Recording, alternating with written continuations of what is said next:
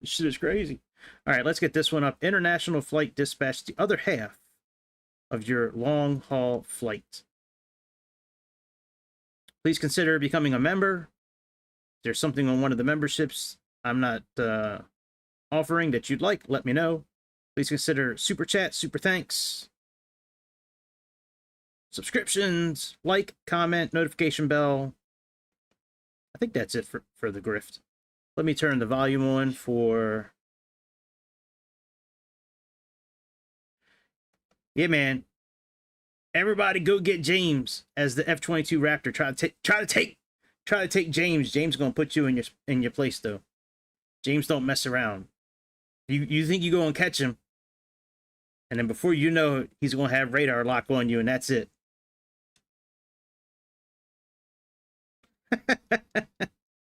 Well, you just want me to talk the whole time about the F-22? Come on, man.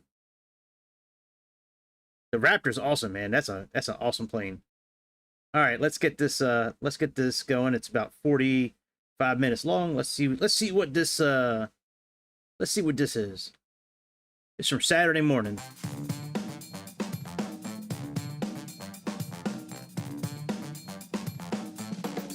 Part 2 of this expo will be coming up later. Once Saturday finishes, we'll go ahead and do the Saturday afternoon sessions. We'll do them tonight probably. Oh, look. How come I don't hear anything? Oh, I gotta turn my volume up. That's why I don't hear anything. All right. Well, hey, good morning, everybody. Welcome. All right, turn my camera off. Fsexpo 2024. Happy to be back once again, and good morning to all the online folks as well. Kicking off this morning, we are doing a presentation on international flight dispatch. So we've done, Matt and I have done presentations in the past that have focused more on domestic operations. This year we're changing it up a little bit. Same theme, but we're kind of focusing on international, so ETOPS operations. So some of the long haul. So who's excited for the PMDG 777 coming out here in a few days? So hopefully, all right, yeah, me too, right?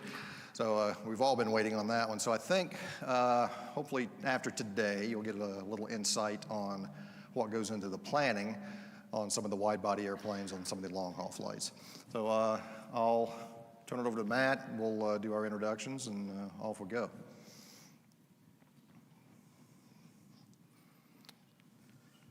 All right, good morning, everybody. My name is Matt Bartles. I'm a flight dispatch instructor for United Airlines. I teach new hire dispatchers coming into the airline how to become domestic dispatchers there. Got a long career, been dispatching about 15 years. Started off at a regional called Compass Airlines. Did everything there, was a line check dispatcher, a trainer. Kind of the career progression, you move up to a major airline after about 5 years. United was always the goal, but they said thanks but no thanks quite a few times. So I went on to Delta Airlines. Never lost the dream, so I kept applying at United, and they finally said yes. They did that at the absolute best time in the world in January of 2020.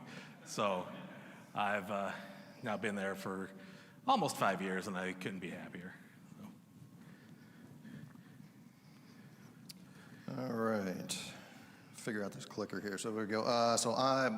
My name is Mike Collier. I'm also a flight dispatch training instructor with American Airlines. My progression was similar, but a little different path there. So I started my career at Mesa Airlines back in the kind of mid-late 90s. Then went on to America West Airlines in Phoenix, Arizona. Spent about 10 years there until the merger with US Airways. They relocated us to Pittsburgh, Pennsylvania. Spent some time there until the merger with American Airlines, and now I'm in Fort Worth. So that's my progression with that. So I also do, like Matt, we do some new hire training, recurrent training for the dispatchers every year. Also do qualification training for different international divisions, things as well. So I'm just about just under 30 years total in the industry, all in flight dispatch. At this point. So it's career progression, again, it's similar to pilots, right? You start at the regional, you build experience, and then you kind of move on from there. So I'll give you back to Matt, and here I guess we'll do just a quick domestic recap, just to refresh your memory on some of the things that we did last year before we jump into the international portion. So if you've attended any of our previous presentations, we focus primarily on the domestic area of operation. That's where a lot of people do their flight simulator flights here in the U.S. We're branching out internationally here, but we would be remiss if we didn't kind of recap. So again, just any dispatch release, you can't release a flight unless your charted minimums at the airport are at or above your landing minimums at your ETA. So we got to read our TAF, make sure that we have minimums to launch. Then alternate airports for departure. If we were to blow an engine and we can't get back to our departure airport, we have to list an alternate airport for departure. We call that a takeoff alternate. So can we lose an engine? Check our landing minimums at our departure airport. If we don't have them, then we list a takeoff alternate, we call them. Domestic operations, the regulations say that we must list an alternate at all times for a flight. However, if the ceiling for an hour before and an hour after is 2,000 feet or better and the visibility is 3 miles or better, we can actually not list that alternate if we deem it appropriate. So we call this the 1, 2, 3 rule. So we'll check that TAF, ceiling greater than 2,000 feet, visibility greater than 3 miles, no alternate necessary. And then our fuel supply for that domestic flight, and this is going to be a huge point of this presentation, how the flag and internationals are different. When we launch a domestic flight, it's got to be a minimum fuel to fly from A to B, so where we're going.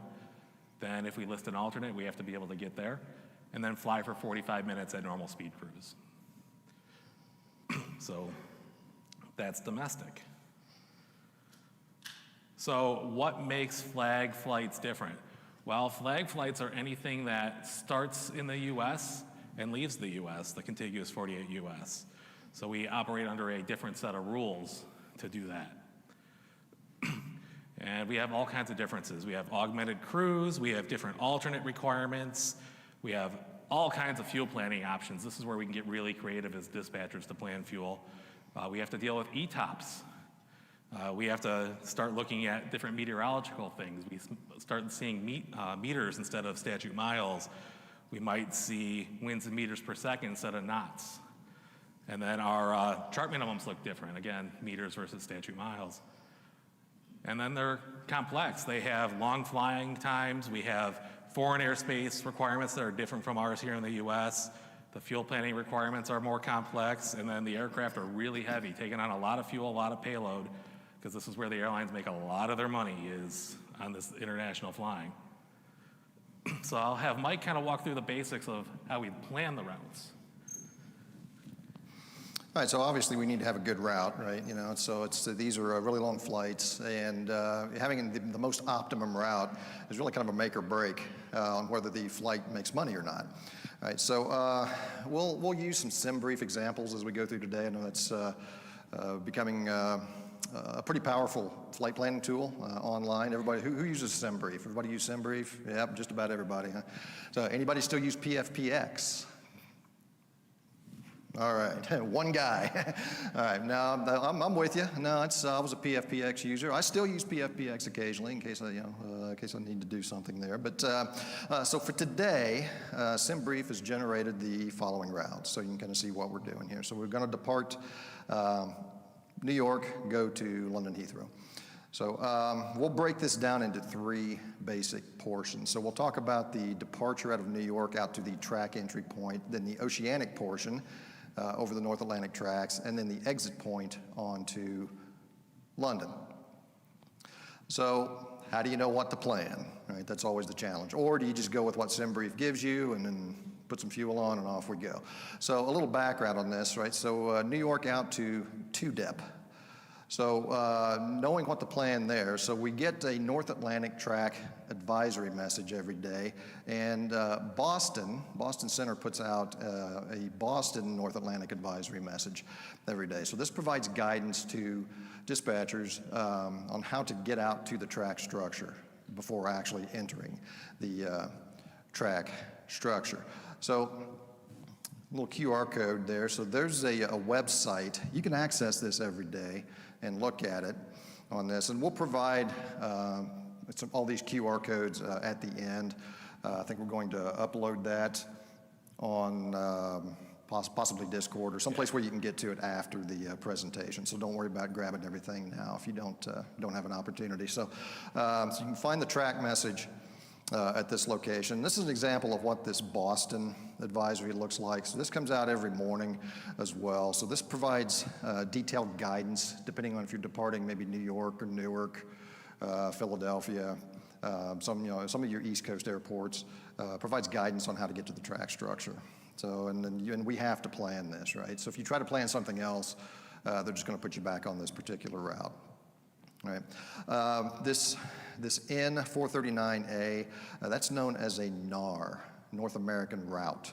Right? So when you see these, and it's really just to expedite the flight planning process. It's a common and a non-common portion. There's really an inland fix and a coastal or oceanic fix on that. So as you see those, that's really kind of what's happening with that.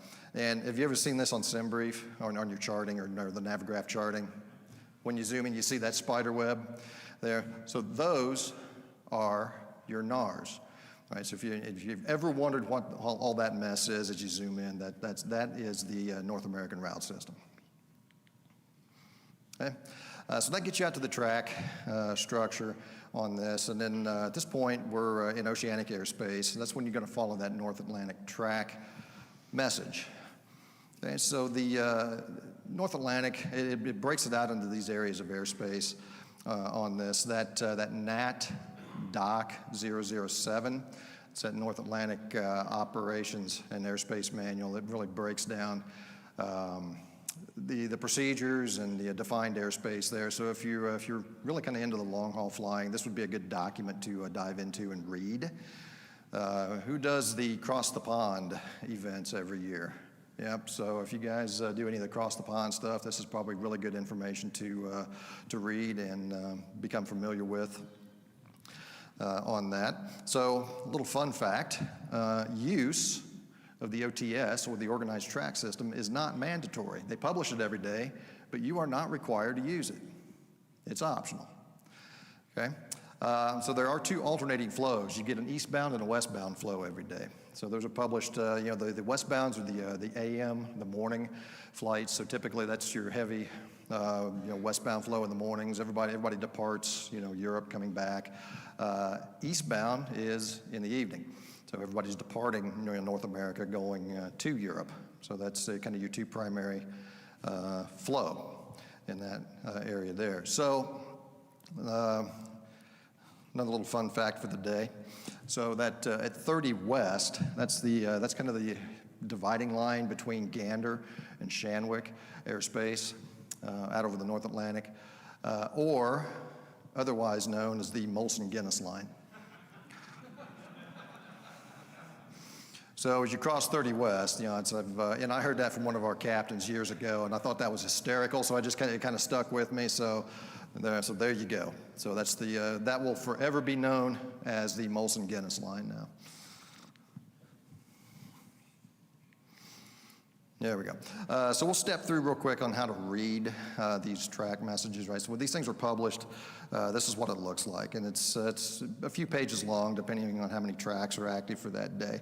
So initially, you're going to see, so it's going to start with a letter on there. So that'll be the track name. So in this example here, it's track Victor, and it'll be the track entry point. So Victor enters at 2-dep. Following that are your track points. These are your lat-long points for the track, and then the exit point there at the end. All right, so that'll be your track exit point there at Gisty. Below that are your available flight levels eastbound. So not every flight level is available. It's just depending on the track and what's published. All right, so in this case, we have 34, 35, and so forth on to 40. Westbound, so we're talking, this is an eastbound trip this evening. So westbound flight levels, nil. So there are no available westbound flight levels on track Victor.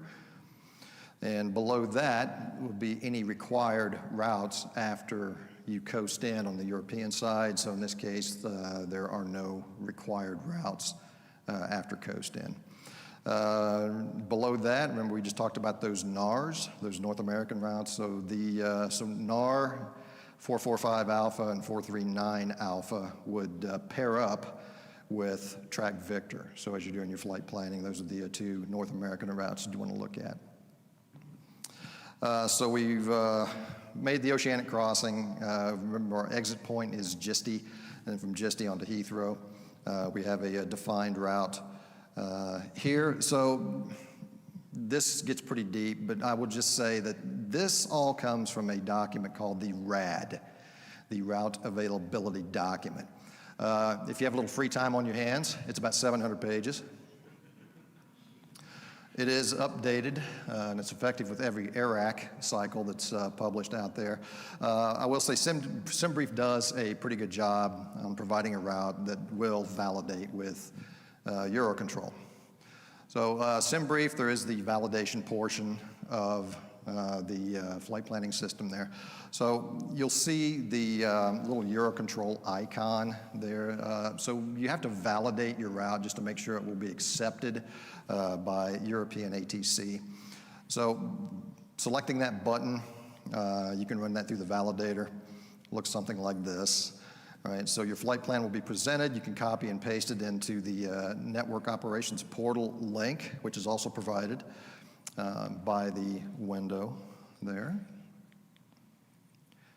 And to get to the NOP, of course, you follow the link. And what you're looking for once you get to the Network Operations Portal, the unprotected, it's the public-facing side. Right-hand side, you want to scroll down a little bit, and you're looking for that free text editor. So if you click on that free text editor, you'll be presented with something that looks like this. You can copy and paste your route into that, click on where it says validate, and if you have done your job correctly, it will come back and say no errors. So that's the idea. When you want to get a validated route, you know, so when you file it, it will be accepted by the system.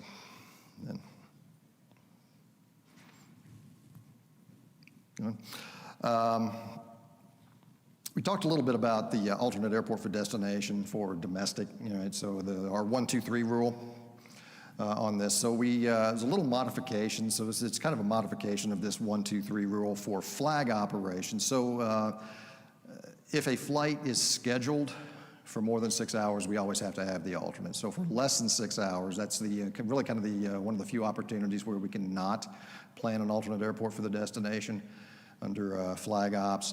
So you can kind of see it's a modified 1, 2, 3 rule. So it's 2,000 feet or 1,500 above the lowest approach mins, 3 miles visibility, or 2 miles more than whatever's published on lowest visibility minimums on that. Right. So we'll go with Manchester, UK, for our destination alternate on this one today. So again, kind of similar to the domestic 1, 2, 3 with a little bit of a twist on that. So ETOPS. We start talking ETOPS operation. Another fun fact, ETOPS has nothing to do with flying over water.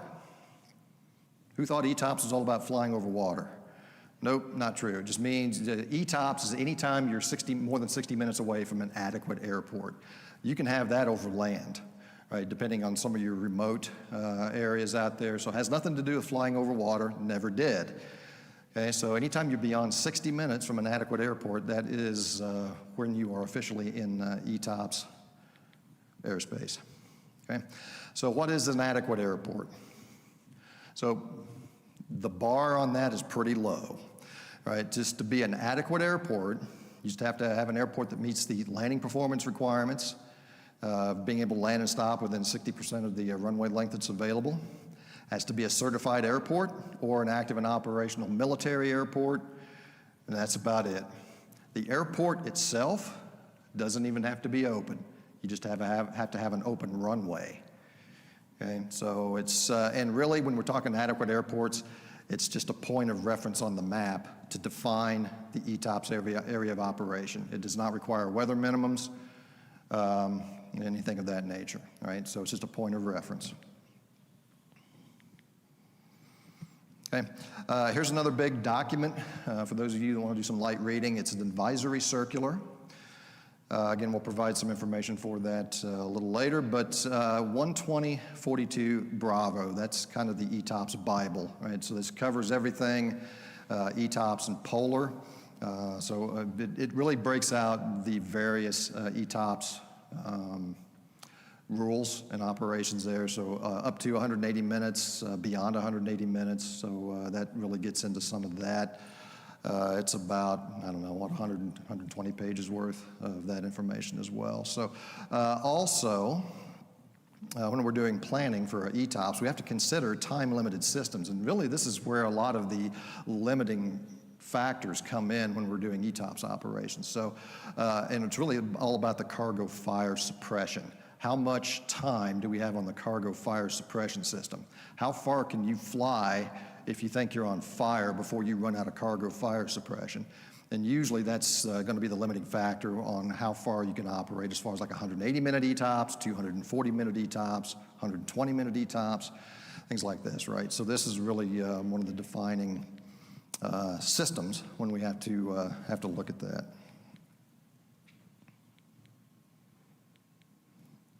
Up one. There we go. Wrong button. All right. So the up to 180, again, our most limiting system is our fire suppression. So they take that and they subtract 15 minutes off of that, so to kind of define our maximum area of operations. Beyond, when you start getting to beyond 180 minutes, the rules change a little bit. So then they're also looking at the fire suppression capability and the next most limiting system.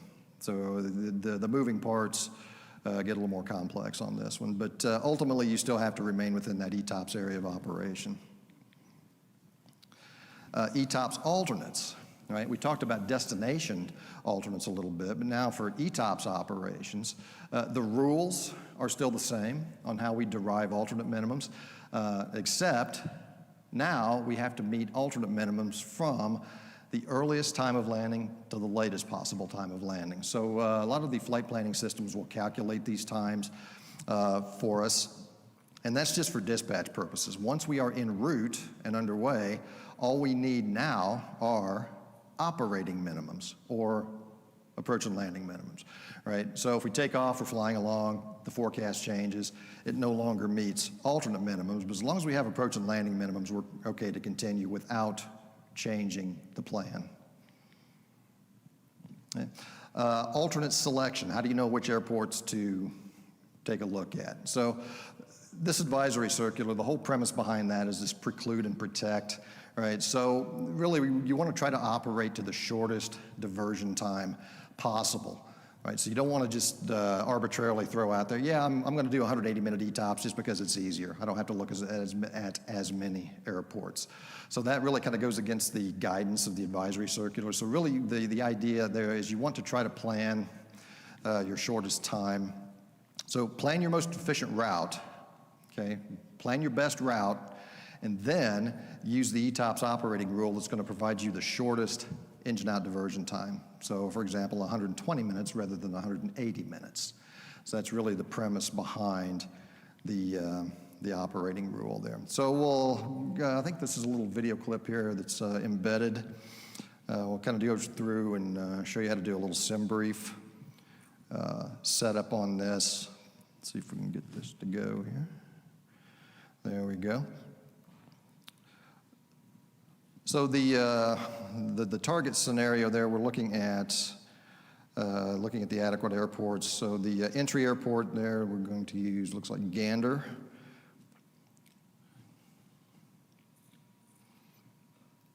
So you want to set up your alternates in there, and if you click validate, it might come back and say the weather may be below minimums, right? So it's looking at some of the ETOPS alternate weather, right? So you can drag that over and kind of see what's happening there. So it's going to flag it if it thinks that your weather's not going to meet ETOPS alternate criteria in there for that, right? So it'll tell you. So if you can go back and maybe make some changes based on what SimBrief guidance is getting you or what you're looking at as far as the forecast, make some adjustments there, and it'll come back and say ETOPS scenario is valid for the scenario that you're trying to use. All right, so again, that 60 minutes, that's that threshold time, that is for your 60-minute adequate airports. You know, and so anything beyond 60 is ETOPS airspace. Circles, lots of circles on the map. So we'll kind of explain this real quick as far as what you're looking at. The little circles that you're looking at are your adequate airports. The big circles are your ETOPS alternates. Right, so we're going to use Gander. You hover your mouse over that. It gives you the weather for Gander. For that, the little circle is your 60-minute range. For that, once you get beyond that 60 minutes, you're officially in ETOPS airspace. It shows you what your ETOPS entry point is at that 60-minute boundary. And it goes. ETP, equal time point. So that's a point in which you're equal in flight time based on still air conditions.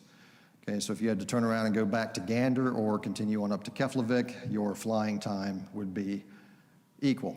Again, for planning purposes, it's all based on still air. Operationally, it's all based on application of wind. So you could have actual diversion times that would exceed your still air times. Okay, Keflavik, there's kind of your mid-ocean alternate up there. Again, the big circle is your ETOPS area of operation ring. The little circle is your 60-minute distance. And then on the other side, so there's a second ETP between Keflavik and Dublin, and your exit point. So once you hit that exit point, now you're back within 60 minutes of an adequate airport. You were no longer in ETOPS airspace. Can you save the questions till the end? Thank you. So that's kind of the route planning, the oceanic portion on that. We'll get to your questions here toward the end. I'll give you back to Matt real quick to go through some fuel planning and go from there. Yeah, so fuel planning is where we can get really creative, and the airlines want us to, because this is where we save a lot of money. And the reason being is we actually have 4 different options, and it's really kind of 5 options planned within these 4 different options. The first one being just a general flag rule. So the regulations tell us when we plan a flag flight, it's pretty much all that same domestic stuff, but we also have to have 30 minutes of holding speed 1,500 feet above our alternate airport. That's what we call our flag reserve.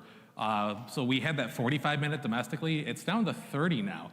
But the caveat is they want us to be able to have 10% of our entire flying time as an additional contingency factor.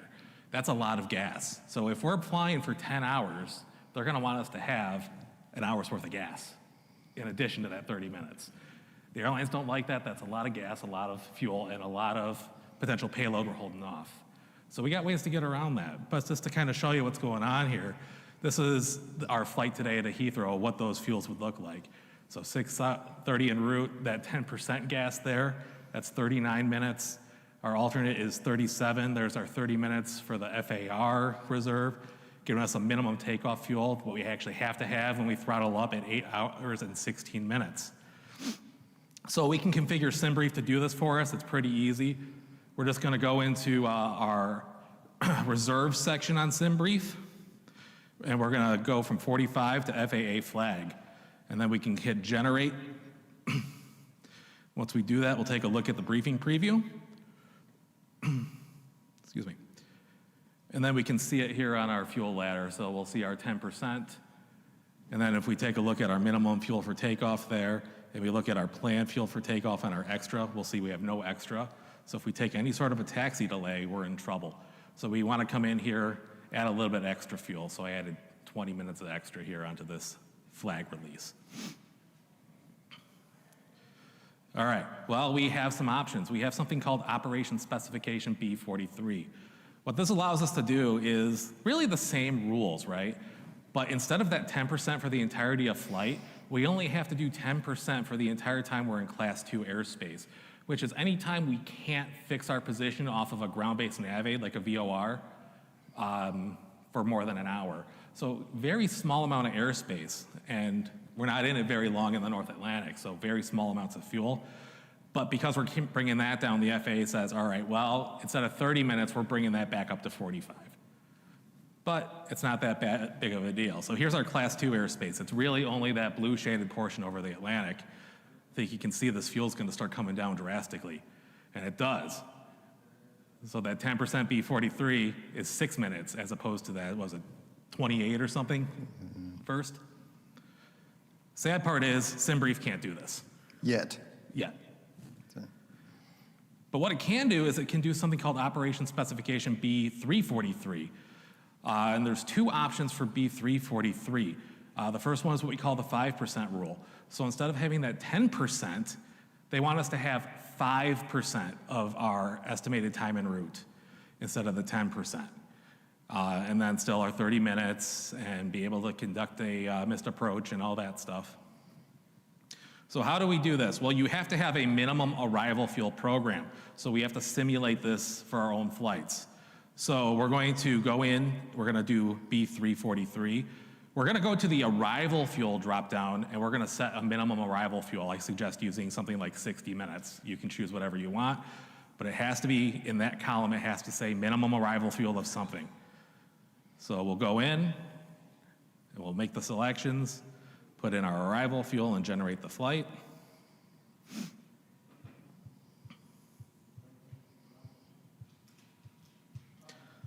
And it pops up. So there it's showing 5% fuel as opposed to 10% fuel. So we're gonna look at that minimum takeoff fuel and see that we have no extra. So if we take a delay on the ground, we're not getting off the air. So we're gonna add some extra fuel back in to protect our minimum takeoff fuel. And there we go. So here, the breakdown, a little bit more than B43, but still not too bad, a lot better than that 10%. Little side note, not all formats in SimBrief support B343 yet. I think the United format and I want to say United, American, Delta, JetBlue, and Southwest do. I tested all those. yeah, so I think more formats to come, but also just real world, just so you know, American and United are the only real world carriers that currently are authorized to do B343. Right, so like your Southwest, your Delta, they're not authorized for B343, just us. So we're special. But we can bring that fuel even lower. We can do something called performance-based contingency fuel. So what this is the airlines actually track all of their fuel numbers, they track their overburns, and it allows us to, instead of taking 5% of the whole flight time, it'll just say, all right, well, no less than 5 minutes, but whatever your general average extra burn is, you can use that instead. So this data is very specific to aircraft makes and models, the city pairs, your arrival time windows. It's influenced by thunderstorms at the destination, so we have a higher value if we have thunderstorms. It's also proprietary, it's very different for every airline. So we can't give you actual values because I don't know them for every flight and I couldn't give them out if I did. However, we can simulate it. So we're gonna go back in, we're gonna select that B343 again. And this time, we're gonna change something here, sorry. We're gonna select the ACF 99 value if we have thunderstorms, otherwise we're gonna pick ACF 90. So where that extra column is, we're actually gonna select ACF 90 or 99 based on checking the forecast and seeing if there's thunderstorms. We'll use 5 minutes for ACF 90, 15 minutes for 99. So when you do that, you'll see ACF 90 show up where that 5% was, and then you'll see our planned takeoff fuel there again. Again, we have no extra, so we're gonna go back in, generate our flight, edit it. Now this time, we have to change the ATC fuel or the weather fuel add, because we have to have that ACF 90 or 99 to drive SimBrief to do what we want it to do. So in these two columns here, that's where we're gonna make our adjustment. So I'll just throw my 20 minutes in here, and off we go. So there it is. There's my ACF 90 for 5 minutes, and then my min takeoff is there. That's what I have to have when I throttle up. And then there's my planned takeoff, so I got about 20 extra minutes off of that when I should be throttling up. So there's our PBCF, so 5 minutes. Then we got planned redispatch. This one is hard to wrap your mind around, but essentially what we do is instead of dispatching this flight to London Heathrow, we're going to dispatch it to Dublin. And then we're going to run another analysis from Dublin to Heathrow. And we only have to carry the 10% of the estimated time en route from JFK to Dublin. And then from this point that we're going to reanalyze the flight and send it to Heathrow, from that point on to Heathrow, we only have to carry 10% there. So we can actually double dip and use these fuels in different areas. And what that's going to allow us to do is bring that total fuel down, and it will actually let us get rid of that alternate, because I only need to have that alternate if my estimate or my scheduled flight time is more than 6 hours. Well, from this place that I'm redispatching from to London, that's going to be less than 6 hours, so I could leave the alternate off. So there is fuel savings we could find there. The caveat, though, is that I'm going to need to protect that first segment of the flight as well. So here, with that alternate, I have 121.1 for that first segment going to Shannon, So Shannon and Dublin with an alternate. To go to London, I need 122.6. So that's what's going to drive my fuel numbers at 122.6. Now, let's say I take the alternate off. My fuel to go to London from JFK drops to 114.7, but I do have to protect enough fuel to go to my intermediate plan, which was going to Shannon and Dublin. So I actually have to have 121.1 on board, but based off the initial plan, I'm saving a lot of gas based on doing that redispatch. Sad part is, SimBrief can't do this one yet either, so we are hoping they can get this one done. So here's kind of a recap of what the fuels were doing as we went through all the different examples and what SimBrief can and cannot do. So you'll see that redispatch will get you the best fuel numbers.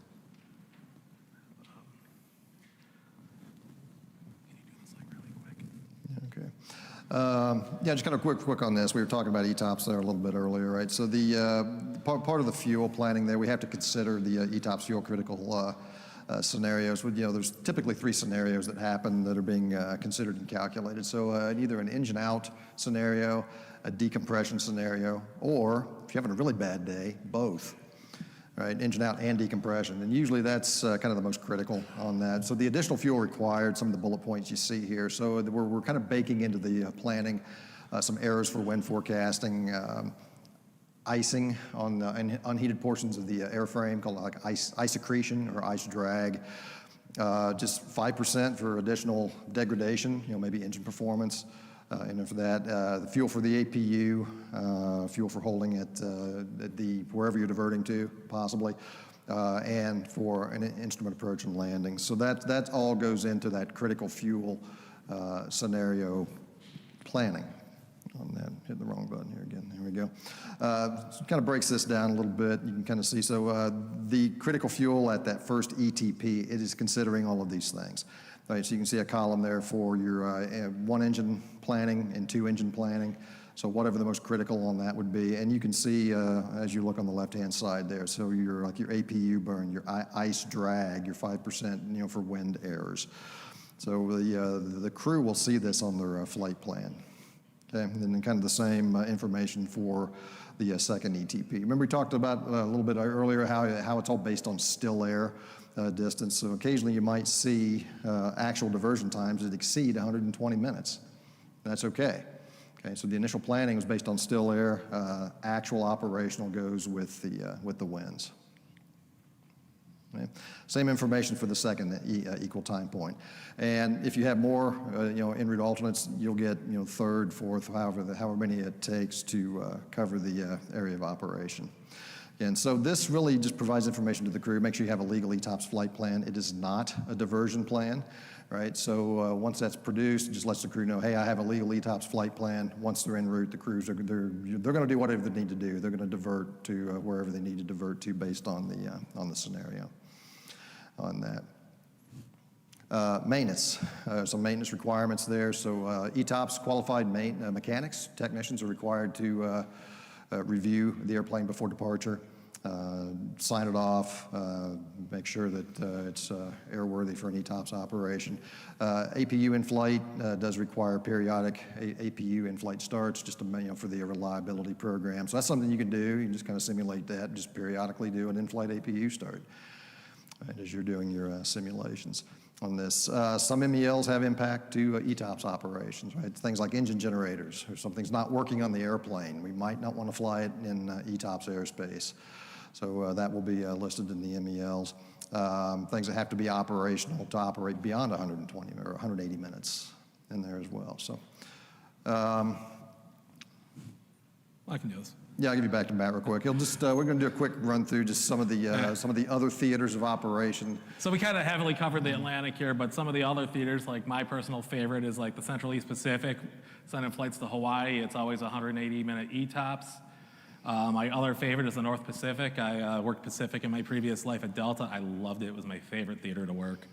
Very similar to the North Atlantic. We have tracks there as well, but we also have 207-minute ETOPS there, and we have volcanoes we have to worry about, a lot of volcanoes we have to worry about. South Pacific, that's sending flights to Australia. We cross something called the Intertropical Convergence Zone, which is just a band around the equator where we see a ton of thunderstorms. So that's a threat we have to deal with every single day. We pretty much plan our own routes out there, so we're not very structured. We can take advantage of the winds and avoid threats and give you a good ride that way. South America, it's pretty restrictive. Again, a lot of volcanoes. We have the Andes Mountains, so we have to deal with some decompression routes, some terrain escape routes, just to make sure the flight stays safe if something were to happen in that area. Non-ETOPS from the US. And then my favorite thing to do as a dispatcher, we haven't been able to do it in a long time, but send flights up over the pole. The easiest way to get to China from the US is to go straight north. So we'll send flights over polar fixes, back down over Russia, over Mongolia, and down into China. It's awesome to do. We need all kinds of requirements like anti-exposure suits. We have to worry about space weather affecting our communications requirements. And we actually have to worry about our fuel freezing. So we have to do calculations to make sure our fuel stays safe and doesn't gel up. So very, very cool area to work, but unfortunately with today's geopolitical concerns, we can't do it right now. All right, I'd be remiss if I didn't talk a little bit about what's going on at United. So let me just take a couple minutes of your time. We have these exciting pathway programs that are leading to very real careers in the airline industry, and I can't think of a better group of people to talk to you about. So we are going through a massive change in the aviation industry. There's retirements coming up, all kinds of expansion. People can get into high-paying major airline jobs well under what the industry average time is. And you know, the skills we have as flight simulators, they're not 100%, but they mirror a lot of the stuff the real-world professionals do. And if we take that knowledge and we apply it correctly and we know what our flight simulators are and are not capable of when it comes to the real world, we can become great assets when it comes to the real world jobs. So if we keep open minds and keep great attitudes, the virtual sky will not be the limit.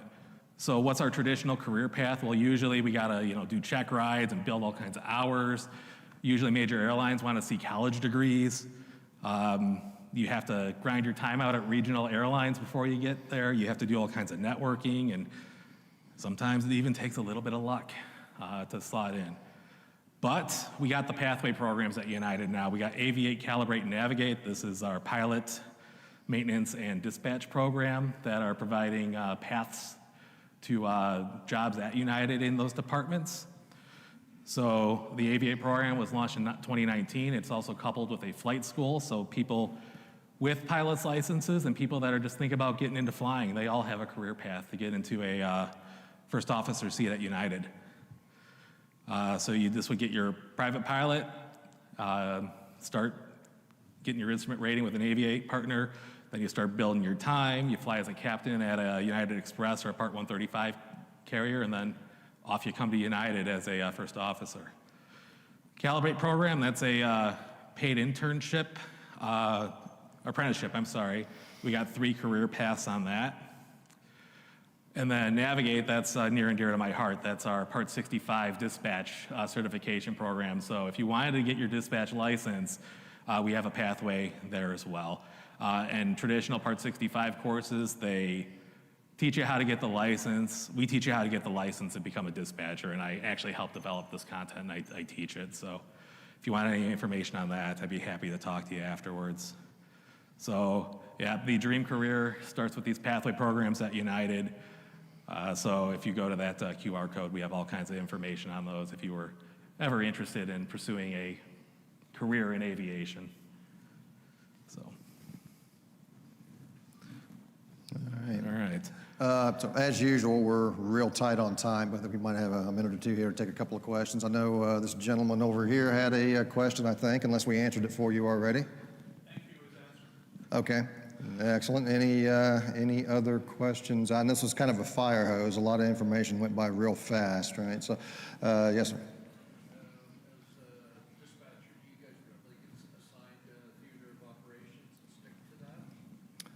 So the question was, do we normally get assigned a theater of operation and stick to it? So it's based on our qualification, right? So it's if I'm qualified for Europe or Pacific or Latin, Caribbean.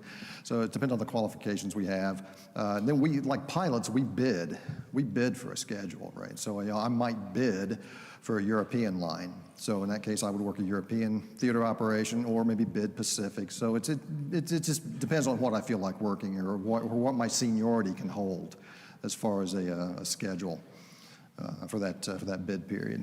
So yes, right in the middle in the back there, yeah. More of a technical question. Once you selected a diversion time where you're using 180 and your weather changes, do you go to a higher detox time, or is that regulatory compliant environment? So I think I heard your question. So asking, so if we plan for 120 minutes, can we change to a different operating rule? Yes. There's nothing in the advisory circulars, the regulations that says we have to stick with that operating rule. So if we start at 120 minutes and maybe Keflavik up there mid-ocean, and it's no longer a viable or a legal alternate, yes, we can amend the release and change to a 180-minute operating rule. So yes, we can do that. Did that answer your question? Okay. Okay. I do have a bunch of goodies from the United Dispatch Department up here, so if you want to see me after we're done here, I'll hand those out. Okay. Any kind of final questions here? We're here all the weekend. You can catch us if you have anything else that comes up, that we didn't answer, or if you happen to think of something later, feel free to reach out to us. And I think we were talking, all those QR codes and the links and everything to the manuals and some of the other information, we'll try to make those available for everybody on some outlet. Yeah, we're going to post them in the, this presentation has a Discord channel. I'll be posting those in here within the next 15 minutes as soon as we're done here. And all right, thank you very much. All right. Thank you, everybody.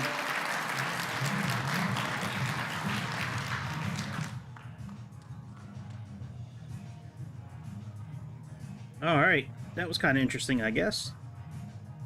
I don't know if we're ever going to use that, but it's nice to know how they do long-haul flights, I guess. All right, let's move to the next one. Video on demand. That's right. All right, we got that's coming up. Let's see here. What's next? We just did international flight. Okay, Hello World Global Online Aviation Networks.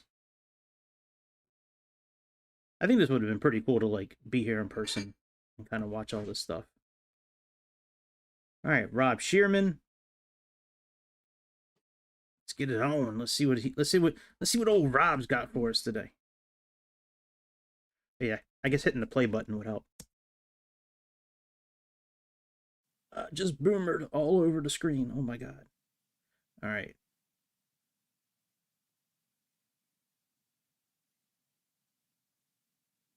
All right, ready when you are. Good? All right, well, we're live, guys, so hello, world. We're here today talking about global online aviation networks, but first I just want to get a quick poll of the room. How many have been to Fsexpo before this weekend? So you've been to 2 or more of the events. A couple hands. 3 or more? No? 4 or more? No? Anybody? So I've been very blessed to be able to attend all 5 of these things, Las Vegas in 2018, and then Orlando, San Diego, Houston, and now back here. And I can attest, I can assure you that there's no greater event for rekindling my passion for air conditioning. I am not built for that out there. You can probably look at me and tell that. And yeah, I've always said, I said for a long time that I was born in an air-conditioned room, and God willing, I'm going to die in an air-conditioned room. But anyway, I am happy to be here to talk about global online aviation networks. Now, first of all, who am I? What qualifies me to be up here in front of you today?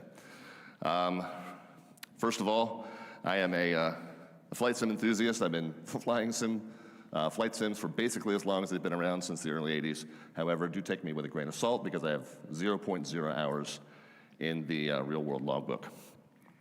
I've been a member of VATSIM since 2010, so the last 14 of those 40 years. I've amassed something like 3,100 pilot hours. That's not as many as some people, but it's a pretty good number.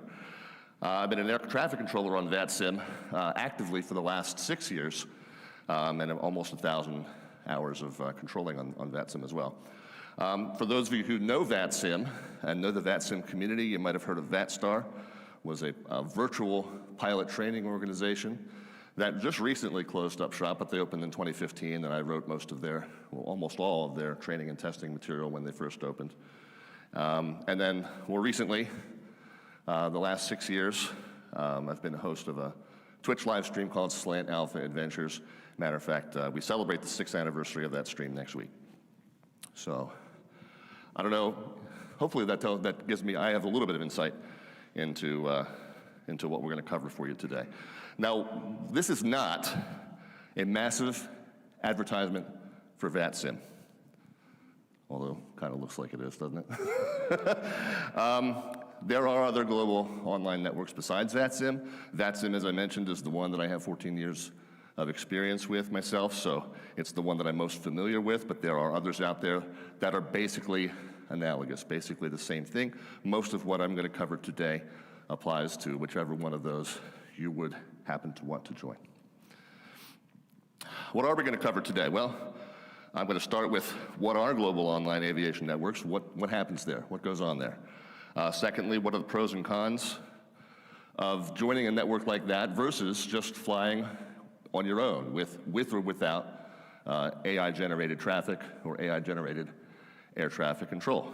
So why would I join a network versus doing that? We're going to cover the basic things that a new member on a network like VATSIM would really want to know, and then what are the big pitfalls that you would want to avoid. So first of all, what are these networks that we're talking about today? We're talking about internet-based servers or server networks that allow virtual pilots to connect and fly cooperatively together. Virtual human pilots, people like yourselves from all over the world, to join together. There are some that focus on military. Digital combat sim is a real popular one, but we're focusing today on one where civilian aviation is the primary traffic, and really honestly where realistic procedures and communications are used. So as opposed to something like the multiplayer environment in Flight Sim 2020, which comes built in with the sim, that's more of a casual fly-along type thing. There aren't really any rules that are enforced.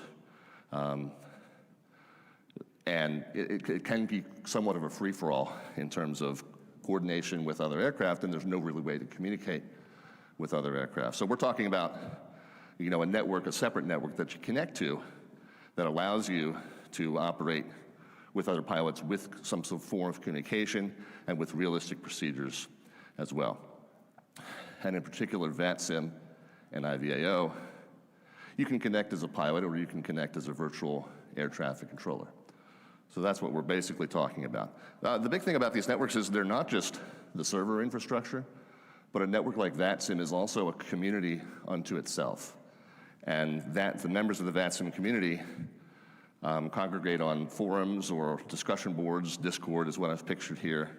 And so we just connect with each other in a lot more ways than just on the actual server network talking over our pretend radios. A moment ago, I discussed pros and cons, so let's talk about what some of them are. I am not here to convince you that you must get onto a network like VATSIM. I'm going to try and give you a really good taste of whether it's right for you or whether it might not be. One of the biggest pros is that on a network like VATSIM, I think you're going to get a much broader variety of realistic instructions. And the way I like to say this is that when you're flying on your own, whether there's AI traffic around you, AI air traffic control, you're the most important pilot in the sky because you're the human player. And the rest of it is just generated around you to kind of make you feel like you're in an immersive environment, but you're still the primary focus of what the AI-generated ATC is trying to do. So I think one of the big misconceptions that new members of VATSIM have when they come in is that you can program your complete route from pavement to pavement, and your job is to take off the airplane and make it fly that exact magenta line path the entire way. And that is an easy misconception to have when you're the most important person in the sky every time you fly. But on a multiplayer network with other traffic around, you do have to be prepared for sometimes the case where you don't just fly what you filed, okay? Because there's other planes that need to be sequenced in ahead of you or behind you or what have you. I think on a global network, you get a more realistic variety of people and styles and personalities. Now, I will tell you what, that SayIntentions.ai trailer that we saw yesterday was pretty impressive. I will definitely be checking that out. But I still think that there's no true substitute for a global community of actual people that you develop and connect with and learn their styles of communication and their personalities. The flip side of that is that it is sometimes difficult to understand them, especially if you're flying in a region where the native language that you speak is not the native language that they speak. They may speak with an accent, or they may speak very quickly. They may not enunciate well. So you do encounter this more often on a global network than when you're trying to listen to instructions that your AI ATC is giving you. I don't want to overblow this one. It does happen that you happen across somebody who's not having a good day on the scopes, and they get a little short. It's not common. It's more common if there's folks on there that really are in over their heads. And I'm not condoning anyone being rude to a new pilot, but it's stressful from the controller side sometimes. And that is just something that you have to be aware of. Like I said, pros and cons. It happens, and hopefully, going in knowing that you will encounter this from time to time will help you kind of shake it off. Some people are more able to be a little thick-skinned in that situation than others, and so I get it. That's part of the decision you need to make. Is this the right environment for me? I think the pros outweigh the cons in my opinion, though. I said fewer glitched instructions. The AI ATC is getting better and better. But there are still a lot of situations that AI doesn't seem to handle well, at least so far in my experience. Very unique airspace, or if you're going to and from less common destinations and situations, particularly if you're IFR to a non-towered field, the instructions that you get from your AI ATC are often a little bit off somehow. And then if you're VFR, and especially if you're in a situation where there's a mixture of VFR and IFR traffic, sometimes the instructions that you get from the AI ATC aren't quite what you would get in that real situation. Notice I said fewer, not none, because VATSIM air traffic controllers aren't perfect either. And I can attest to that personally. Really, one of the best aspects of joining a network like VATSIM or the others like it is the social aspect. This very event that we are at today grew out of an annual meetup of a pilot and controller online community. So it can't be understated the benefit of the social, the community feel that you get from joining a network like this. On the flip side of that, though, is what? Social anxiety, fear of being judged. The way I like to say it is, when you first key up that mic, a lot of people are really just petrified. Oh my God, I'm going to sound like a fool. The best advice I have for you is embrace that you will sound like a fool those first few times. Because there's really no way to get better at it than being bad at it first. So, yeah, you're gonna sound silly the first handful of times. It's okay. Set the bar nice and low, and then just do a little bit better every time you go. The three other things that we hear about reasons people choose not to join a network like this. Number one is they say it's difficult to set up the program, the app, to do it. It's getting more and more plug and play these days, but people do say, oh, I couldn't figure out how to install it, how to get it running. Sometimes people say, I don't want to fly on a network like that because AI-ATC is available everywhere 24/7 on a network like VATSIM, IVAO. Air traffic control coverage comes and goes, sometimes randomly, sometimes right as you cross into their sector. So that's a reason you might not want to join a network, is that you won't get ATC coverage all the time, whereas in an AI environment you will. And then the other reason that we see in surveys for why people choose not to do online human multiplayer is, what happens if you're on short final and suddenly you have to take a phone call? Can't pause. Hey, everyone around, can everyone pause for a second? Because I have to jump on a call real quick. On a network like VATSIM, there are plenty of opportunities to step out of the cockpit for a few minutes, especially if you're at cruise, if your en route controller doesn't have a lot of sequencing to do with you at the moment, if you're not about to be handed off to the next sector. Hey, can I step out for a couple minutes? As I would say, got to go refresh the beverage, got to go run to the little pilot's room. I call it liquid recycling, liquid in, liquid out. I strongly encourage liquid recycling, by the way. But yeah, you can do that, but not if you're on final. Let's talk about some of the basics that you need to understand. And this is going to be a lot to cover in 45 minutes. I apologize. I've even had to cut some of it just to keep it under time. So we'll do the best I can to cover what I want to cover here. So we're going to talk briefly about choosing a proper call sign for the type of operation that you're doing. I cut the discussion on routes. I think if many of you, if you're kind of like in the intermediate simmer level and you've done some realistic flight planning, you have a basic understanding of how routes work.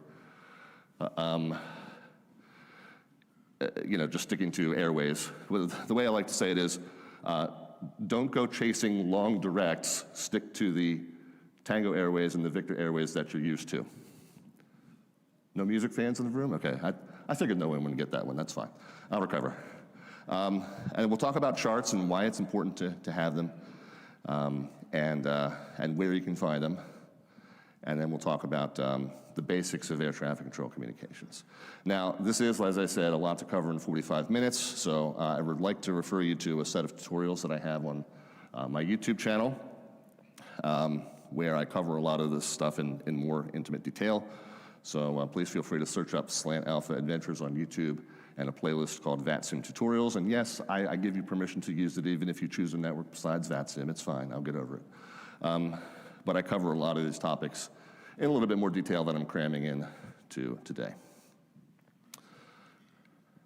All right, call signs. When you're connecting to a network, and I'll caveat this by saying, you'll get a network ID that identifies you specifically, but when you connect, each time you connect, you could be flying a different type of aircraft, you could be flying a different type of operation, a general aviation flight versus an air carrier type flight, and you will have the opportunity, most networks that I'm familiar with, you have the opportunity to do so under a different call sign each time you connect, if that's what you choose to do.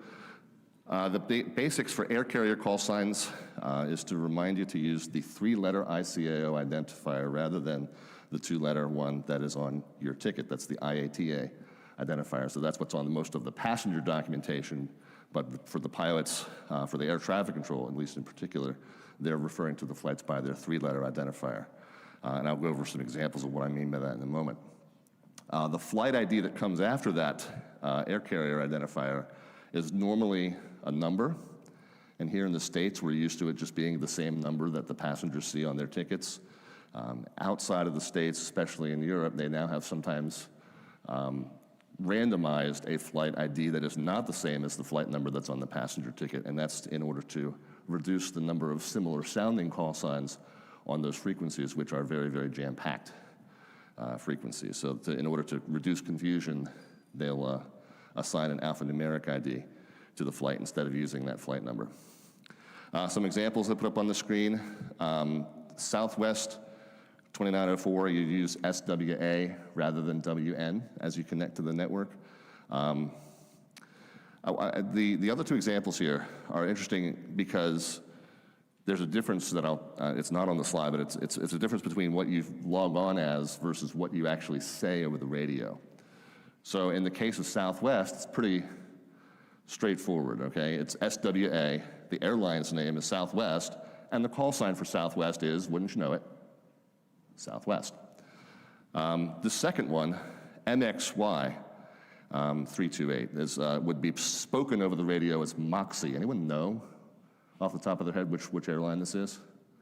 Yeah, Breeze Airways. So the airline's name is Breeze, but the call sign they use over the radio is Moxie plus the flight number, and as they log on to the scope, or as they appear on the scope, it would be MXY 328. And then this last one, British Airways, again, BAW, the airline's name is British Airways, the ICAO is BAW, so far so good. Anyone know what the spoken call sign for British Airways is? Speedbird, right. So sometimes the spoken call sign is just the airline name, sometimes the spoken call sign matches the ICAO identifier, and sometimes it's just a different word that is used as their spoken call sign. So just be cognizant of the difference between what you log on as and what you say. We'll talk about general aviation call signs, private call signs. These formats are going to be different depending on where in the world you are. And in the US, we're used to the N numbers, the letter N followed by up to 5 numbers, with the last 1 or 2 of those being letters instead. Other places, it's 5 letters, where the first letter or the first 2 letters is a country code, and then the rest of it is just randomly assigned. And then even other places, the last part, the randomly assigned part, might not be just letters. So it's kind of like as you drive around in the US, you see license plates from all different states, and every state kind of has its own format for what order the letters and numbers come in. It's kind of the same thing in terms of aircraft registrations. Examples here, and again, I'm going to touch on the difference between what you log on as and what you say. What you log on as would be, in my case, November 514 Delta Victor, and that is what you can say. But in the U.S., we have a lot of places globally, you have this convention where you can drop the letter N and replace that with your make or your model. So you could say Citation 514 Delta Victor, or Comanche 514 Delta Victor. But I'm not going to log on and connect with the word Comanche and the numbers. I'm still going to put, when I log on, I'm going to connect with this N and then the number. So again, difference between what you say versus how you appear on the scope.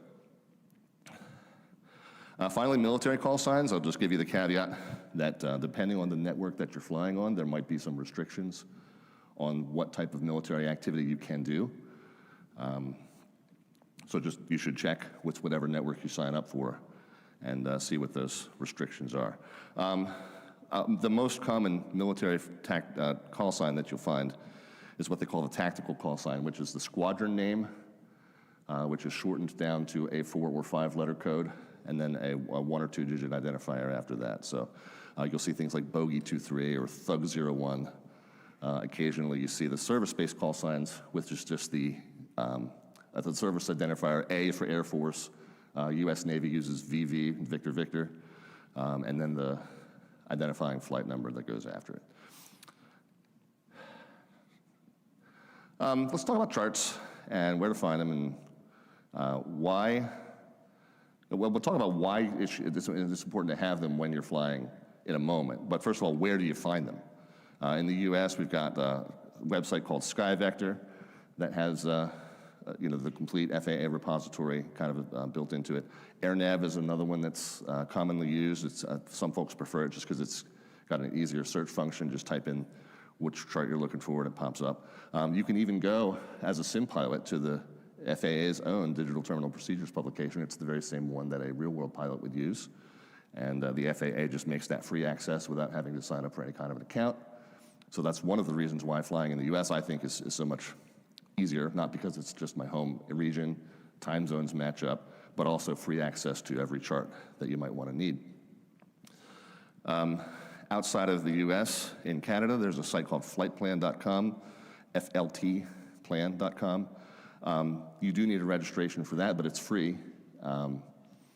And once you do that, you will have access to, again, the very same charts that real-world pilots would use when flying in Canada. Outside of the US and Canada, it can sometimes be difficult to find charts for the procedures for the origin and destination that you might be using. Some countries publish theirs freely, like here. Others, they charge a fee for those charts because it's how they pay for their aviation infrastructure. So you can't always come across them very easily. There's an organization called ChartFox that is specific to VATSIM, where a volunteer group has collected most of the free ones into one single source, so you can use that if you're a VATSIM user. Sometimes if you just jump on Google, punch in the country name and the word, the letters AIP, which stands for Aeronautical Information Publication, you can search it that way too if you're having trouble finding it. Sometimes you can find countries' charts that aren't on ChartFox or you don't have access to another way. Many of us are familiar with Navigraph, as we found out yesterday. I think the entire room was.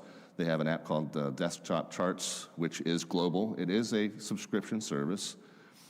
So for those who fly on a tight budget, it's obviously affordability is in the eye of the beholder, as I like to say. So whether it's worth it to you to subscribe to this service is your personal decision to make. I tend to think that it's a very good value, and they're not paying me a stipend. I wish they were. I tend to think that it's a very good value because it gives you charts for the entire globe, all in the same format. So the one thing about each country that publishes their own AIP, the charts format is slightly different. So on one chart, the minimums might be in this corner. On another chart, the minimums are listed up top. In another chart, they're in red. The format of the Navigraph charts are all based on the real-world company called Jeppesen, which produces charts for real aviation. But it is the benefit is they look the same no matter where in the world you're flying, which is a nice thing to have. Now, why is it important to have them with you while you're flying? Why can't you just plug in the procedures into your FMC and then you're good to go? The plane just does its thing. The plane just follows the procedure. Why do you have to have the chart in front of you? SIDS and STARS, which are standard instrument departures, standard terminal arrivals, very common to have these at your larger, busier commercial hubs in and outside of the U.S. And many of you, like I said, if you've done some rudimentary flight planning, you're familiar with these to some extent. But there are instructions on these charts in addition to just the list of the waypoints. And it's very important that you kind of look over these charts and understand what those instructions are. And in particular, what you do at the beginning, right as you leave the runway, in what manner am I joining this SID? It's very important. It's not always just turning directly to that first point. At the end of the star, what happens after I hit the last point in the star and I'm getting ready to fly my approach? What do I do in the middle? Very important that you know this. In a single-player environment, not so important. You can do whatever you want. Multiplayer environment with other traffic you're being sequenced around, very important that you know what you should be doing as you cross that last point. In the case of approaches, at the very least, you want to know where the minimums and the missed approach instructions are, and you want to read those over.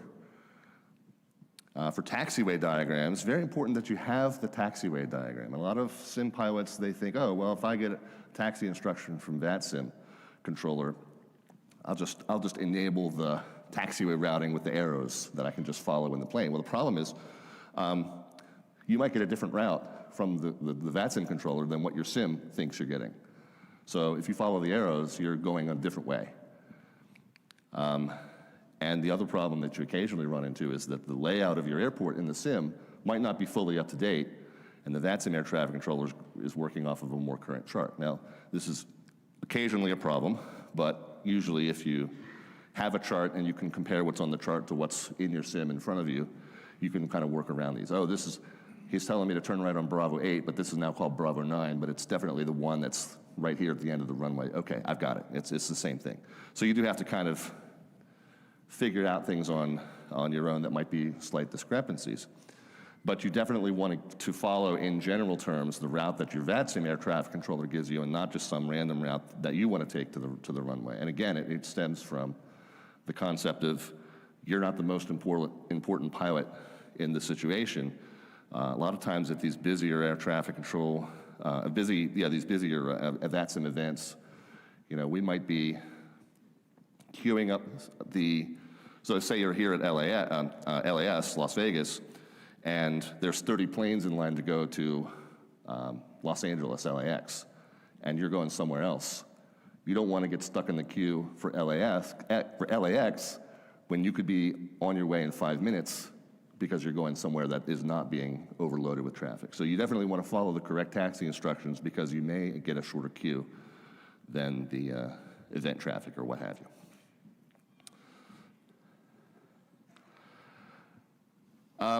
We'll talk basics of communications, and I do have a tutorial on YouTube which covers this in about 16 and a half minutes. Today I'm going to try and cover it in 3.5 minutes, so I apologize again for the pace, but I think we can kind of rip through the basics here. Very first thing that you want to be able to do is to check in with a new controller. And it can be a mouthful of things that you have to spit out in a quick sequence. The good news is, though, that the format of that kind of follows the same pattern every time. You start by saying their call sign, then your call sign, then your location, the altitude that you are at and the altitude that you are climbing or descending to. Come on, click, let's go. Your intentions, what am I doing here? And the current ATIS letter, which we'll talk about in just a moment. The good news with this, though, is that you don't always have to give all of these. There's a lot of situations where you can omit some of these. If you are already radar identified as you check in with the next controller, you don't need to update your position. They can see your position. Your target has already kind of flashed on their screen so they know you're coming, so you really don't have to say your location. If you're IFR, you typically don't have to give your intentions. They know what your intentions are. It's in your flight plan. The one example where you do kind of have to give all this information is if you're VFR and maybe you were flying in Class Echo airspace and you weren't under flight following services, but now you're about to enter a Charlie airspace, and now you do need to be in touch with air traffic control for the approach controllers to sequence you in for your arrival. So in this case, you do have to give every bit of that stuff. Their call sign is Raleigh Approach. Yours is, well, I'll just talk through it. Raleigh Approach, Comanche 514 Delta Victor. We're 20 miles west of the airport, 6,500, descending 4,500, inbound for a full stop of information Delta. So it can be kind of a lot to spit out at once, but if you follow the same flow, maybe even sketch it out in a notepad or physically on a piece of paper ahead of time, it can help you. Let's talk real quickly about readbacks. Readbacks are simple because it's really any kind of instruction that you get, they're going to want you to read back so that they can verify that you heard them properly. The one thing that new VATSIM members do a lot is they read back pieces that aren't instructions and aren't necessary to be included in a readback. So, for example, when you get your landing clearance, you don't need to read back the winds. You haven't been instructed to do anything. That wind information is just for your information. The other one is when you're getting your approach clearance. The first thing they say is you're 5 miles from Bodley, or whatever the final approach fix is that they're vectoring you. So 5 miles from Bodley, maintain blah, blah, blah until the 5 miles from Bodley part is just for your information. It's just a verification, especially if you're flying a plane without DME, which who does that anymore? But yeah, they'll give you that information just as a verification of how long it should be before you intercept that final approach course. But you don't have to read that back. They haven't instructed you to do anything. They're just letting you know that you're 5 miles from Bodley. Always include your call sign. Usually at the end, could be at the beginning, but always include your call sign so the controller knows that the person that they think they gave that instruction to is the one who is receiving it and following it. Another kind of daunting piece that we run across is the initial call for a clearance and the mouthful of stuff that the controller spits out at you all at once, and then you have to be ready to read it back, and you're like, oh my God, Oh my God! remember all Jeez, 6 shut pieces of this. up! My God, this guy is so boring. Jesus, God Almighty! All right, I'm switching to jeez. Like I'm falling asleep over here, man. I don't want to fall asleep at the expo.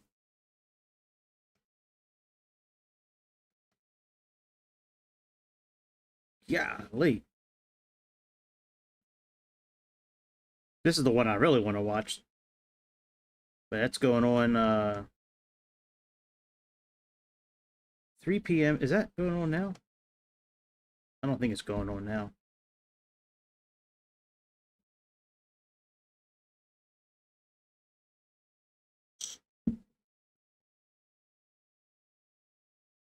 Oh, you only missed 15 minutes. We'll go back and watch it.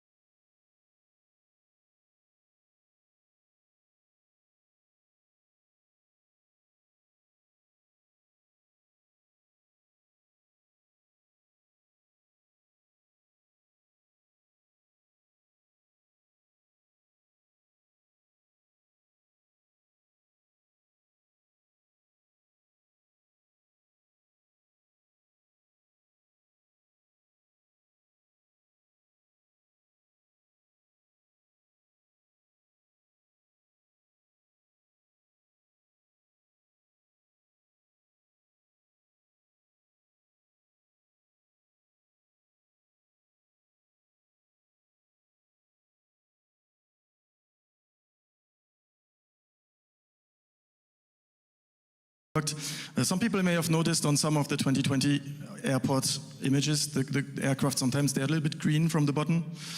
Sometimes the colors are not completely exact. So that was the sort of indirect lighting in the world wasn't perfect, and we redid this, and you can see it's not perfect. The bottom is gray, and it makes the whole scene a lot more realistic. Yeah. All right. Video. So last year we showed a very quick video about how we can now make much more accurate surfaces. So the aerodynamics is simulated with little surfaces that catch the airflow. And in 2020 there is just a fixed number, and you can't really change. You can just change the scale of it. And in 2024 there is a new system which allows you to just create pretty much anything. And you can see here it has the engines, the fuselage, a lot more detail. You can choose the detail, and it's extremely easy to use. It's optional. You can just add it to the file at the end, and it took us just 1 hour to upgrade this aircraft to the new system. So it's very easy to use. Yes, you aircraft makers, 1 hour. It's cool. All right, so here we're just showing off ridiculous amounts of detail. Lots of detail. You have something here, right? So the little tissue things here are also physically simulated. You can configure length and size, and so not the one on the engine, but the little floaty ones. The one on the engine are not moving in the wind anymore. But the remove before flight thing here, you see the pitot flags physically simulated if you want to add that. Yes. How about this? A lot of hidden detail in this shot. So maybe technical specialists have noticed something. The shadows don't have any edges, and the shadow of the button is much sharper than the one of the window. So this is all ray tracing here now, and it's super accurate.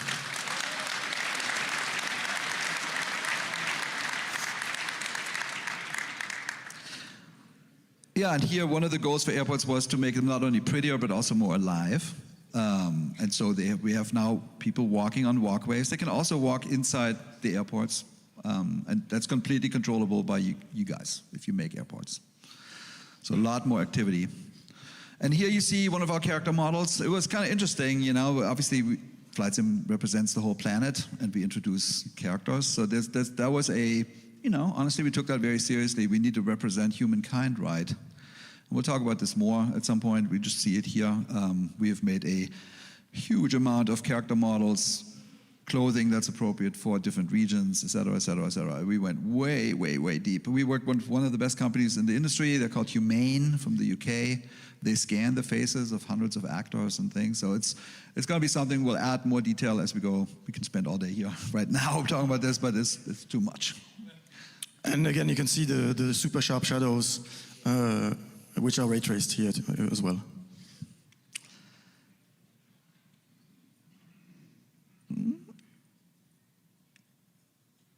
A little bit far, okay. That's me. So on this shot, some analysts, some people have noticed that some of the instruments don't move, or maybe none. So this is very simply work-in-progress aircraft. Of course, everything is simulated, animated, but when you go into the replay system, some people saw that, it just didn't expose all the variables yet, so that's going to be obviously moving and animated as it should.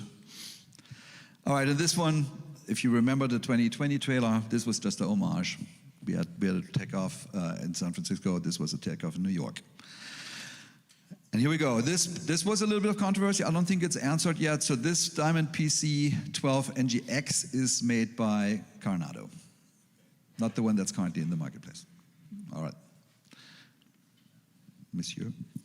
So we said that on the previous shot we said that everything was in 3D now, and how is that working? So it's Azure AI again. We use Azure again a lot more this time to know on every image, every area of the planet, the whole planet, is something: stone, rock, sand, grass. What basically is it? And then it assigns the right material and procedurally generates it. And we have close to 30 different biomes for the plants, and so you can see in the distance here that's an Australian biome, which has the Australian plants and everything, and that's also automatically generated procedurally over the entire planet. And that's Australian people, and that's Australian cars, and that's Australian everything. So we went way in to make it authentic. The next one is interesting. Yeah, this is the same location, but in 2020. So you can see the difference. It feels like a flat field, and the vegetation clearly is just all panels, right? Rod shapes, impostors. It's all 3D now, and especially the ground, the stones in the when you look close up, are all in 3D generated mesh. Yeah, this one was a new game mode. Honestly, it wasn't really planned, but it was so much fun that we said, we got to do this. So aerial advertising is in. Yeah, so important thing here in the video, you see the plane catching the rope. So the rope is actually suspended in the air, and the physics, the rope really impacts the airplane, which impacts the rope. So when you catch it, because the pole is down, you really feel the little pitch down moment. You need to pitch up, full gas, and it's completely realistic, simulated the whole rope physics as well. And here you can see the tissue of the banner, I think it's plastic, unfolding completely as it should, pulled by the plane. And actually, to get the banner right, we had to set exactly the same mass. You know, there's a little bit of weight at the bottom, the upper rope is a little shorter. It's simulated exactly like the real one, and it flaps in the wind exactly like the real banner in the real world advertisement. Yeah, and then some people noticed the water. Yep, water looks better. That is just due to the lighting system. We didn't do anything else really to make that different. The photogrammetry is the same that we have in 2020. As a matter of fact, we have a new Miami, which is not this. And then we'll get back to the ships later. Hold on to the ships. I saw some comments on ships, and then I couldn't resist. I put my little not so hidden message in there. Sky's not the limit. Oh yeah, we'll talk about that more. Okay, so. This is Aspen, obviously the airport that we had in the original sim, and a word on the Vision Jet. The Vision Jet we already talked about is from FlightFX. That plane has now been added upon by Work and Title. They're adding the cap system. We're working closely with Cirrus, so I think it's going to be a really, really close to the pin rendition of the Vision Jet, which is going to be awesome. Questions from Raoul. Oh my. I think you should explain how that guy got in the plane. This is quite a cool feature. He was walking. Yeah. Yeah, no, that's totally intentional. That's intentional. Yeah, this is a VIP. So we actually looked a lot like what's a VIP in Aspen look like? We're like, okay, we picked this person. But yeah, you fly them around. That's actually a thing. That's what the VIP missions are all about. Yes. All right, in this one, there was some commentary about clouds, and I thought, hey, Seb, this is the Vision Jet in the clouds. Maybe we should talk about some Cirrus clouds. Cirrus Vision Jet, Cirrus clouds. Huh. So we're improving the cloud system. We have added a few things. So there's a few shots later where it's even more visible, but we added another layer, which is Cirrus clouds specifically. And there's been also a few improvements, which will be more visible on a later screenshot on how the clouds are lit, depending on how high they are, which makes it a lot more realistic. And that's new lighting engine and new Cirrus clouds.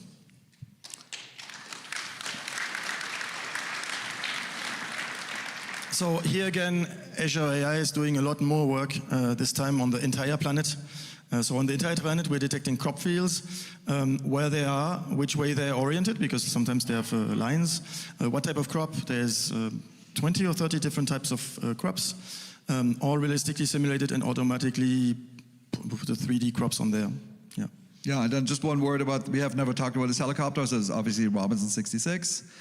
This one and the DART system that's on there, the DART spray system are done by Coronado.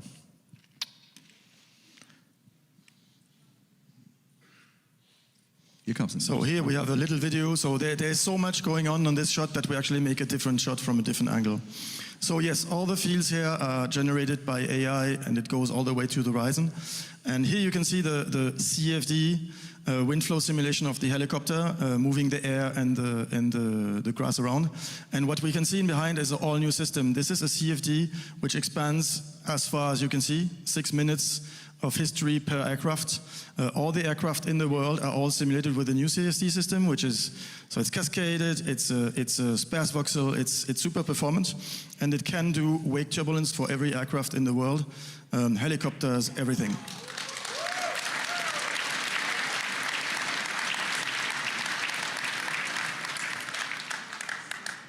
So this scene, I'm excited about this scene because what it means for the sim. So in Flight Sim 2024, we have a lot more ships populating the oceans.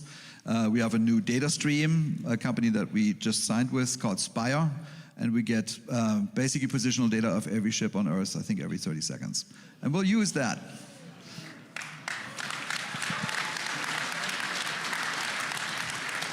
And so if you look into the detail very closely, you may see that the boats actually move with the waves, but this time they're in sync with the waves. So the water of the waves is now really simulated in 3D.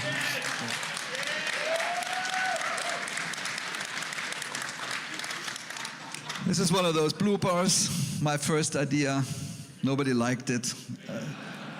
So we went with a tanker. Yep. So the mission system will, in this example, pick these locations, basically drive you out there, and then you do search and rescue. By the way, this 125 is made by Asobo. We had that in last year's trailer, if you remember the one on the oil platform. And here, you can just see, I can't wait for you to play this. It's so cool, being these people doing these things. All right, Seb, that's you. So here you can see another instance of the new simulation. So it's a little bit like the banner, but this time it's transporting an AC unit. So you really feel the weight. It's pulling on the aircraft as it should. The aircraft is pulling on the rope. And it adds the whole complexity of flying the helicopter while transporting something. Make it not shake too much. It's really interesting and completely accurate simulation of this box and this rope. And yeah, and you even feel the wind blowing onto the air conditioning, especially in a building like this. It makes it really tricky to land and be accurate to drop it onto the platform.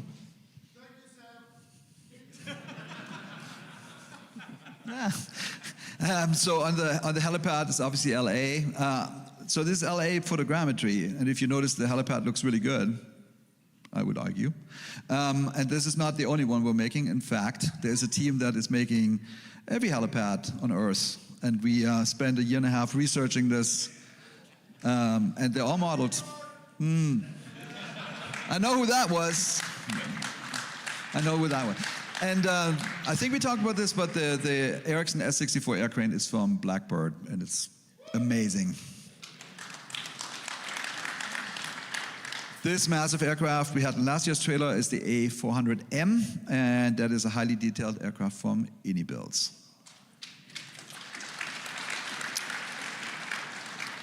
And so there's a hidden feature in this image, in this shot, which applies to every propeller, every rotor, is that there's a completely new rendering system of rotors, which doesn't need to have, stages of whatever transparency blurriness. It actually multi-samples hundreds of times the actual blade moving on its real speed, real trajectory, and you automatically just get this effect by just modeling a rotor.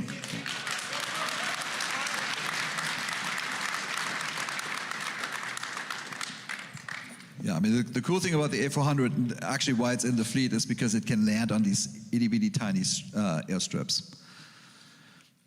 And then some people said, well, we should talk about this. We saw some videos on, hey, there's puddles. Yeah, so the puddles, it's just because it's an airstrip, so it doesn't over the entire planet puddled. But important here also is the tropical biome. There is a ton of different vegetations, so it's not just people saw it when they looked at the video. It's very different plants, many different, and many different biomes, so it looks really different everywhere you go.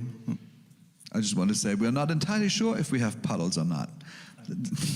We will investigate. We think we have. On airports, probably. Yeah. So this beast, if you ever stood right next to one, this is the AT802 from Air Tractor. It actually looks small. It's a gigantic plane. It's one of the ones that is made by. I think it's 35 feet. 35 feet long and 60 feet wingspan. It's a really huge plane, and you guys are making this. Yeah. So for the aircraft we're doing upgrading, we actually, like this one, we rented the aircraft, and this time we not just do the mesh scanning or the audio, we also do flight data recording with test pilots, and it provides a much more realistic results in the sim at the end. And we have a video. Yeah.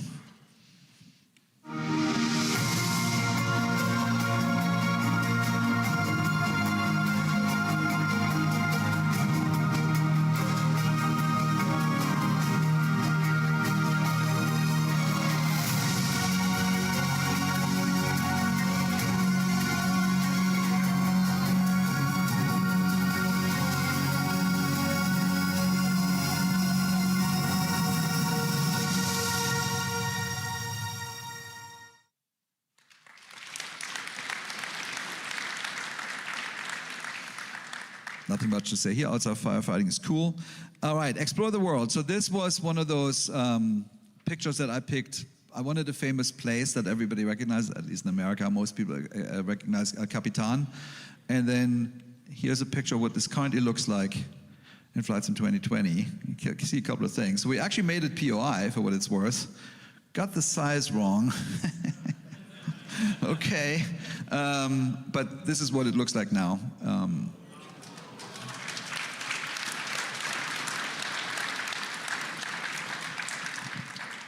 So you can see all the trees in 3D, the grass is 3D, much more variety in height and a lot of different grass and plant species. The plane impacts the grass and the ground when it's rolling through it. So you see the grass getting flat, or the terrain has a little if it's puddles or whatever you drive through, you see the impact of the wheels. And accurate 3D collisions, so the ground material really counts now. It's not just all flat. So when you land with a stall, for example, look at what the material looks like, because if it's rocks or so, it's going to be much harder landing than if it's a different type. When you taxi now, if you cut through the grass, you really feel it. You don't want to do that again. You stay on the taxiway. So it makes a big difference.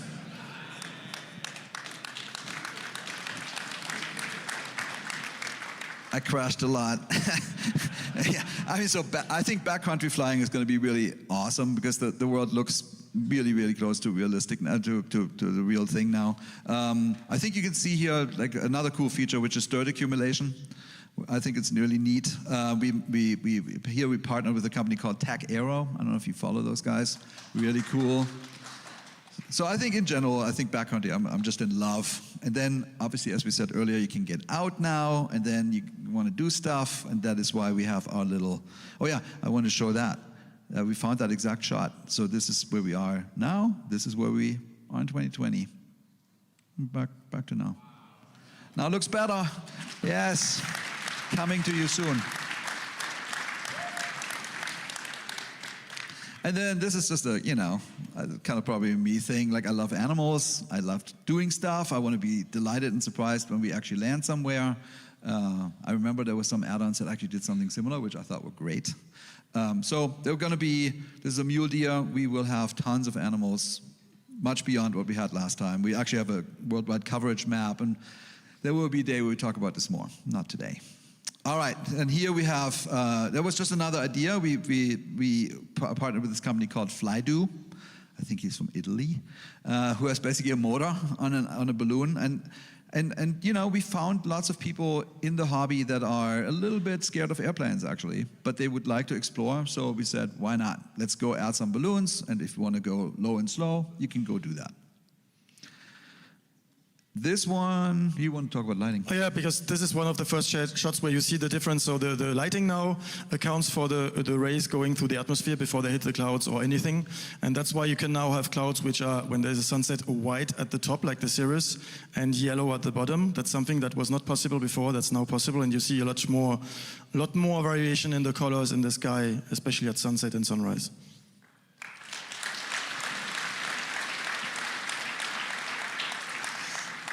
And this eVTOL, I don't know if you know it. I didn't see that many videos that picked out which one it is. So this eVTOL is called the Joby S4, and it's one of the, in my opinion, one of the more promising entries into the air taxi market. And this aircraft is created by FlightFX.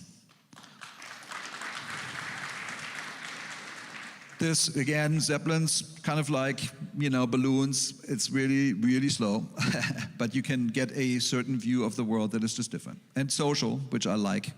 And then obviously the lighting here looks awesome. Yeah, so the lighting is, I think it's just the result of the overall process of fixing and improving the formulas and the math of the lighting. And it overall looks a lot more realistic, even though it's actually the same lights in the world, the same meshes. So what has been done before still works. It just works a lot better. Yeah, so early on, here, a lot of people saw that right away. The Twin Otter, yep. Early on, when we talked with the design team, hey, what aircraft do we want for the activity system? They said versatile ones, things that can do a lot. Well, the Twin Otter qualifies. So we talked to our friends at Aerosoft and said, hey, let's just take yours. They took it off the market, so nobody, buys it, and we then put it out for free, basically. It's going to get almost completely redone. So the art is going to be actually, we scanned the plane from scratch. Ini Builds is making the art, and Hans and his team are going to upgrade all the systems.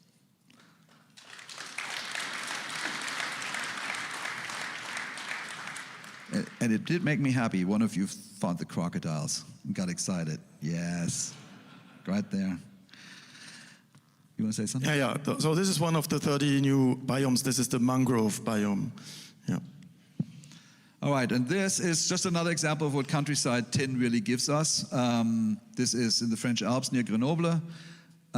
So Microsoft bought about 1 million square kilometers of this so far, and we are planning to bring that to flights in 2024. And in years to come, this is a process, just saying. In years to come, we will get a lot more. Right now, we have a lot of national parks, those types of famous mountains in Europe, but we will get more and more of this as time goes by. I predict this is going to be our long-term future, that the entire world will look exactly like this.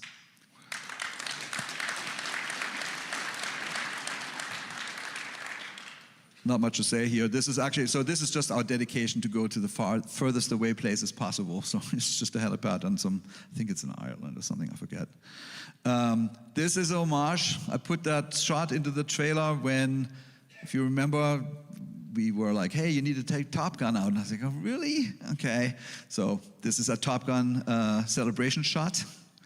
And then here's the verse shot, shows you obviously the A310, the A10. Close. The A10. I don't know if that's publicly known, but that aircraft is created by DC Designs. All right, then here, this sequence added, I think it just shows how low and fast can also be fun. So these ultralights racing, I think is going to be neat. We're doing it quite a bit. And you can see again Azure in action, where it detects the roads, the hiking trails, the trees, places everything correctly. Everything is 3D and makes it look much better and realistic close to the ground. This is all 3D grounds. The rocks are placed by AI. You have the cacti, you have the bushes. Everything is 3D meshes and makes it a completely different experience than just a flat ground that we had before. This is the rainforest biome. Yeah. And here you can see seasons in action. Yeah, the sim features seasons.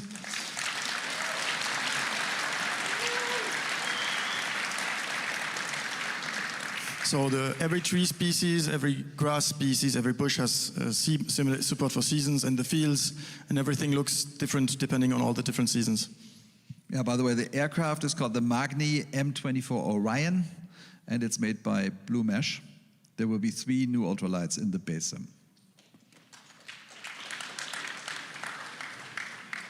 And so I think last year we showed a little bit of this. We wanted to show this inflation again, but in wireframe. So there's a video. Every little string you see here is physically simulated. Every surface has pressure, convection simulation, and it naturally inflates the balloon just like that.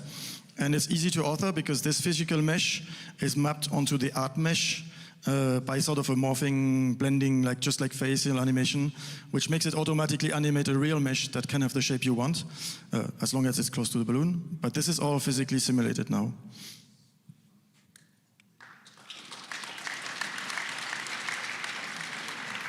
And the lighting, you can see it's slightly translucent tissue lighting through the tissue, through the balloon, and on the ground, realistic translucent tissue material. And this is the perfect shot to talk about cirrus, lighting layers. This would not be possible if we didn't have the different light colors depending on the altitude of the clouds. And you can see the cirrus layer clearly at the top this time.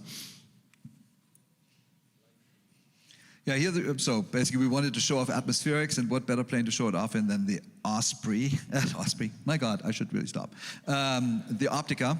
And the Optica, some of you guessed this, is actually the Optica from Got Friends, but improved. Your Got Friends.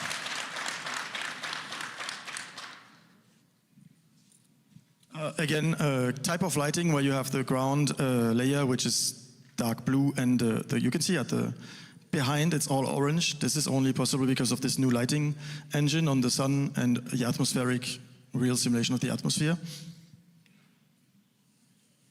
And yeah. And so these are realistically, they're animated, they're simulated, it's a shader, it's not a mesh, it's really simulated aurora borealis, and they look amazing. On the right side, you can see the new scattering lighting, and it blends with the auroras, really looks awesome. All right, the sky is calling. Answer the call, and we announced our date. So hopefully this was a little bit of fun, just breaking down the trailer for you guys. Now we go to the next section of this presentation. There's a bunch of chairs because we're bringing in a bunch of partners. So let's talk about partnerships. Thank you, Seb. So Flight Sim 2024, I have this new thing. I call it, it's made for the community, with the community. And so development partners, we obviously have the 200 people at Asobo that we already talked about. But we have a large amount of other people that bring in their expertise. And so Asobo is the core, but we're adding people. And the first one you all know and love, working title.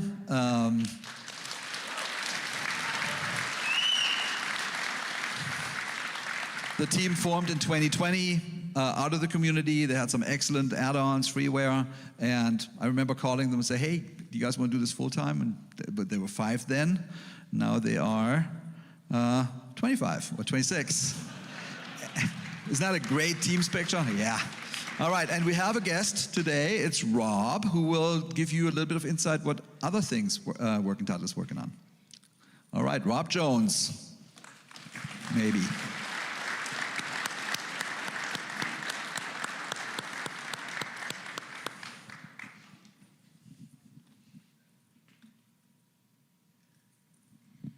Thanks, Jörg, and hello, everyone. I'm really excited to be here at Fsexpo to share a little bit about some of the really cool things our team has been working on for Flight Sim 2024. For years, flight simmers have had to rely on tools outside the simulator, external to it, to plan their virtual flights, especially more complex flights. For our team of simmer developers, this presented a huge opportunity for innovation. And we are incredibly proud to tell you that with Flight Simulator 2024, that's all going to change. We are bringing a full-featured flight planning tool to Flight Simulator. Get ready for the for-flight experience directly within the simulator.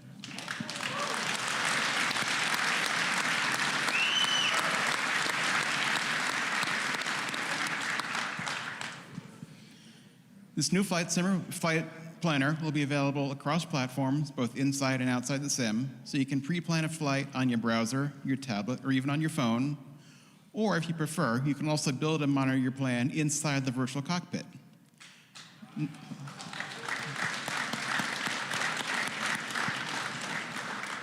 Not only can you plan your flight, you can also monitor progress in real time on the map, both inside and outside of the sim.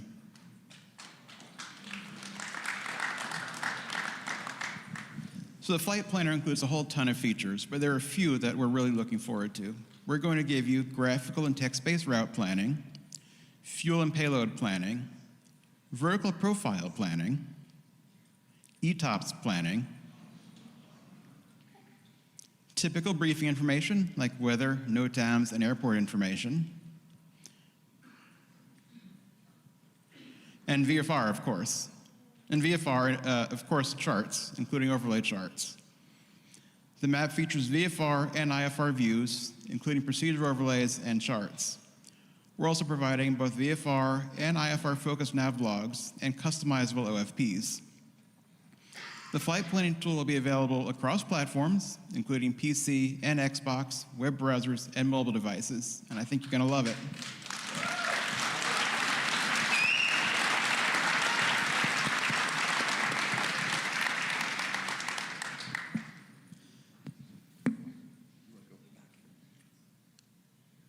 There we go. Yeah, finally, one more thing. It's desynced. Yeah. We know many of you saw the MFS 2024 trailer earlier this month, and that prompted some discussion about the avionics for the included aircraft.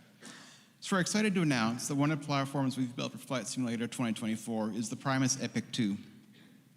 This modern suite will be available not just in the PC-12 NGX, but like all our other avionics systems, it'll also be available to developers via the avionics framework for third-party aircraft inclusion.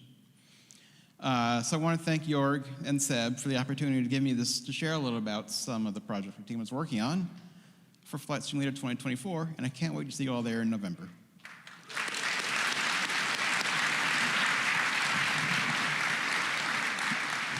Thank you, Rob. All right, you already showed it a little bit. Climax. Who the hell is Climax?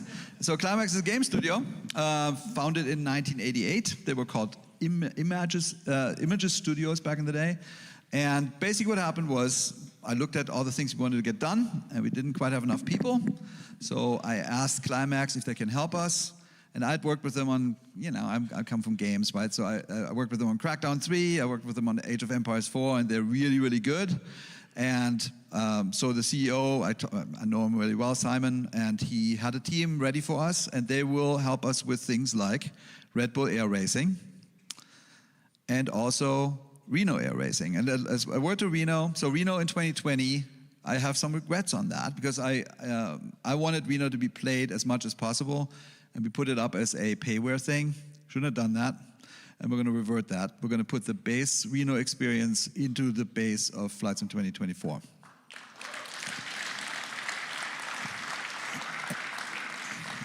And then I know you know about Reno, so I have another partner announcement, and we have Tony. Tony's here.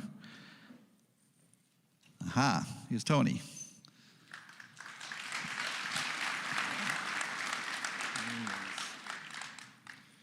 Thank you, Jorg. Thank you all. I'm Tony Lagatetta, Chief Operating Officer for the Reno Air Racing Association. We put on the National Championship Air Races, most commonly referred to and known as, including within Microsoft Flight Simulator, as the Reno Air Races.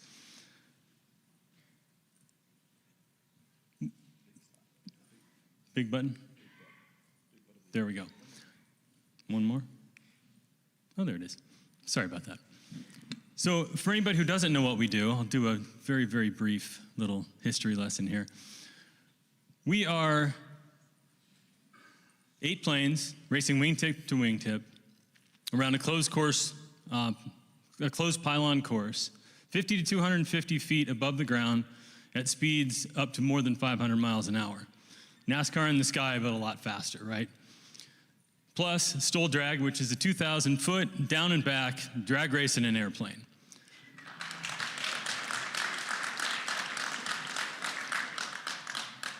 For the last 60 years, we've been racing over in the skies above Reno, 1964 through 2023. About a year ago, we were informed that we were going to need to find a new home.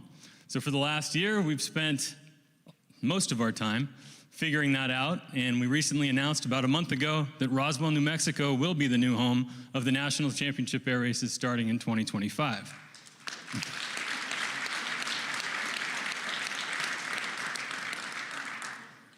So, with that news, and the reason we're all here, of course, I want to talk about our partnership with Microsoft, which started in 2020, and we released, I think in 21, right? Was when the pack finally came out? Yeah. Lots of work, wonderful partnership. The detail that they put in was amazing. It was way beyond anything we could have imagined. I'll stop talking about the future. But it's been an incredible partnership. He's been a pleasure to work with, and the response has been fantastic. So I am incredibly excited to announce right now that Microsoft Flight Simulator will be adding in the new race courses at Roswell to the upcoming release of Flight Simulator.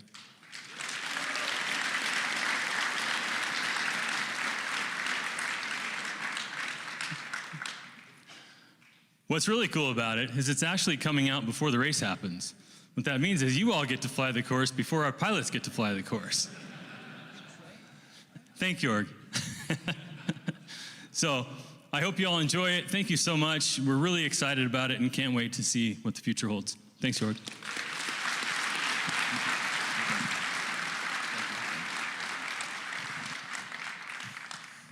Awesome. All right. Wish list items. We read the wish lists. We know what wish list item 3 is? No? Replay functionality. Yes. been on the wish list for a while. We always talked about, yeah, we're going to try this. And guess what? We found the right partner to get this done. And Fabio, come up here.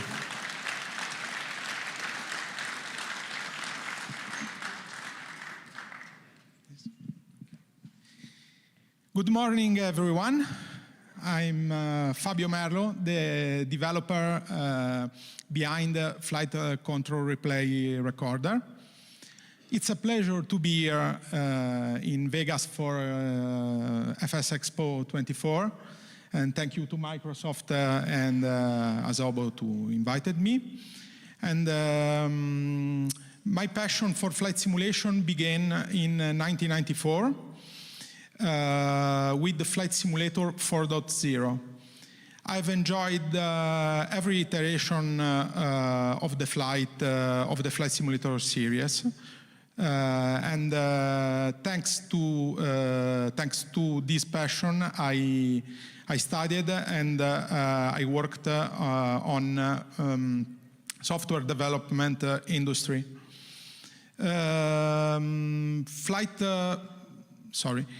Flight Control Replay,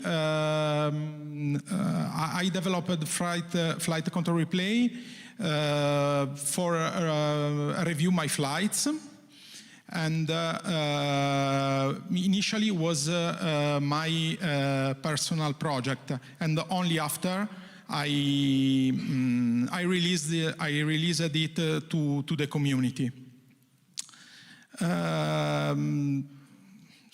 Yeah, sorry. Go back. Yeah. Okay. Today, I'm very excited to announce that the most important feature of the Flight Control Replay version 5 will be integrated in Flight Simulator 2024.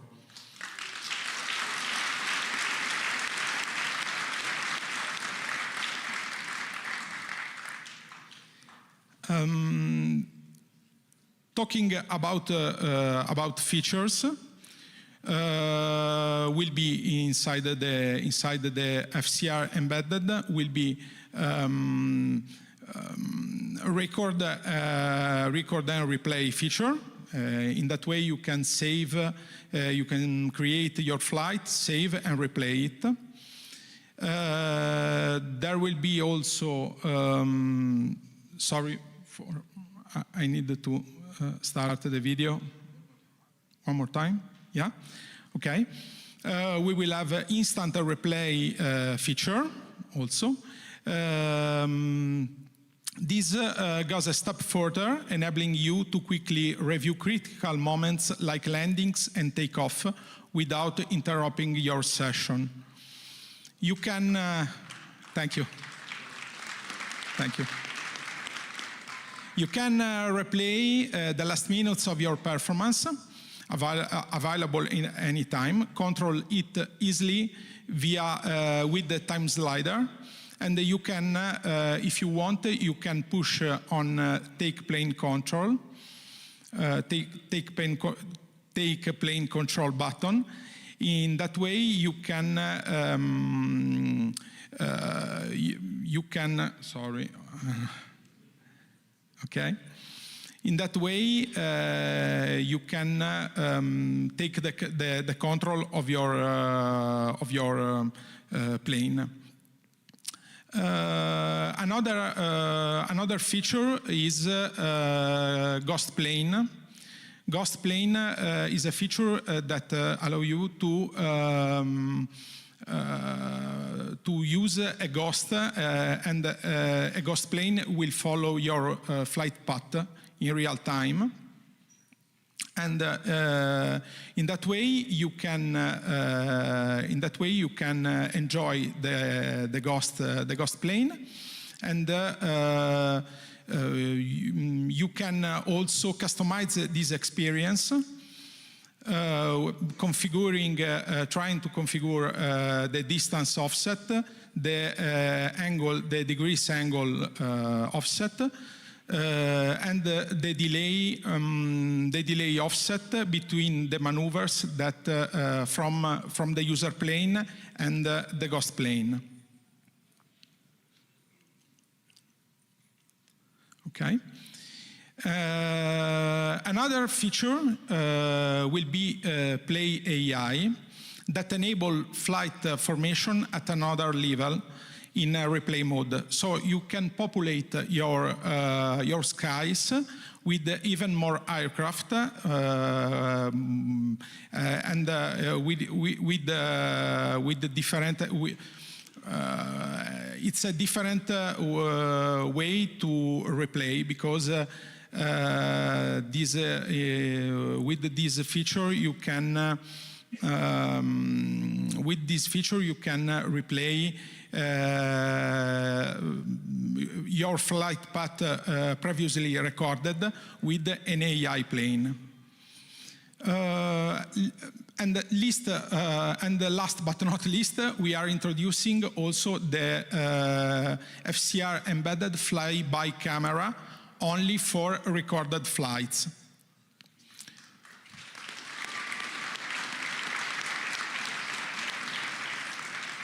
Thank you for your continued support and for joining us today. And thank you to Microsoft and Azobo for this big opportunity for me and for the community. Thank you very much. Awesome. Thank you, Fabio. I asked him to come specifically for this over here from Italy, so I really appreciate that you did that. All right, so talked about some dev partners. Now let's talk about some world partners. We're in pursuit of the perfect digital twin, right? So we are doing a lot. So nobody will be surprised. You know about Gaia. They work on most of our world updates and our city updates. There are now over 100 people. I think it's 115, all working on Microsoft Flight Simulator, dedicated with us. So all the POIs that we've seen lately were from them. They also have, not so well known, they have a research team that I utilize quite a bit. They're doing the tin editing. So when you think that the tin cities got a lot better, it's because of them. And there's a lot of stuff that they're contributing to Flight Sim 2024. For example, so here is JFK 2020, and here it is in 2024. 2020. 24. Aspen, which I thought looked good in 2020.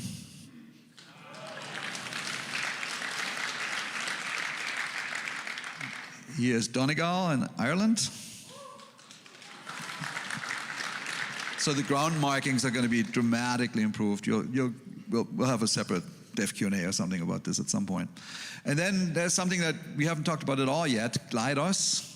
Sailplanes, I care a lot about sailplanes, I hope you do too. We are going out of our way to make the sailplane experience really great. This is just one sailplane base or hangar if you want. We're gonna have all of them. It's the first time we made a database, first time called literally every glider school on Earth and said, hey, what do you got? What gliders do you have? What winches do you have? And we are modeling them all. So here you see some of the winches.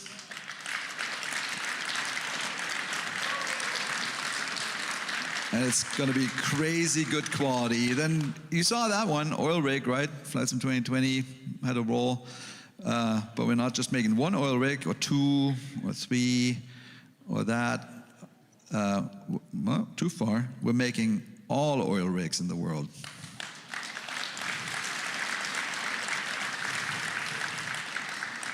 And then somebody said something about ships. I was like, ooh, I take that challenge. Somebody said, oh, those ships in the trailer don't look very good. True, those were the 2020 ships, but we're making 2024 ships. I just wanted to show you a little bit. So this is the quality you can expect. Fully decked out. You can obviously land on these things when they have a helipad. Here's an image of a trawler. And we're going to have a gigantic fleet of ships. And Gaia's doing a great job on all these. And we had help. You might know Global Ship AI Traffic, maybe. Been around for a long time. So again, this is partnering with the best. Let's embrace the community and the expertise that exists. So Henrik Nielsen launched Geist as freeware back in 2013 on FSX. Then it became freeware from then on. There's contributors out of 15 countries, and he helped us a lot with our selection of the fleet and how do we really break all this down. And hey, I have a picture of him right here. He couldn't make it today. The man is gainfully employed, right? So he's somewhere in South America, I think, right now. But he's been a great help to us. And we also get help from Kai. I don't know if you know Kai. He is in the Alpha India group, AIG. You might know them. He's been there since 2012. And he worked with Henrik on global AI ship traffic live. And I don't know if you followed it. That went away because the data provider was bought. And so I basically called them and said, hey, we're trying to do something similar. So we're feeding them the data. As I said earlier, it's a company called Spire. And these guys are helping us making the ship selection good and also making sure that the traffic feels right. So it's going to be great.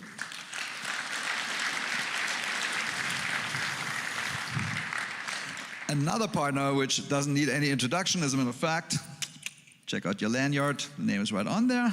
Microsoft has been working with Orbix for a number of years. They obviously made World Update, I don't know if you know this, but World Update 7, Australia, 12, New Zealand, and 13, Oceania were made by them. They made 2 aircraft, the Fokker F7 and the Caribou. And then less known is they are the team that is doing our DEM collection and DEM editing. So when we do world updates, for example, the nice new terrain that we get is coming through the Orbex team, as well as work on the World Hub management. And then today we have Holger here, Holger Sandmann, Holger, to talk us through some maybe not so expected projects that they're also working on for Flight Sim 2024. Here he comes. Whee!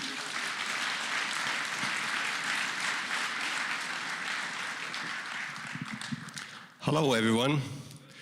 It's good to see that Orbix can draw a great crowd.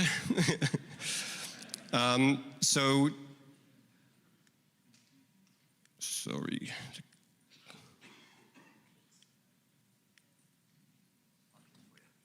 Oh, here we go.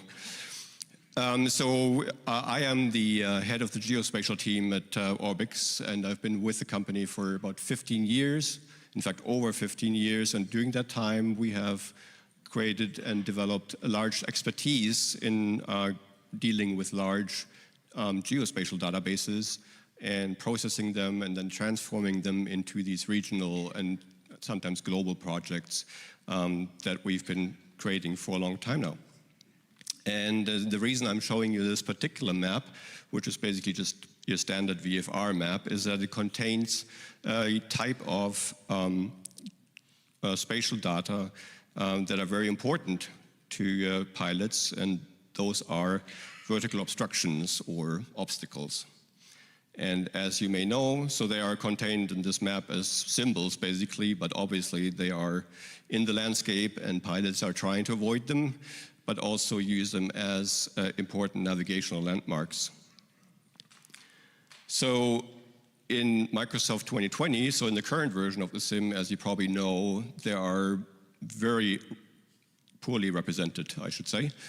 And that is, so there are a handful of the largest antennae or towers, television towers, that have been modeled as individual POIs in world updates or in the core sim. But beyond that, it's basically not represented at all. In fact, if you fly at night, you've probably seen those red hovering lights, which are the obstruction lights for specific tall masts and antennae, but the models themselves don't exist. So during the day, you don't see anything there. And that means basically that there are thousands, in fact hundreds of thousands of these important objects missing. And so Georg and myself and our team discussed for quite a while ago, actually, this shortcoming, and it didn't take us very long to decide that we should do something about this. And so we started on a project that will encompass and include all of these vertical obstructions. And so that includes antennas, towers, cooling towers, and other similar objects, wind turbines, those kinds of things. Yeah.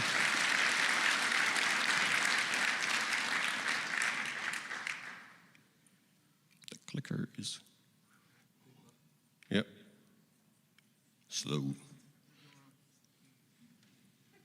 will try it. Not that I'm better. Maybe the battery's empty. Yeah, possibly, of course.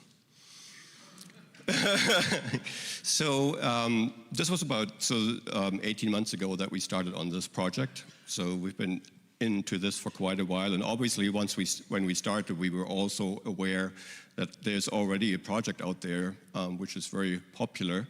It's a freeware project called We Love VFR, which is done by. That's right. It's basically a husband and wife team from Poland, and they've been actually doing a similar kind of project or had a similar goal since the release of Microsoft 2020. So we reached out to them and asked them whether they wanted to join the project, and they were very excited to do that. And so we are partnering with Puff in Flight, which is the name of that company, and we'll together work on this obstacle database. And to give you an idea of the scope that's involved, thank you. So these are just a few of the data points, actually, of one of these obstructions. So these are, like I said, tall masts, antenna, and it's more than 500,000 individual objects across the globe, so a lot of them. And that obviously presents a number of large challenges as well. So first of all, there are obviously published databases for some of these obstructions, but they're often very inconsistent in terms of their quality, especially the kinds of data points or parameters that we require, which is basically an exact location, given that Microsoft Flight Simulator is orthophotography based, so you would actually see the footprint of the individual objects on the ground. So if it's 100 meters left or right or even further, then that is already not a very good outcome. And then the same thing is that even the basic parameters like height or type are often not really very accurate and correct. So the first challenge for us was to basically find all the available data and then sift through them in terms of quality, what we can retain, what has to be replaced, what has to be checked. And so this is basically a very large database-driven project. So we are not talking about creating individual models for each of these antenna, which is obviously not possible if you're talking about 500,000 or more objects, but rather we build a database, and for each of these points, each of these structures, which as many as parameters that describe the type, shape, height, color, the different types of lights. And then we have a library of models and objects, parts of objects, that will then basically assemble, pick the most relevant and similar object type and build basically these objects into scenery. Next slide, please. And so these are just more kind of similar slides that show the number of objects involved. And I do want to point out, even though that typically in these cases, most of the data points are in Europe and in North America and perhaps Oceania, we are striving to make this a truly global product, which means, or feature of the new simulator, I should say. And this means that we have actually paying attention to all the smaller countries and African, Asian countries everywhere. So we are striving to have a consistent global data set that then will build actually the antenna and other obstructions across the globe. Thank you.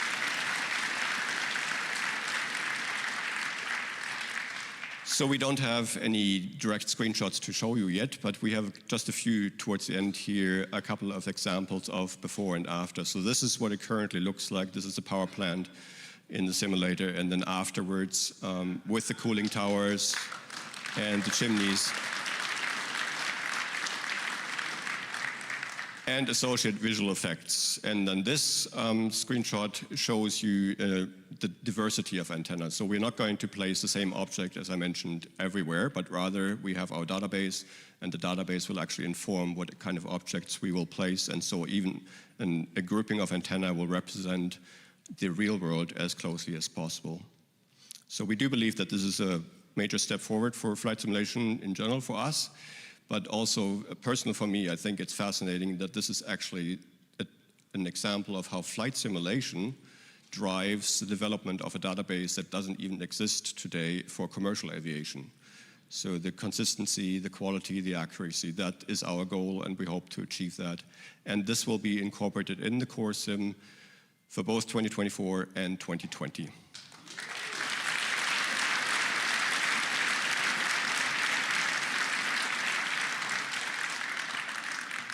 All right, thank you very much. Enjoy the show.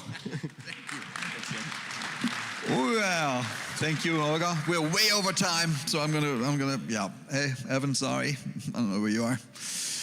Aircraft partners. So we've announced a bunch, but we are striving to work with the best. And here's a new announcement for today.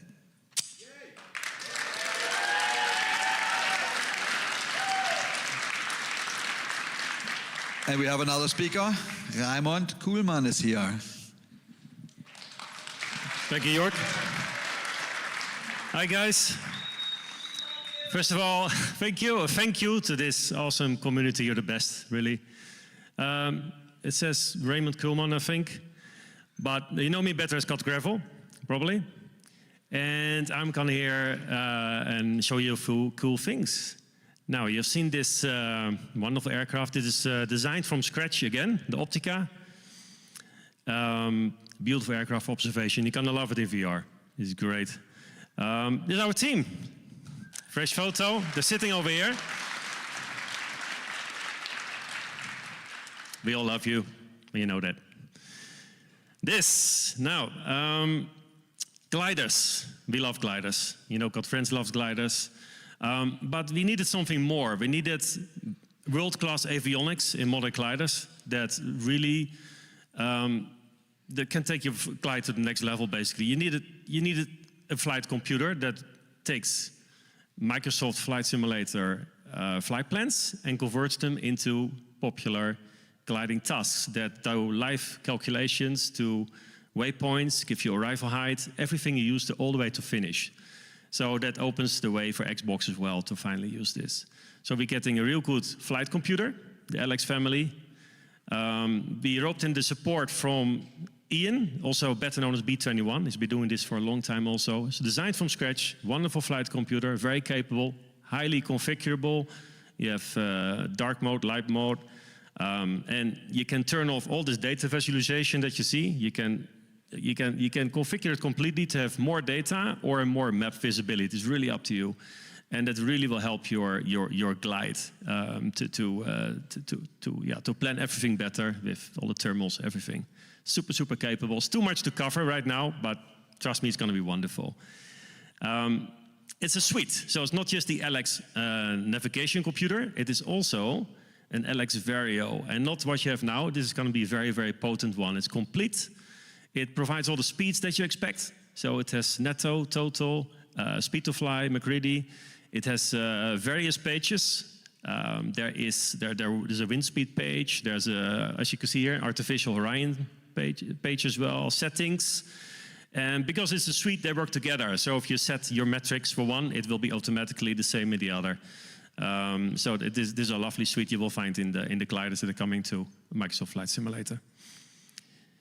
Aircraft announcement. You ready for it? I hear a lot of guessing online. Yeah, you don't want me to keep you waiting, is it? Okay. Here's one. Now,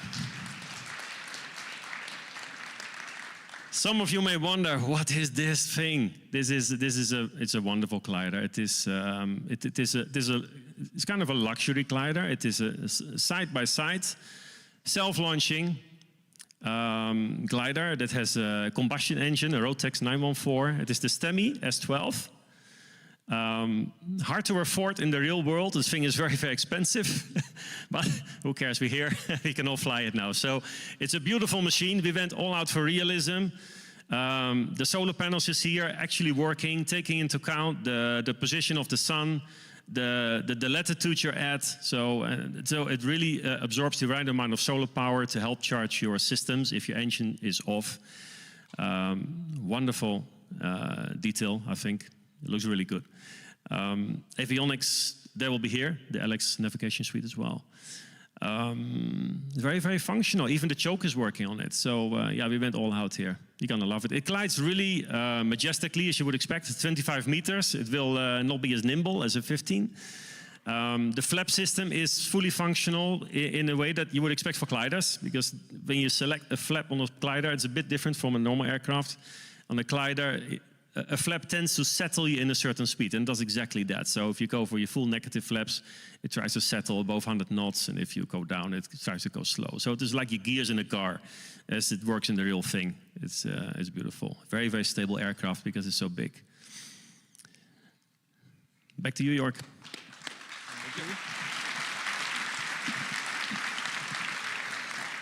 All right, another partner announcement. I just said inventor, and then I said, I'm just not going to say anything. The guy can talk for himself. Here we go.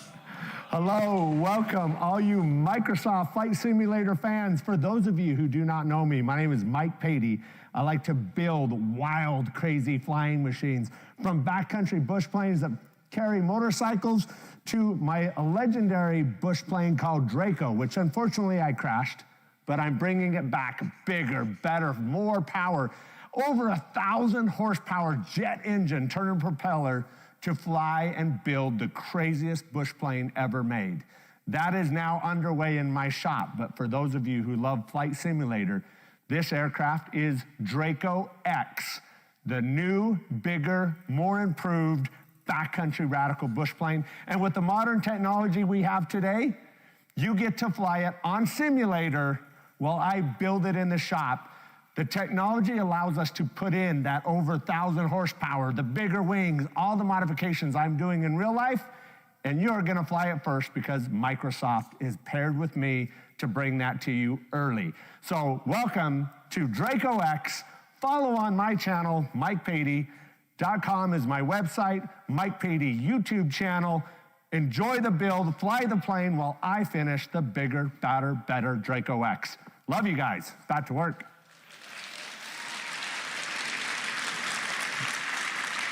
And here it is. And who's making this thing?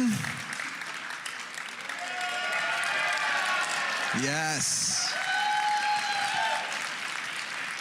All right, and then we have one last thing. Oh, yeah, I wanted to say, so just to repeat, built for the community, with the community. I hope you saw that today. There's a Sobo, working title, and a whole bunch of other partners, and it's going to make the best them ever. So I'm very grateful for these partnerships. Here we are now. I think we added a few. I think we're now at 18 or something, so there's another 10 to come for the coming months. Fun is not over. Oh yeah. Here comes the one more thing. Something I'm very happy to announce. Now, close. Asobo's most complex plane ever made. Seb, come on. I'll click for you. Whoa. Hmm? You can have mine. Yeah. So, have you guessed what it is? Yes. Yeah. Oh.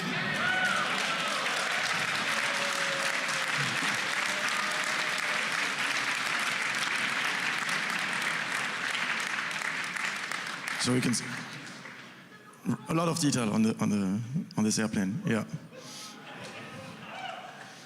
It's awesome. Just say it. Yeah, it's awesome. Yeah.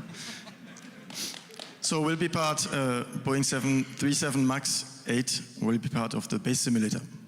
Yeah, 2024.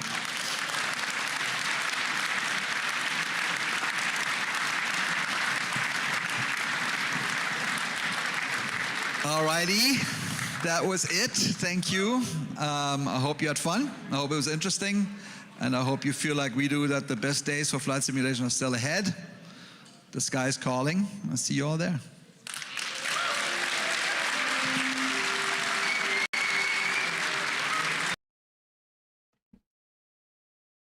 I got mixed feelings about that whole thing. I mean, like, the first half of it was really just going over the commercial.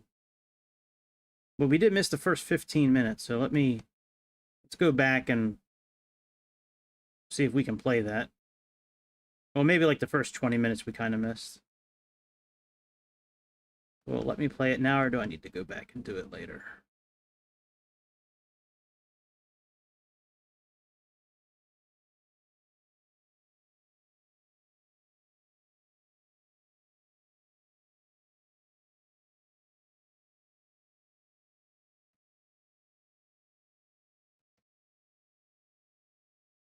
All right, I think we can do it.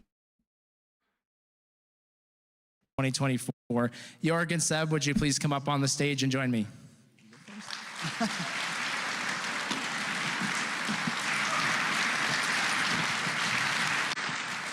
Thank you guys so much. I'm so happy you're back. Click are very important. Hi, everybody. It's nice to see so many of us. Flight simming, soaring, love it. The one thing I wanted to say, when Evan said this is going to be in Las Vegas, I said, man, we're going to have to get some different shirts. So please observe, white. White for the first time. All right, so hi, y'all. I am Jorg, head of Microsoft Flight Simulator. Hi, I'm Sebastian, CEO of Sobo Studio. And so thank you so much for joining us today. It's only our second time we've ever been at Fsexpo. Last time was really fantastic, and we really couldn't wait to come back this year. And just to get into the mood and to celebrate the expo, we made, you might have seen it, we made a little city update yesterday, but we have a special version of it today. I just want to play that.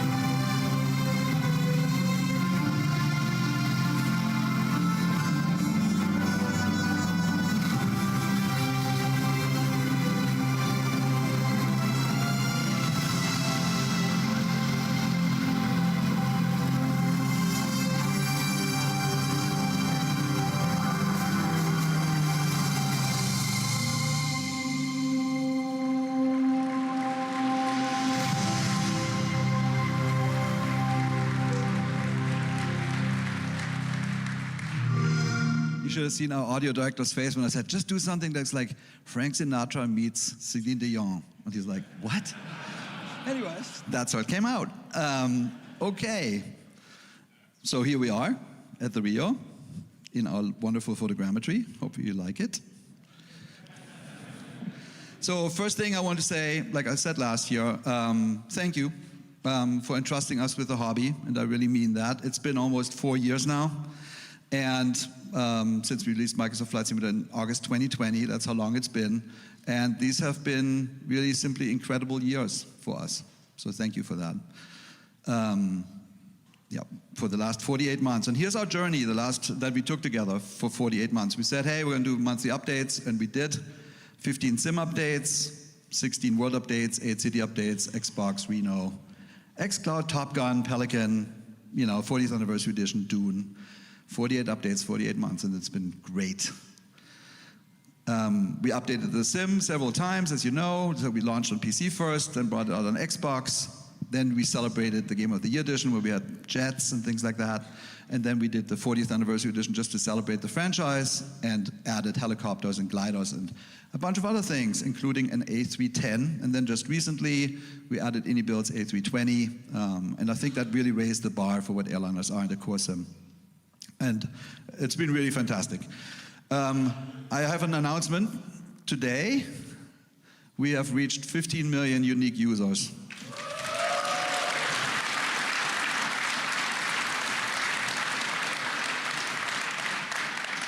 I think it's the highest number ever of any flight simulator in history, and that is really thanks to all of you.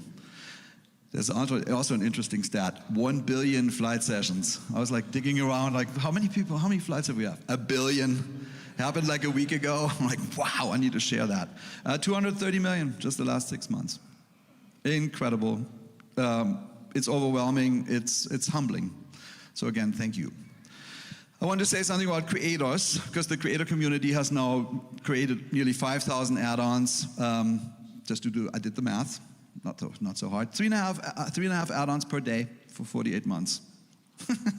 And it is, so it's 400 aircraft, 2,200 airports, 1,100 scenery, 400 missions, et cetera, et cetera. It's incredible. And I get up in the morning, literally every morning, and the very first thing I do is go on Facebook pages, watch some streamers, and learn about the new things that are coming out. And we had a little fun with this. Somebody from the team did this. So this is how this started. It's like, okay, look at that. Yeah. Holy shit. Unbelievable, just amazing. Then with the community, I think of this as a love story in the making. The passion of you is what fuels us, no question. Here are some of the people that make content creators just fantastic. The way you bring content to us, the way you humanize the hobby, you make it fun, it's exciting, it's interesting stories, and it wouldn't be half as fun without you. Here's our community team, just to say hello.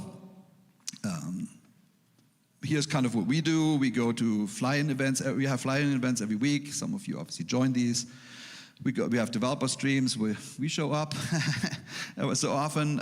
We go to Reno. So we have a connection to the real world that we really cherish and treasure, and I think it's important. So we went to the Reno air races for the last few years. We do things with Alaska Airlines a lot, which is sort of their program where they bring in kids just to make sure that the future of aviators are coming through Microsoft Flight Simulator. We go to Gamescom. We have an event there. Some of you are there sometimes. We go to Oshkosh. This year not. Too close to launch. But next year we'll be there again. And then we have great partners. I mean, just look at them. They really make a difference. They bring us to different people, different places, and it's really appreciated. All right. I wanted to say something about 2020 Sustain, because this was a topic. And so we just looked at the 48 months that are passed. Our plans are, when I look at my little status report, we call it, it goes to 2028, and it includes flights in 2020. And so the things that I see on that, just sharing this, City Update 18, World Update 38, Local Legends 49, Famous Flyer 22, Sim Update 24. So, yeah. It's not bingo, but this is our plan for updating. So we're going to keep updating. It's nearly every month. It's not exactly every month anymore, but it's nearly every month we're going to have something for flights in 2020. Just wanted to say that. And now let's talk about 2024, which is probably why you're here. Yes.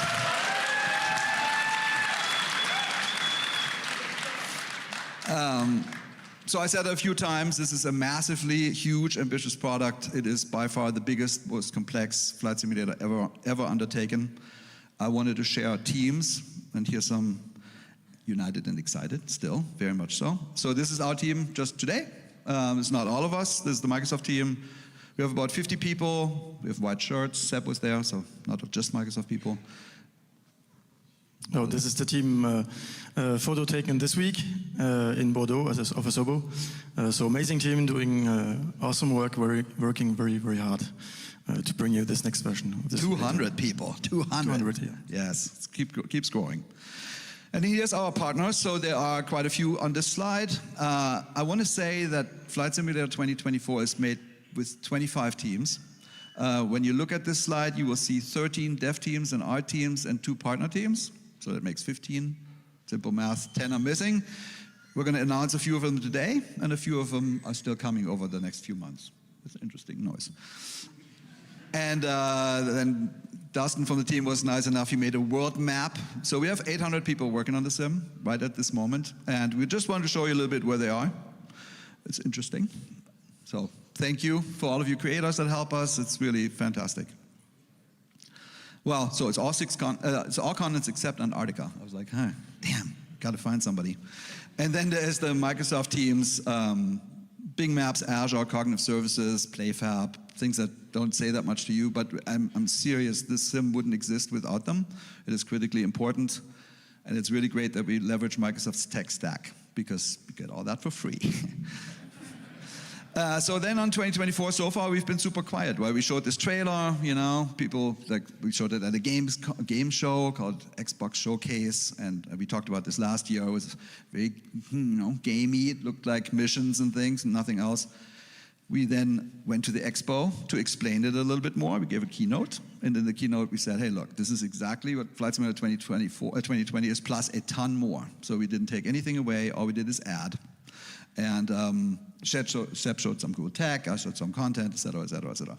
And we really walked out of there feeling like, you got us. Yeah? So good, that was great. And so since then we've kept quiet, and frankly, there was a ton of work. So we just focused on making the sim. And just 2 weeks ago, we returned to that Xbox showcase, showed trailer number 2, and I totally realized, some of you probably said, oh, York, geez, you go back to this game show, what is up with that? I just want to explain this one more time. These shows are watched by tens of millions of people. It is kind of an honor to be there as a flight sim, because we're sitting there against these ginormous games that have tens of millions of users, right? So it's good for us as a hobby to have other people look at us and get interested, and that really has happened, and that is partially why our hobby has grown so much in these last few years. So, but we're here today again to break down the trailer. We talked a little bit about what we're doing, because we didn't want to repeat what we said last year, like kind of high level, what is the sim? So we thought it might be fun. We watched your breakdowns. That was always great. Where we said, look at all that. Said, why don't we do that and give them a little bit of feedback and just actually what's really going on behind the scenes. So let's go through that. Hopefully it's going to be some fun. So on the surface, it looks kind of similar to the first trailer, which makes sense because it's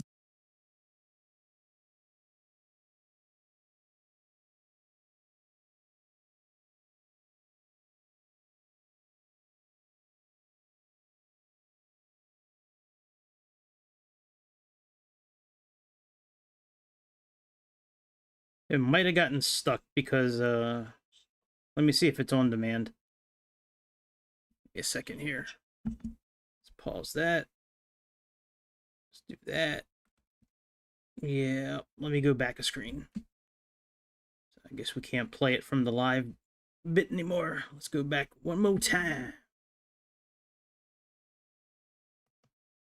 One more again. Where do we stop at? 115, 114. Skills for home flight pilots. Well, we could watch that. Let's put that on. You can always go back and watch. Oh, it hasn't started yet. All right, well, let's go back and watch. Let's see what we got on demand here for today. All right, so live is. Wait, but that hasn't started yet. Oh yeah, that's coming up in a few hours. Are we really 4 hours behind? I guess we are 4 hours behind Vegas. I thought we were 3. You're right, Quint. All right, let's see here. Saturday. Clear live. There we go. All right. Development, helicopter flight dynamics. Are we doing this right? A tour of RNAV and RNP mastery. That's probably good. I do a lot of RNAV and RNP stuff. This one I almost fell asleep at. Now let's go back and let's finish the Microsoft one, and then maybe we'll do the RNAV one, I guess. Or maybe by the time we're done this, maybe the home pilot one will be on, since pretty much all of us are home pilots here. All right, so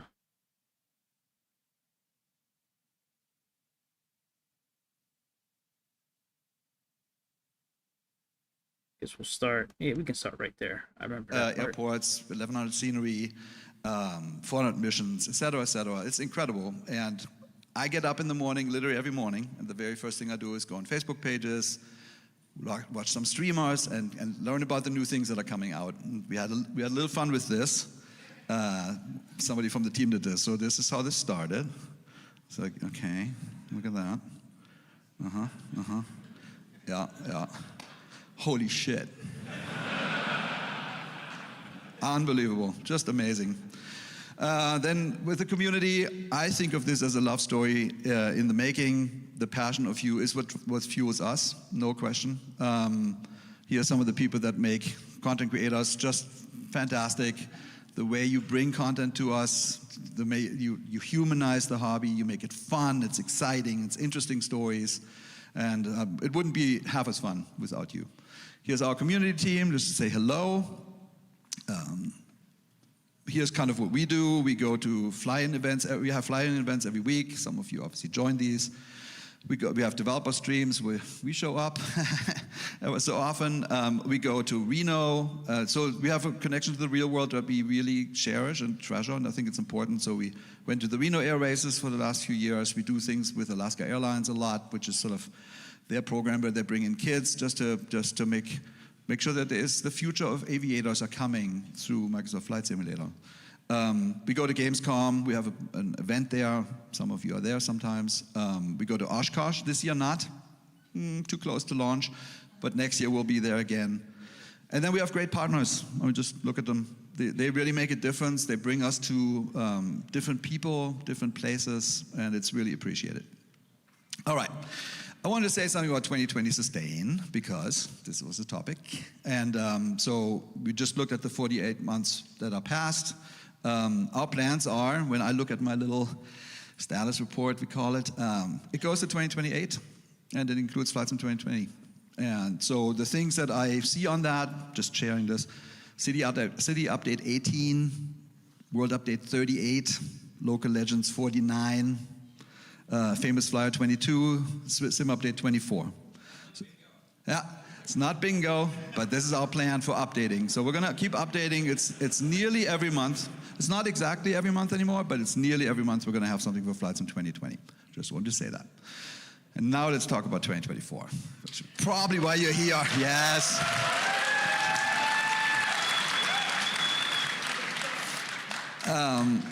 So I said a few times, this is a massively huge, ambitious product. It is by far the biggest, most complex flight simulator ever undertaken. I wanted to share teams, and here's some united and excited still, very much so. So this is our team just today. It's not all of us. This is the Microsoft team. We have about 50 people. We have white shirts. Seb was there, so not just Microsoft people. No, this is the team photo taken this week in Bordeaux as of Fsexpo. So amazing team doing awesome work, working very, very hard to bring you this next version. Of this 200 people, 200. Yeah. Yes, keeps growing. And here's our partners. So there are quite a few on this slide. I want to say that Flight Simulator 2024 is made with 25 teams. When you look at this slide, you will see 13 dev teams and art teams and 2 partner teams. So that makes 15. Simple math, 10 are missing. We're going to announce a few of them today, and a few of them are still coming over the next few months. It's an interesting noise. And then Dustin from the team was nice enough, he made a world map. So we have 800 people working on the sim right at this moment, and we just wanted to show you a little bit where they are. It's interesting. So thank you for all of you creators that help us. It's really fantastic. Well, so it's all it's all continents except Antarctica. I was like, huh, damn, got to find somebody. And then there's the Microsoft teams, Bing Maps, Azure, Cognitive Services, PlayFab, things that don't say that much to you, but I'm serious, this sim wouldn't exist without them. It is critically important, and it's really great that we leverage Microsoft's tech stack, because we get all that for free.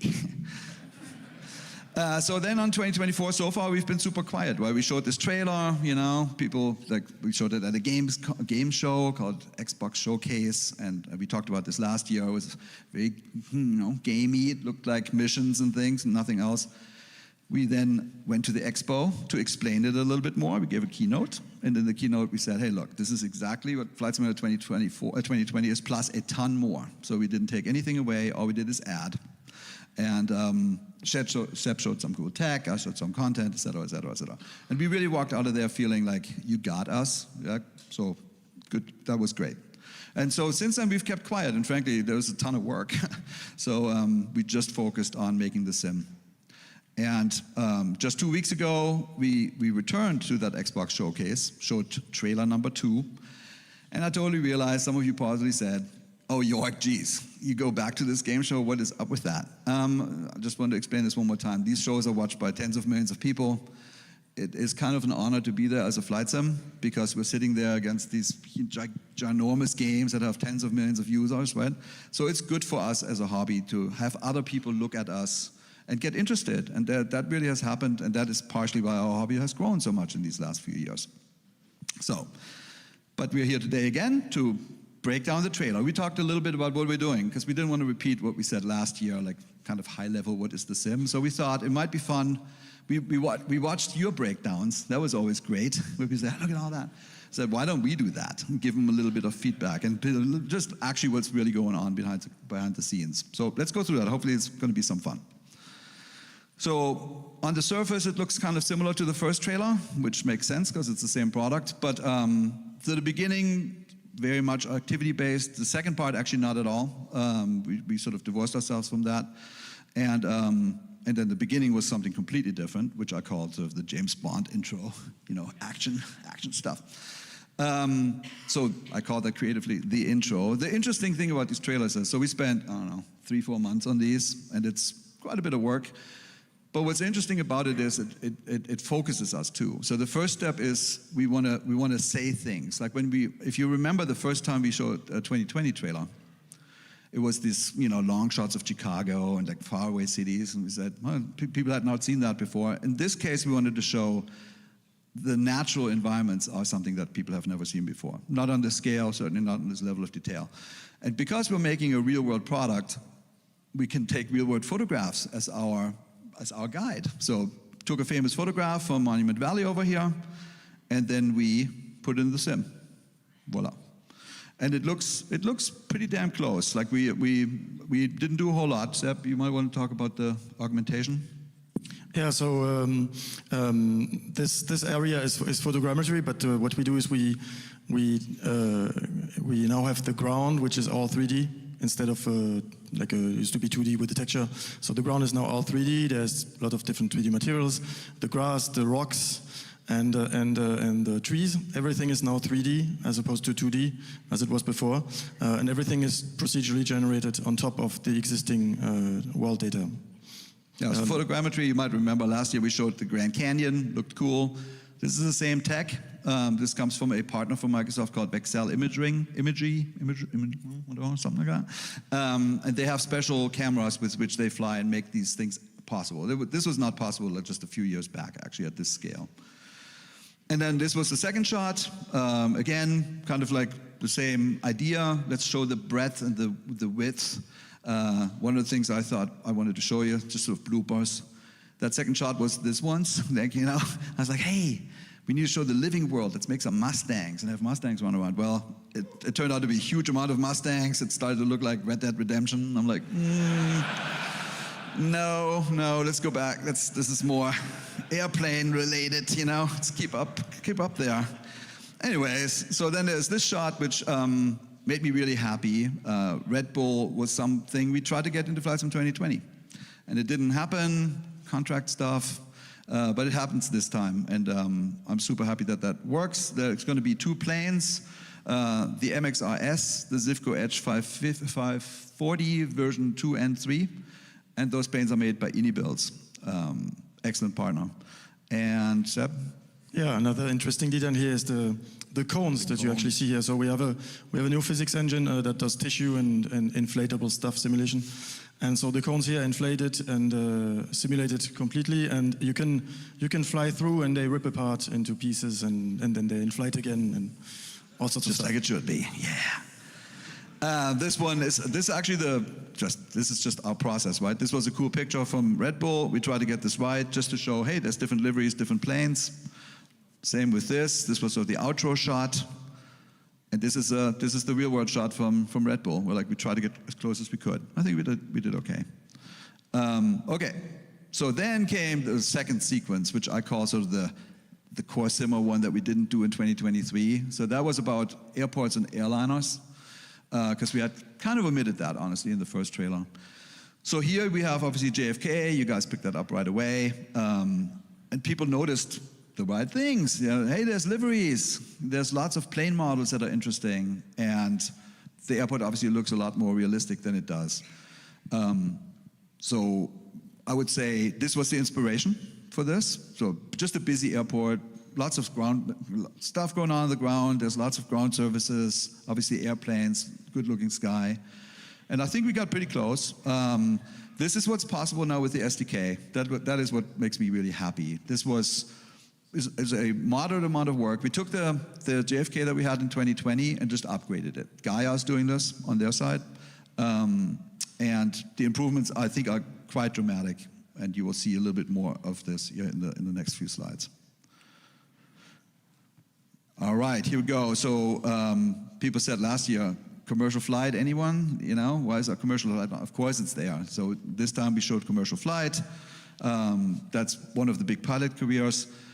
The A330, you guys figured it out almost immediately after like 20 seconds. This is also from Indie Builds. I just wanted to say we're making the A330-200, 300, and the GE and the RR engines.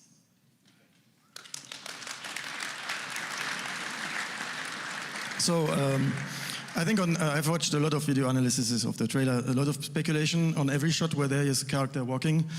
Yes, we can now get out of aircrafts, work around aircrafts, and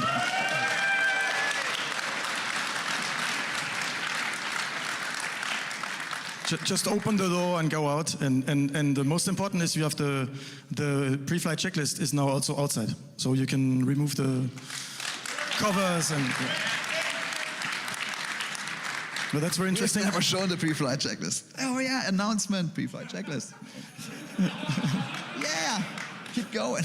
And so there's also a lot of hidden features in here on this image. For example, the rendering and lighting engine has been completely reworked. Some people may have noticed on some of the 2020 airport images, the aircraft sometimes they're a little bit green from the bottom. Sometimes the colors are not completely exact. So that was the sort of indirect lighting in the world wasn't perfect, and we redid this, and you can see it's now perfect. The bottom is gray, and it makes the whole scene a lot more realistic. Yeah. All right. Video. So last year we showed a very quick video about how we can now make much more accurate surfaces. So the aerodynamics is simulated with little surfaces that catch the airflow. And in 2020 there's just a fixed number, and you can't really change. You can just change the scale of it. And in 2024 there's a new system which allows you to just create pretty much anything. And you can see here it has the engines, the fuselage, a lot more detail. You can choose the detail, and it's extremely easy to use. It's optional. You can just add it to the file at the end, and it took us just 1 hour to upgrade this aircraft to the new system. So it's very easy to use. Yes, you aircraft makers, 1 hour. It's cool. All right, so here we're just showing off ridiculous amounts of detail. Lots of detail. You have something here, right? So the little tissue things here are also physically simulated. You can configure length and size, and so not the one on the engine, but the little floaty ones. The one on the engine are not moving in the wind anymore. But the remove before flight thing here, you see the pitot flags physically simulated if you want to add that. Yes. How about this? A lot of hidden detail in this shot. So maybe technical specialists have noticed something. The shadows don't have any edges, and the shadow of the button is much sharper than the one of the window. So this is all ray tracing here now, and it's super accurate.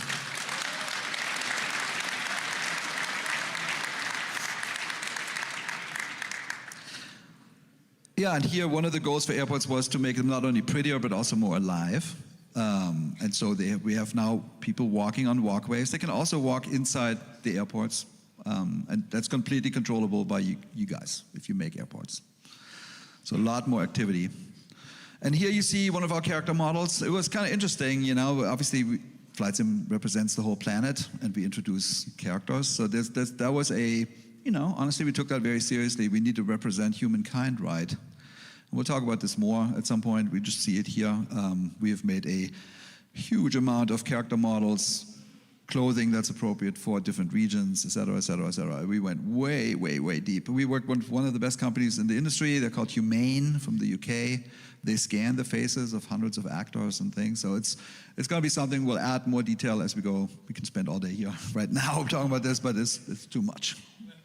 And again, you can see the super sharp shadows, which are ray traced here as well.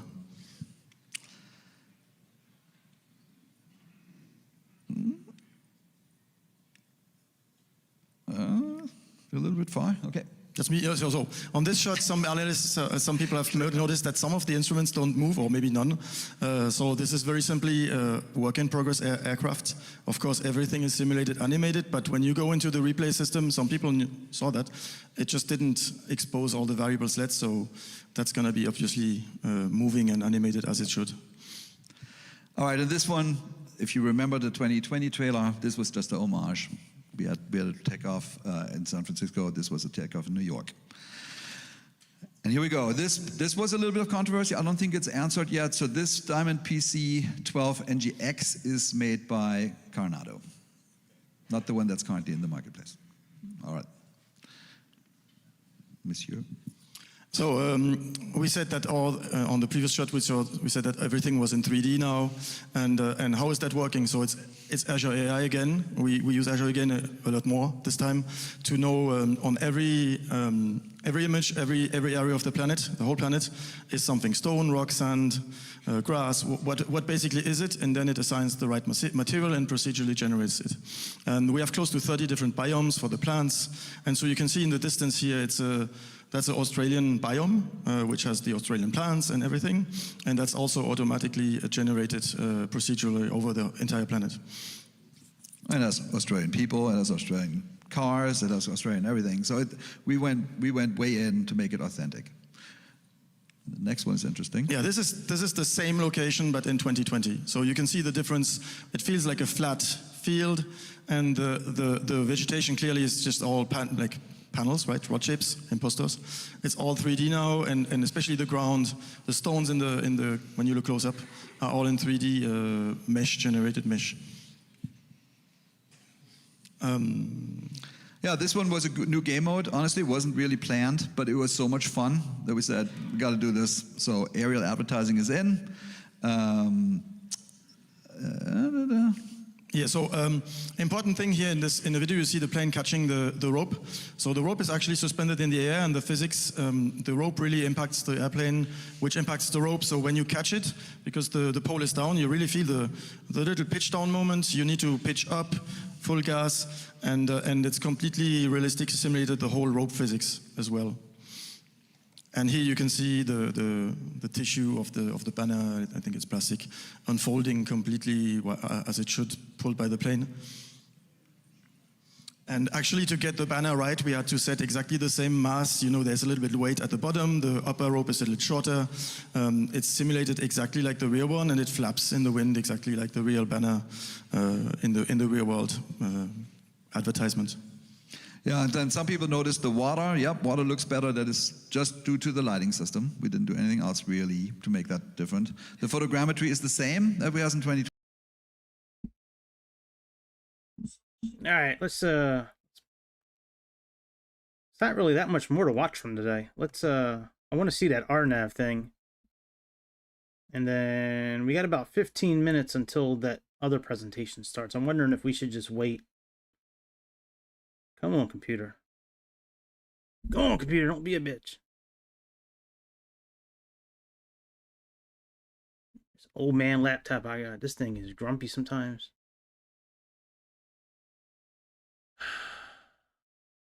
Thank you. All right, let's see when this one starts in 15 minutes, I think. Yeah, AI in home flight simulation.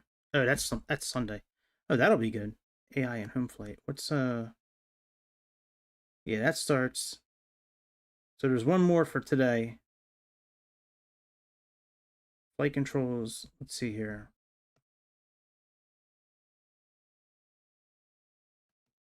I don't think it started yet.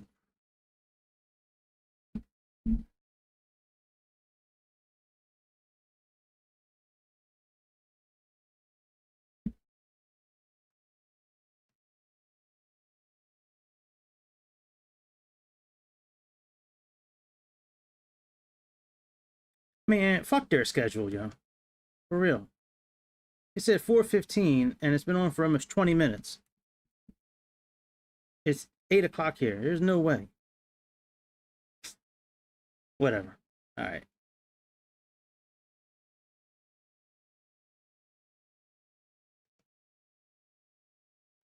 You can set your attitude. And can you imagine holding your thumb on that little tiny thumb thing and trying to hold 70 knots on a climb? Yeah, I do that all the 500 time. feet per minute. I mean, these are the sort of thing a CFI might ask you to do. Come at me, Hold bro. a I climb do it at all the 70 time. knots at 500 feet per minute, and you're there going, I can't. My thumb just can't do that, not consistently. So it's got a trim wheel, and you trim it. You do the same exact thing you do in a real cockpit, although that doesn't feel real, but at least you can still do the skill, right? So I just wanted to mention that, and that's all the hardware I'm going to show you today. But there's plenty more hardware out there that you can take a look at, and all of that stuff is some of it's very expensive, but man, they got some good hardware there, don't they? So let's just take a look now at the actual curriculum, you guys. We're going to, the focus of why we're here. So real world flight training. The whole curriculum of it, every pilot starts out with this, right? They start out with this real world training of, here's your curriculum. It's going to take you 45 hours or so, which I'm going to talk about. And it's going to take you this much money, hopefully. And I'll tell you a secret that a lot of people don't tell you from the flight schools is that it's going to cost you more than that. And it's going to take more time than that. Very few people finish their pilot's license in the recommended hours. Those are the minimums. You've got to have that many hours or you just don't get your license. And that's got to be in your logbook. Most student pilots go to 60 hours, and I know some that went to 75 before they finally got their license. That's a lot of money, a lot of time. So, they have the minimums, and that's what we're going to talk about here, right? So they have to get their private pilot license first. No matter what you're going to fly, you've got to have your private pilot license first. That's the first ticket or the first certification. Some of us stay there. Some of us don't go and get our instrument rating. Some of us don't go to commercial and start making money with flying. Some of us fly for recreation like I did. And so that's what you want to take a look at is you need this. Everybody needs this or you can't get into an airplane. So that's what I'm going to look at, right? So depending on your country, generally you need 45 hours of dual and solo. And what dual and solo means is you go with an instructor for the first 10 or 15 or so until they see that you have full confidence in talking on the radio, managing the plane in all phases of flight, takeoffs and landings, all the curriculum really. They see that you're confident and you can do all that. Your solo flight is actually one circuit around the airport without the instructor. It's a milestone for pilots and student pilots to get to their solo. Once they have their solo, an instructor can say to them, when they show up for their lesson, the instructor can say, here's the briefing for today. You're going solo. Go out to the practice area and practice what we've been practicing alone. That's how it works. And then you will go out and practice some of those skills and keep doing it and keep doing it. You'll come back and an instructor will say, okay, today's a duel. I'm going out with you, we're going to do something new. That's how it works, you guys. And when it's a duel, it costs you more because you got to pay for the instructor by the hour. And this is real life stuff I wanted you to know about. But you need the minimum 45 hours of that before you can even be recommended to go for your flight test. That's a good thing to know. But it adds up quickly, and most people go over that. As an aside, I want to mention that I was lucky. I'm saying lucky, although instructor said that I was talented, I'm skillful. Excuse me. They came up with all these words. It was luck.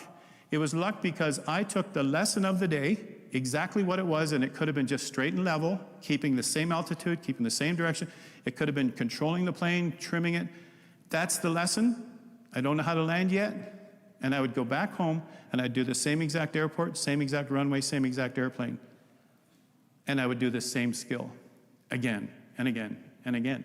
And I would go back to the flight school the next time, and we would go up dual, and he would say, okay, show me what we did last time, and boom, I nailed it. And it's not because I was better than anybody else, it's because I practiced at home in my flight simulator. But I practiced the exact skill that was at the moment. The savings isn't evident right away. I didn't sit there going, gee, I just saved like 50 bucks. You know, you might think of that, but you never really know the number until you finish and get your license. And when I talk to people who were in the same ground school that I was in when I first started, you get to network with these fellow student pilots. We're all fresh, we're all new. By the time they got done, they were into the 60 and 75 hours. By the time they got done, they were in for $20,000 to $30,000. I did my training in a third of the time. I mean, the third of the cost, I should say. The time had to still be the 45. I had to wait till the 45 to go do my flight test, and I nailed it. But all because I practiced and practiced and practiced. The sim isn't exactly the same. You're not going to get the same sensations. You're not going to get the same fear for your life that you get in an airplane if something goes wrong, right? But you can still practice a lot of those routine things that we learn without burning gas by the hour, right? And so a lot of you know that already, but I'm proof of that way back in the 90s. And that's the reason flight schools came to me and said, how'd you do it? And I helped them to do it too. And I helped other CFIs who wanted help. Some didn't want help. I don't need a sim pilot teaching me how to teach. You know? So I had that roadblock too. All right, so it's good to know that. So we also need 45 hours of ground school. And what ground school is a lot of the theory. It's all of the theory. And we get books to read and study. And we got tests to write. And we got to get a radio license and learn how to do the talking on the radio and the right phraseology. And there's so much to learn. And ground school can be kind of dry. You know, almost like teaching IT, you know, I mean, I know what that's like, right? But ground school can be dry. But you know, we need that knowledge. The meteorology, we're going to fly in the weather. Can we fly in that weather? Are we allowed to fly in that weather? What's the weather going to be like? We got to know everything. We got to know what kinds of clouds. We got to know everything about, can we allowed like legally to fly through that stuff? Or, you know, there's stuff we need to know. Theory of flight we start with, just understanding how that plane actually flies. I mean, everything. The engines that we have in our airplanes, we actually have to know something about them in case they conk out or something goes wrong. So there's a lot of information which we're not going to get through today. In my video lessons, I give them a bit of information from a ground school, and then we get into the skill, and then we finish. And I'm trying to keep them into smaller lessons. And so I do give them some ground school without them having to take the long, boring ground school. But in real life, you need the 45 hours. You need someone to sign off on your attendance that you actually attended 45 hours of instruction. And then there's a final flight test, and then there's a final written exam. The flight test is, it's really something that will make you very nervous, because like any test, you've got an examiner there with a notepad, and they're very quiet. They're not there now to teach you or correct you. They're there to assess you. And they're right there in the front seat beside you, shoulder to shoulder. These planes are not big. And they've got their notepad out, and they've got it tilted just enough so you don't see what they're writing. And they're scribbling. And they're looking over, and I think they practice this, you know. It's like, and you get nervous. It's like, yeah, I don't think I did so well, you know. You come in, you land, you grease it, you put it away, you do everything right. It's like, I'm sure I didn't pass. And they just turn to you and go, brilliant. Okay, which part? All of it. Oh, wow. You're just shocked, right? But, you know, this is something we all have to go through. And then that's not the end of it. That's the start of it. Now we have a license to fly. And we're green, as they call it. We're still dangerous. And so we can ask at any time for an instructor to come with us. You know, I mean, that's the proper way to do it. Now, here in the sim, can you imagine calling an instructor saying, come on over to my house, I want you to fly with me this time because I'm not sure if I'm going to kill myself? You go, Howard, it's a sim. You know, so they have to remind you that you can't kill yourself in the sim. But, you know, this is the thing we can do, and we are solo, right? We're solo from day one. We don't have a person sitting there helping us through this. So you need some kind of guidance, like video courses. Some of you will do YouTube to find answers for that. Some of you will watch a streamer who does that well. These are the resources we'll use to learn to fly here in the sim. But you know, we don't have to count all our hours. We don't have to wait till we're at 45 hours and somebody magically gives us a pilot's license. It doesn't happen, you guys. It's not going to happen. But that's how it happens in real life. And that's what you have to do to get your license. Okay, so to do all of that, to be able to practice that at home, you've got to get a computer that can manage The graphics, at least to the point where it's smooth. That's all we care about. We don't care about FPS and go get this kind of brand of graphics card and make sure your PC does this and get the best hardware. I see people going out and spending $5,000 and $6,000 and $7,000 to set up their sim just because Johnny's turning 16 and he wants to fly, you know, and then they find out they have no interest whatsoever. Now they got to turn around and sell it. But my point is, an Xbox S or X, and I'm not saying that just because Microsoft was on the stage before me, but I'm saying the Microsoft X or S, there are literally millions of flyers in Microsoft Flight Simulator using that. And they're even flying airliners, which is the most complex thing to do. That's hard on those systems. But they're learning all these basic things. This 172 you see in this picture, every picture I'm using here is from the simulator. And this is the common plane that I'll use to help others train in. And that's the plane that I graduated to after I finished my pilot's license. I went from the little tiny 150 into a 172 that holds 4 people.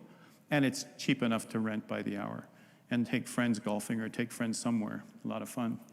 But the whole idea is at least get smooth graphics. And there are low settings in the sim, and at least you can still see the landmarks, because we always have to look out the window for flight training. Flight training is not by instruments. We learn to look at the instruments, we learn to scan them for a split second, just like you do in a car. You glance at your dashboard, you can see what speed you're going. At some point, you may glance and see how your gas tank is doing. But you glance. In flying, in learning to fly, it's out the window all the time. You're scanning for traffic, you're looking for your attitude. When you're actually turning, you're looking out the window. How does that look like when you're 30 degrees? How does that look like in a steep turn? Now do that consistently. Let's do it again. And that's what you're doing out the window. You're not even looking at the instrument and going, I'm exactly 32 degrees, I'm pretty close. We don't do that. And that's instrument flying. You're going to do instruments for sure. And eventually you might want to fly with just instruments. That's a whole new rating. And that's a rating where you have to rely on them and cross-check and make sure that if that instrument isn't telling you the right thing, then how else can I get that information? That's scary stuff. You're flying through complete fog with no reference to the ground or any other plane, and you got to rely on those instruments. That's the next step you would do after you get good with VFR out the window, with visual flying. So visual flying is what we do. And as a fact, in our Twitch stream, we get together, we go fly, and we stay low. We don't climb to 20,000 feet and set the autopilot. We climb to 2,000 feet and hope we clear the mountain. Or we see some antenna on the ground and like, oh, we got to fly at least 1,500 or we're going to hit something, you know? And we can still see the ground, we can still see the rivers, we can still see the canyons. We have a ball. And that's VFR flying. This is why I became a pilot, so I can explore and I can just travel somewhere close by. I'm not going long distance and paying rentals for that. So that's something to think about. That's what you're learning in your first your certification for private pilot. You're learning out the window, visual flight rules, VFR. All right, the training airplane, I mentioned them already, so we don't have to dwell too much on it, but you can see here, this is a plane from your local flying school. So my suggestion is, even if you're not going to take real flying lessons from a real flying school, like physical, go to the school thing, find out what planes they use. Well, I'm going to help you with that. I'll give you a list right now. And that's the plane that you should be trying and learning your lessons on in your home. That's the plane you should be practicing with in your home. Don't go practice with a 737. I'm going to go learn to fly on a 737. You know, that's not realistic. Nobody does that in real life. You can't. So what kind of planes would they learn to fly on? And we're going to go take a look at that. Let's pick the same plane that they'd have in your local flying school. So the common ones that are there, the Cessna 152. Now I learned on a 150, there's still lots of those around, 152 similar in engine and specifications. We have that in the sim. Everything I'm showing you here we have in the sim here, in Microsoft Flight Simulator. The Cessna 172 is the most common in flight schools. As we're reminded in our sim, it says sometimes on the splash screen, over 40,000 of them were made. Well, it's the highest production airplane in the world, and it's still being made. And the oldest one that I've flown that I rented was from 1956, which makes it about, I just calculated it the other day for my Twitch stream, it was something like 58 years ago. I flew a plane that was made 58 years ago. Now, the plastic inside the plane was rattling when I landed, and my passenger wasn't very comforted by that. Are we going to die? No, it's just it's old. It's just an old plane, but it's good.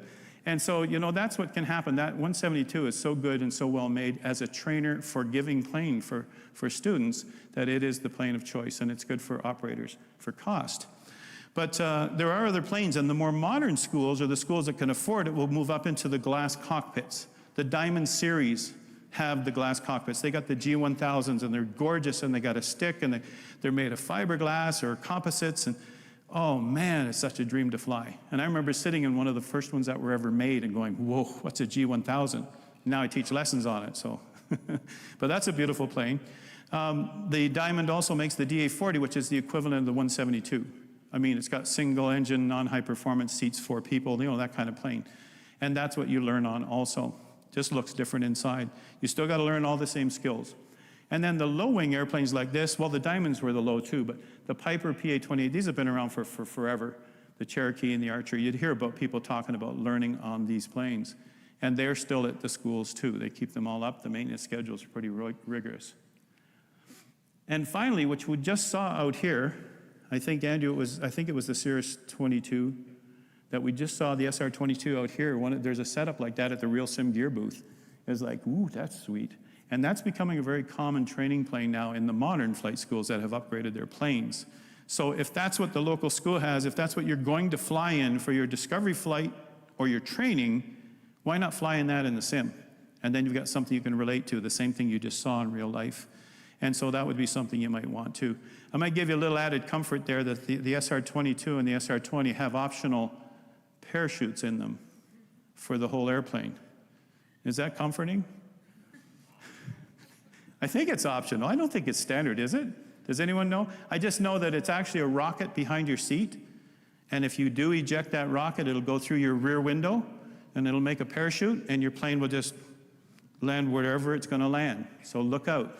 I quite honestly, in training, you're taught if the engine goes out in all planes and helicopters, if the engine goes out, you're taught to glide and pick a field and glide and land where you want to land within a certain radius of gliding. But still, you can actually pick an open field instead of a parachute that's going to drop you down on somebody's house, you know? So I'd rather be in a plane that I can glide. I'd do that first before I'd actually activate the parachute in real life. But apparently, Cirrus has had something like 232 parachutes deployed since they invented that feature. I don't think the plane is, yeah, it's true, right? Andrew says the plane is not happy afterwards, yeah. It probably could sustain some damage, that's for sure. But then again, sometimes if you glide into a farmer's field, it's all mushy, you might nose over. So, you know, gliding is also dangerous too if you're in a highly congested area. I learned to fly at Toronto Island Airport, and you're going to see a picture of that right here. And so this is the approach to runway 26 in the sim at Toronto, Ontario, Canada. That's where I'm from. And so this is on approach. Now, what do you guys think? We got some experienced simmers in here that just tuned in to see. I don't know what's Howard going to talk about. What do you think of that approach? Is that good?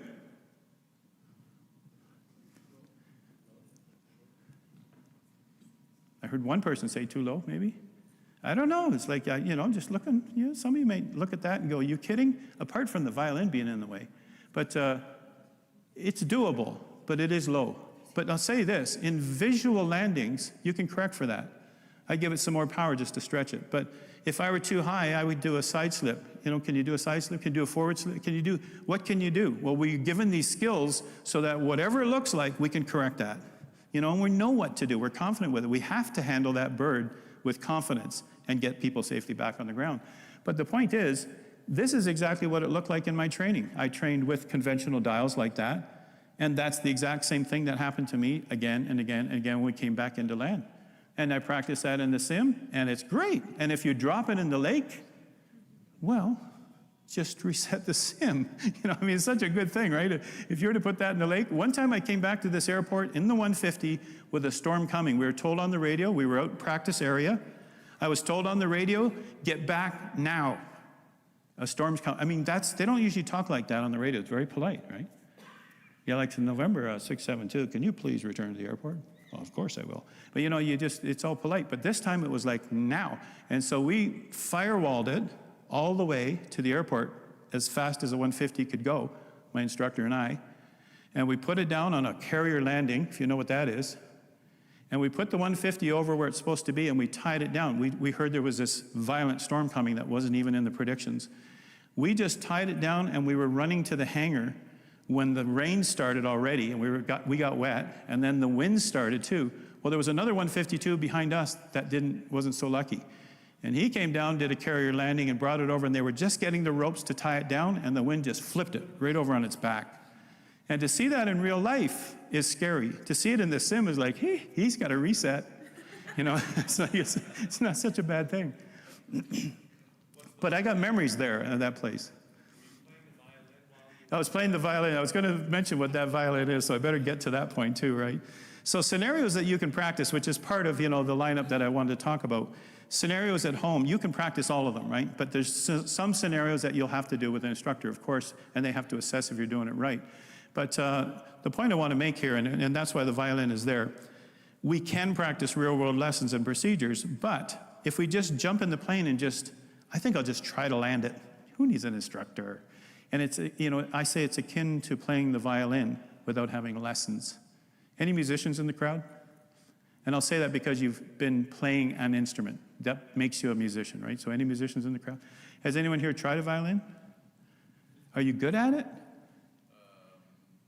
By somebody else's statement or standard, they think you're good at it, right? Your wife or somebody, like they think you're good at it, right?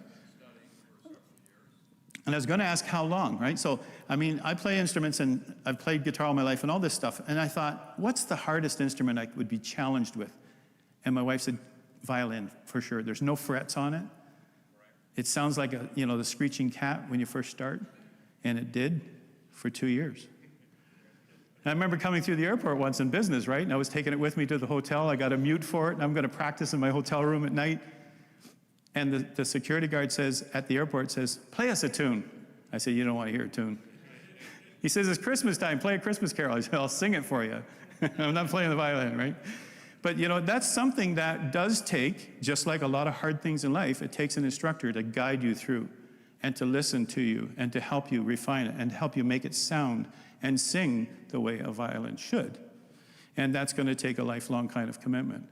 This is the same thing here, you guys. If you're going to learn to fly, if you're going to want to do that confidently and feel the satisfaction of handling that airplane from start to finish, you need to have some direction.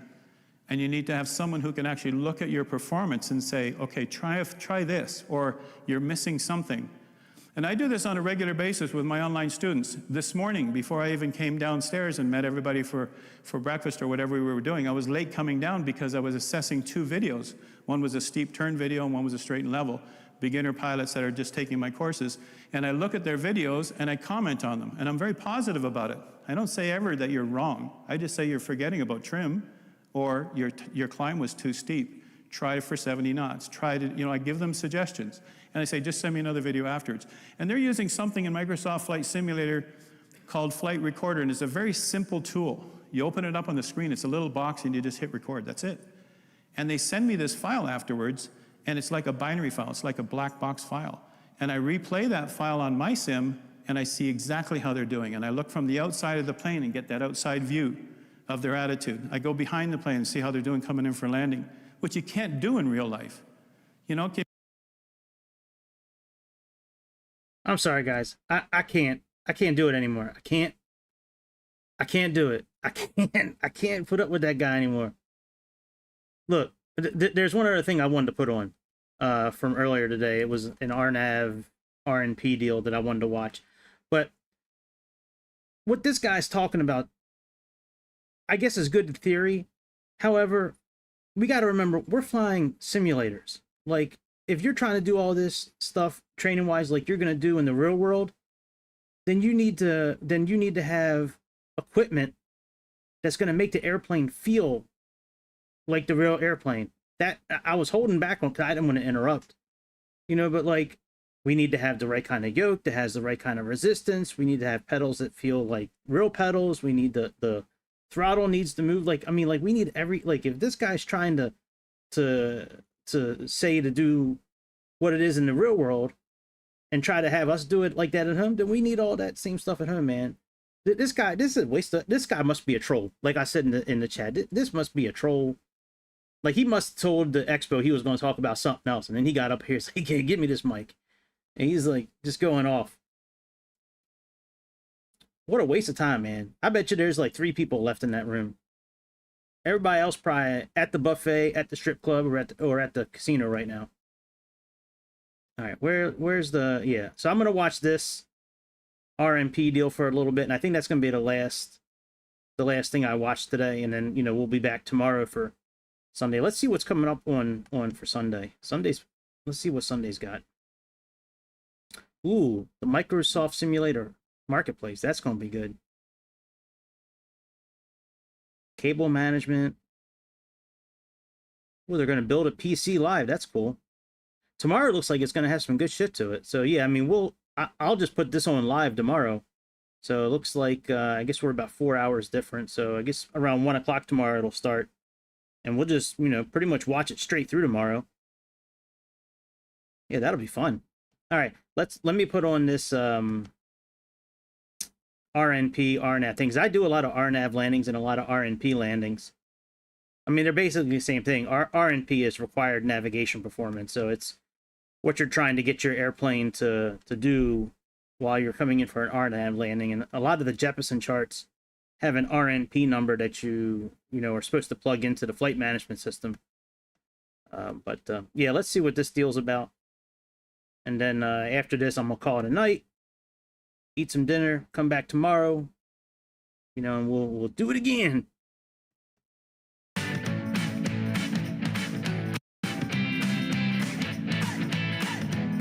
Thank you to anybody who's going to watch this. Thank you for tuning in. Please consider becoming a member. All right, guys. Well, hey, Super everyone, chat, welcome subscriptions. to Are We Doing This Right? My name's Ethan Hawes. I'll talk a little bit about myself. Likes, all that shit. All right, I'm kind gonna of what we're here doing today. mute my here in a little voice bit, and my but face. I want to start us off with a story.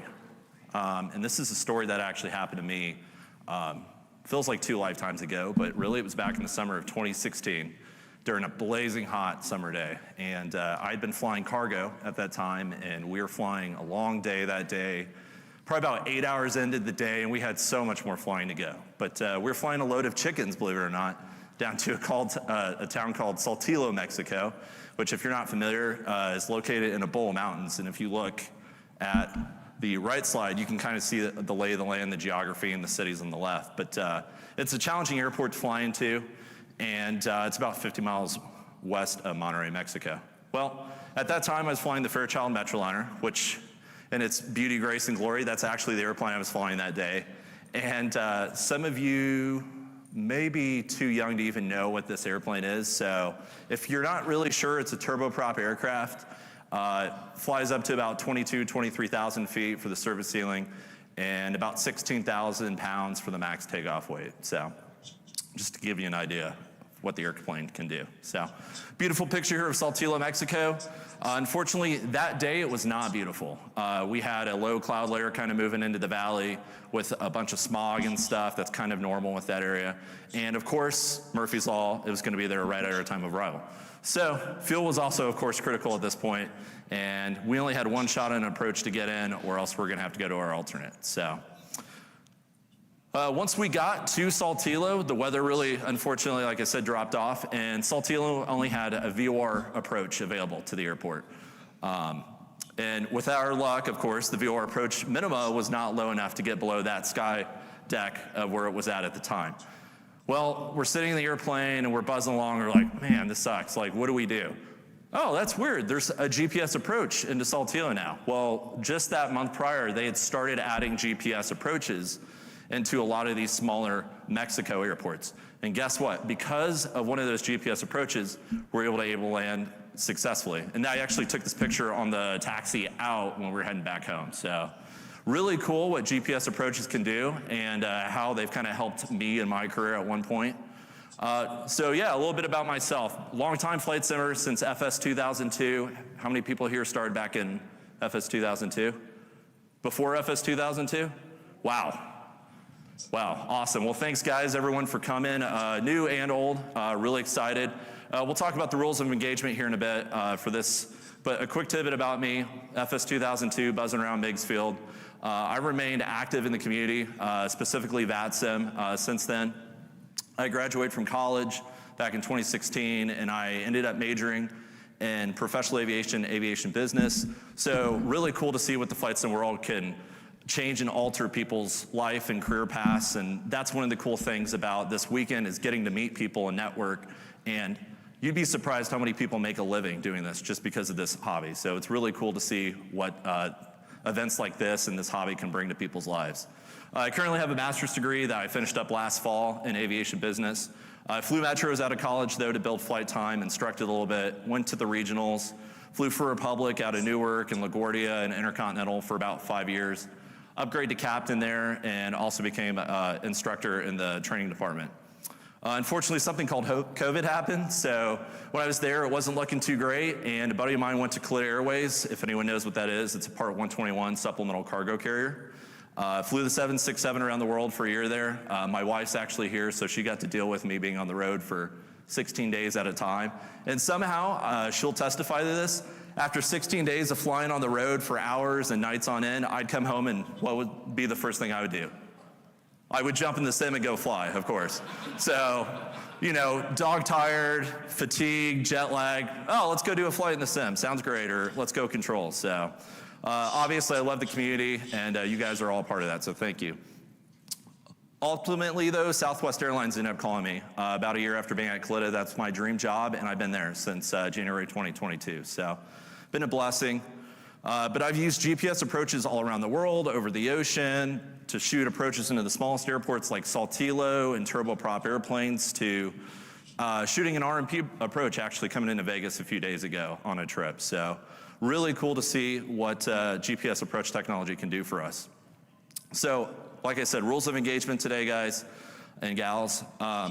Today's presentation will assume everyone has some sort of baseline knowledge of IFR procedures and competencies. Unfortunately, it would be impossible to teach y'all everything about IFR flying in about 45 minutes. So we're gonna kind of cut and drive our way through some concepts, and we'll break down some of the basic stuff, so hopefully everyone at least has some sort of fundamental knowledge before we dive into some of the other stuff. Outside of that, though, we're gonna get our hands dirty in some live demonstrations that I shot in the simulator. Unfortunately, I wasn't able to get approval to shoot them in the airplane like I originally wanted to, but hopefully that'll cover those bases a little bit. And we'll also learn some tips and tricks along the way on how to fly GPS approaches like a professional, so. Cool, so when I was kind of doing my initial research and proposing the topic to Evan and company when I wanted to speak this year, I called it RNAV and RMP approaches. Well, in reality, those kind of fit into a term called performance-based navigation, or PBN, if you haven't heard the term. And we'll dive into what PBN is exactly a little bit and talk about the concepts of it here in a little bit. But don't worry if you don't know about it. Cool. Well, let's talk about what exactly we're gonna discuss regarding PBN technology in aviation. So we'll start with the basics. Kind of talk about some misunderstood elements that we typically see, maybe as flight simmers, or I'll see in the community when people talk about PBN type approaches utilizing GPS technology.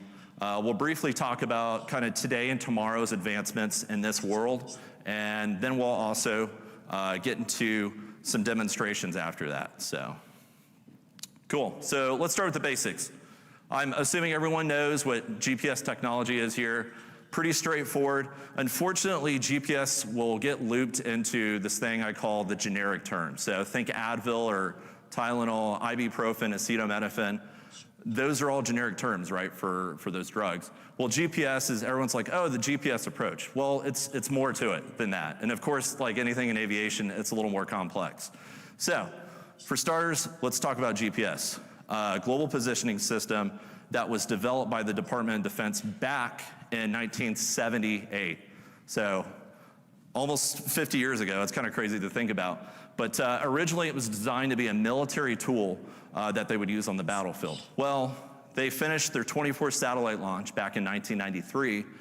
And at that time they said, man, we can do a lot of great things for the general public if we let them have access to GPS. So things like this, a cell phone, right? All of our cell phones are utilizing GPS technology probably right now as we're sitting here, believe it or not. When you're driving your car, your Google Maps, your Apple Maps, it's reading how fast you're going and sending it to the traffic maps and all that stuff. So really cool what GPS has afforded us to be able to do as a society and in aviation. All right, what about GNSS? How many people have heard this term? Quite a few, right? Okay, cool. Well, just like GPS, GNSS, or Global Navigation Satellite System, is a concept that takes everyone's GPS system that they develop. So Russia, China, and the EU. So EU's is Galileo. They don't call it GPS, it's their Galileo system. And Russia's, for example, is called GLONASS. Well, everyone put their heads together and they said, well, we have all these satellites in the air providing all these services, right? But what if we were able to have them work together and then help everyone that much more? So that's what it is. It's a collaborative effort that provides GPS signals utilizing everyone's technology instead of one system like GPS. So ultimately, that's just going to expand GPS coverage and accuracy to users like us on our phones, in the airplanes, in the simulator, if you want to think of it like that. Cool. So we talked about PBN, right? Well, what is PBN at the end of the day? It's a satellite-based system, or a concept. It's a satellite-based system that utilizes onboard monitoring of the aircraft to fly precise flight paths. So pretty generic, right? Basically, the concept of PBN is it can be broken down into 3 parts, and I kind of briefly mentioned them in the graphic there. But basically, PBN is we can use navigation on any part of the world, over an ocean, over a mountain range, over the poles, right? We can use it to fly departure and arrival procedures, and we can even use it to fly approach procedures, which is what we're talking about today. Next, RNAV. Everyone's heard this term, right? Area navigation. Pretty generic in terms of what it is. Everyone's like, okay, well, area navigation.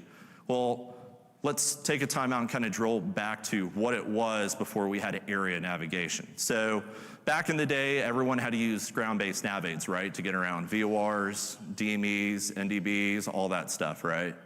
Well, with the advancements of PBN technology, now instead of flying from point to point to point, we can cut a straight line and fly straight through them. And guess what? Everyone wins in that concept because it allows us flexibility to not be bound by ground-based nav aids. I don't know about you guys, but I think it's pretty hard to put a VOR in the middle of the ocean and maintain it and power it. So that's one of the cool things that RNAVs allows us to do, is to put these paths and design them to places where we couldn't do it before. It improves in routing flexibility though, cuts down flight time. That's a big thing, and ultimately, when we cut down flight time, we cut down in fuel, right? So that saves everyone a lot of money, and money talks. So RNAV technology, it's a beautiful thing. SBAS, satellite-based augmentation system. Continental coverage mainly involves moving parts on the ground, in the aircraft, and in space. And now we're starting to get a little technical, so I'm gonna keep things a little simple here for the brevity of this presentation. But essentially it calculates the error tolerant, or the errors that the aircraft is receiving by its normal GPS processes, and it corrects them down. So we get a little more accurate position information. They're always working together, and for example, like I said, continental coverage. So the WAAS system, I'm sure you all have heard of, covers primarily North America, and other regions have their own SBAS network, okay? And there's even more being added. I think Australia may have theirs now, or it may still be in development. I'm sure someone here from Australia can correct me on that if it's done yet. But SBAS accuracy, y'all, laterally, point to point in this room. It can tell me wherever I am in the world, and in these regions, I'm a point somewhere in between these walls. Same for vertically. If you look at the ceiling here, maybe add another room on top of this room, and vertically, that's how close it can get. In the grand scheme of things, when you're moving at hundreds of miles an hour, and you can be anywhere in the world at any point, and it can get you within that window, pretty good. Not bad, right? You gotta remember the Earth is, what, like 25,000 miles around? So pretty good. Well, it gets better. Ground-based augmentation system, and this is kind of the future, and we'll briefly touch on this a little bit more, but it covers airports only, and you're looking at about a 40 to 60 mile radius around the airport.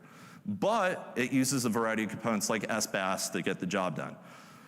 It provides error corrections just like SBAS does, but like I said, at tighter tolerances, and these components all sit at the airport. And one of the cool things is they're self-redundant, so if one station, for example, goes down into the 4, the others can take over. And you can put these stations anywhere around the airport. They don't have to be next to the runway like an ILS glide slope antenna shack or a localizer.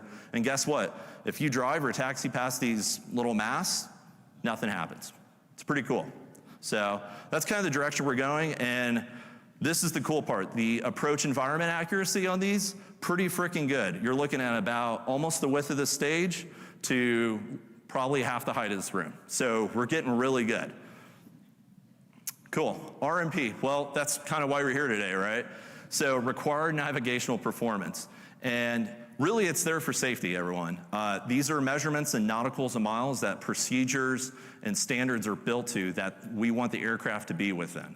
Bad things happen when you go outside of these ranges because they look at terrain and other factors and say, well, guess what? As long as we're within this path 99% of the time, and we can ensure that, we're good to go. We can safely fly these approaches. And you can see there's different breakdowns of what can be required when, but you can go down to a 0.1 RMP now, which is pretty freaking cool. Actual navigation performance. Well, this is what really matters, right? So how's the airplane actually performing versus what's required, right? And this is the number you'll see in your PFDs or MFDs or whatever that will be next to RMP, and they're always kind of checking against each other, right? And essentially it will adjust to what your aircraft is doing, right? So over the ocean, we get away with 10 RMP. Well, that's great. 10 miles over the ocean, not bad, right? But if I'm shooting an approach in the mountains, I don't know, 0.3 or 0.1 sounds a little bit better. So I'll say that if this value gets exceeded, that's when you start getting alerts in the cockpit that, hey, we're not able to do or maintain the GPS accuracy that we need. Cool. So quick little audience interaction thing here. Take a look at these approach plates really quick. One's here in Vegas, 26 left. This is actually the approach I just shot. And it's the RMP, and then this is the RMP to Heathrow's 27 left. In terms of technology, navigational technology being used for these approaches, can anyone tell me what is different about these two approaches? Just raise your hand and, yes, sir. Vertical guidance. Well, believe it or not, they both have vertical guidance. Anyone else? Yeah, there's an RF turn on there. Yeah, and we'll talk about that here in a sec. But at the end of the day, we're talking, what does it take to fly these approaches, right? Navigational technology. Nothing. Nothing, guys. And it's weird because you look at the titles, right? And it's like, well, one says this and one says this and this, right? So it's kind of funny. So like anything in aviation, it's complicated, right? So ICAO, or the International Governing Body of Aviation for most of the world besides the United States, basically, said back in 2014 they felt the term RNAV was too general when they were naming approach procedures. So what they said was, well, let's simplify the naming of these things here, okay? Reduce confusion on what's being used for each approach. And at the end of the day, RMP means what? Required navigation performance. Well, guess what? To do all these approaches, you need some sort of required navigation level. So, of course, the FAA has to be different, like we are in everything, right?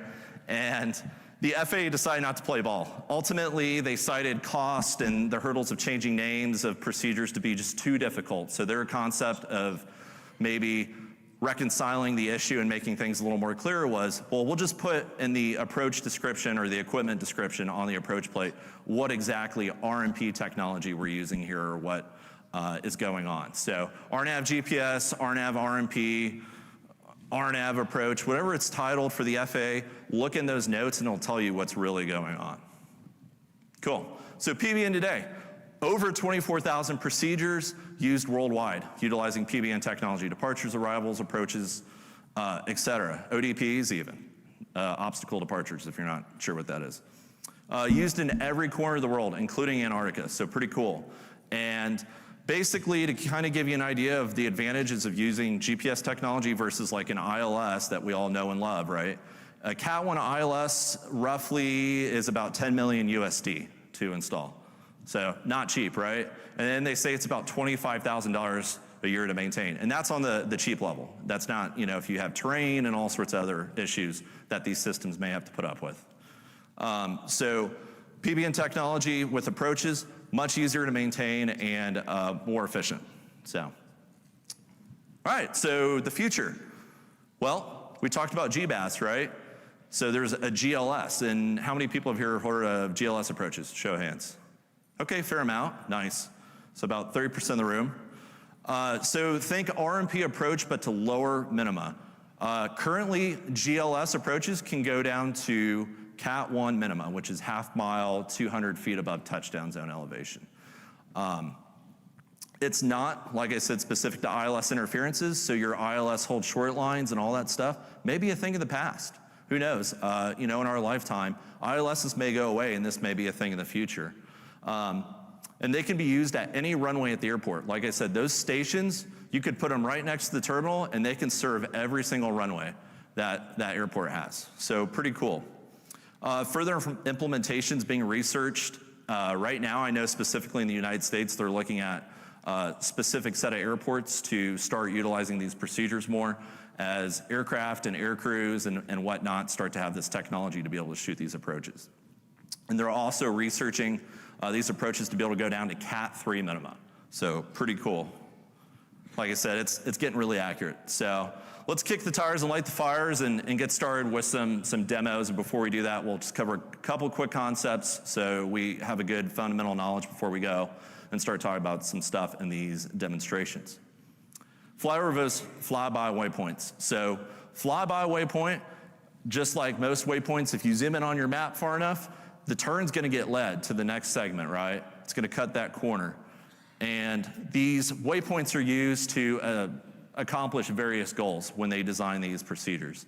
So, reasons we may have a flyover waypoint versus a flyby, well, maybe they want you to avoid a noise abatement area or a certain set of airspace and they need you to go over that fix and then start your turn in the next leg. That's typically when you'll see a flyover waypoint being used. They want you over that for a reason. RF legs, someone mentioned that earlier, radius fix. It's a constant turn, and this is one of the cool things about RMP technology within the PBN approach spectrum that we now have available to us. So instead of tracking straight radials on VOR radials and localizers and stuff, now we can curve courses and do all sorts of cool stuff.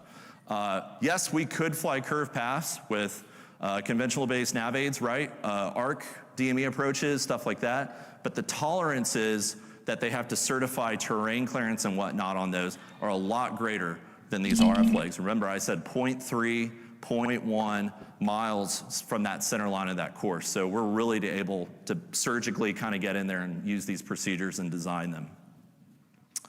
So RF legs really add a whole new advantage on where we can start using these approaches to maybe like Saltillo, where you could just go straight in and that was it because the mountains around it with the VOR approach. Well, now we could do an arcing approach or use waypoints to navigate through the valleys to get to the runway.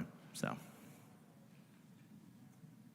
cool. So here's some examples. You talked about a radius fixed turn.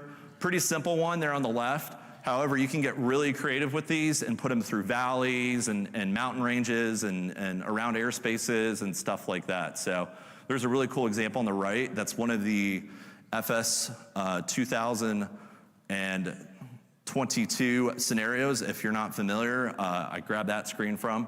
So if you want to fly one of these, believe it or not, you can just go do it in the sim right now. And there's actually a really cool scenario you can do to do that. Cool. Procedure speed restrictions. These are equally important and something you have to look at when you're shooting these approaches. They're there for a reason. So, quick audience question. Raise your hand if you know the answer. What happens to bank angle on an aircraft to maintain a set radius the faster we go? Steeper the turn, right. Yeah, because if someone said wider, well, if you keep the same bank angle and go faster, you're gonna go a lot wider. Well, remember, we wanna stay, for example, on the right here, we wanna stay on that path for whatever reason they designed that. So, speed restrictions are there to keep you really on these RF legs. That's where they strategically kind of implement these into these procedures. And ideally, they do some math in the background, and they say approximately 25 degrees angle of bank max is what they design these speed restrictions to meet. Any more than that, you're kind of looking at unstable approaches and stuff like that. So that's why these speeds are important. Cool, minimums. Well, that's great, right? We're flying all these approaches, but how low can we go? Well, these examples are from all over the world. I looked around and I'm like, well, okay, do things look different? No. At the end of the day, what matters is what approach guidance is available. Someone talked about that earlier. What can the aircraft do? Maybe your aircraft can only fly LNAV and VNAV approaches, right? What about the aircrew? What about you? What are you familiar with flying?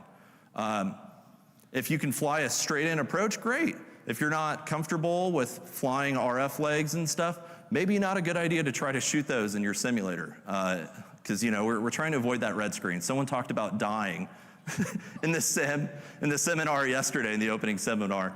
And there's nothing more infuriating than doing your flight and then crashing at the very end, right? Especially when it's not your fault. But with aircrew certifications, y'all may see some notes on your approaches that say AR, authorization required. Essentially, as a professional pilot, all that means is we've received training on that and we're able to fly those approaches. So we practice those in the sim and we spend some time in the class talking about them. But in reality, guys, when you go home, what can you fly, right? Certification of aircraft and crew. That's one part of the equation, and what can the aircraft do? So at the end of the day, if the approach is available in your simulator, go fly it. Who cares? You can do your research. You can study on how to fly these, but at the end of the day, if it's available, use it, right? It's another tool in your toolbox. So, cool. Well, let's have some fun and jump in the sim. I'm gonna kind of walk through some of these as we fly along because they're all shot in real time. I apologize, I have a dinosaur computer and I am working on upgrading that right now. So I apologize that everything's not in 4K, but we'll do our best. So as you can see here, I just talked about the RMP value. I put that in the FMC in the bottom left in L6, and essentially that will say, hey, I'm gonna keep comparing myself to AMP, right? And that's the value where that triggering is looking at, right? And then of course the little green, I don't know if the laser will work from here, but the little green AMP and RMP values are also available on your map, right below your indicator on the Boeing. I apologize, this is an Airbus. I'm not an Airbus guy, so I felt kind of weird trying to do it on an Airbus, so I just figured I'd do it from the perspective of the 7.3. Cool, so this is a vector to file example, right? You don't have to join a procedure at an initial approach fix or at an intermediate fix. You could get clear direct one of those fixes and start from there, and ATC may have you do that. But you can also get a vector to final. So we're turning to intercept the final approach course here. And on the Boeing, you'll see I'm waiting to hit LNAV because you want the wings to be level, because when you hit LNAV, it'll automatically snap the wings level and intercept right there. So if you're 90 degrees off and you smack LNAV, it's gonna sit there and try to intercept at 90 degrees, and we all know how that works, so. So we got our vector to final, we're at 2,000 feet.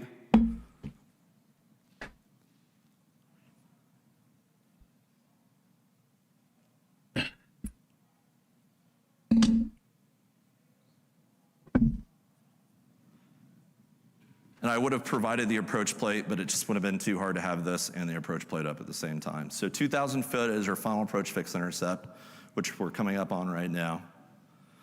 As you can see, we're still in outhold, right? So if I do nothing, what's gonna happen to the airplane? It's not gonna descend, right? Well, now that I'm established on a segment of the approach, not a bad idea to hit VNAV at this point. So as we come up on it here,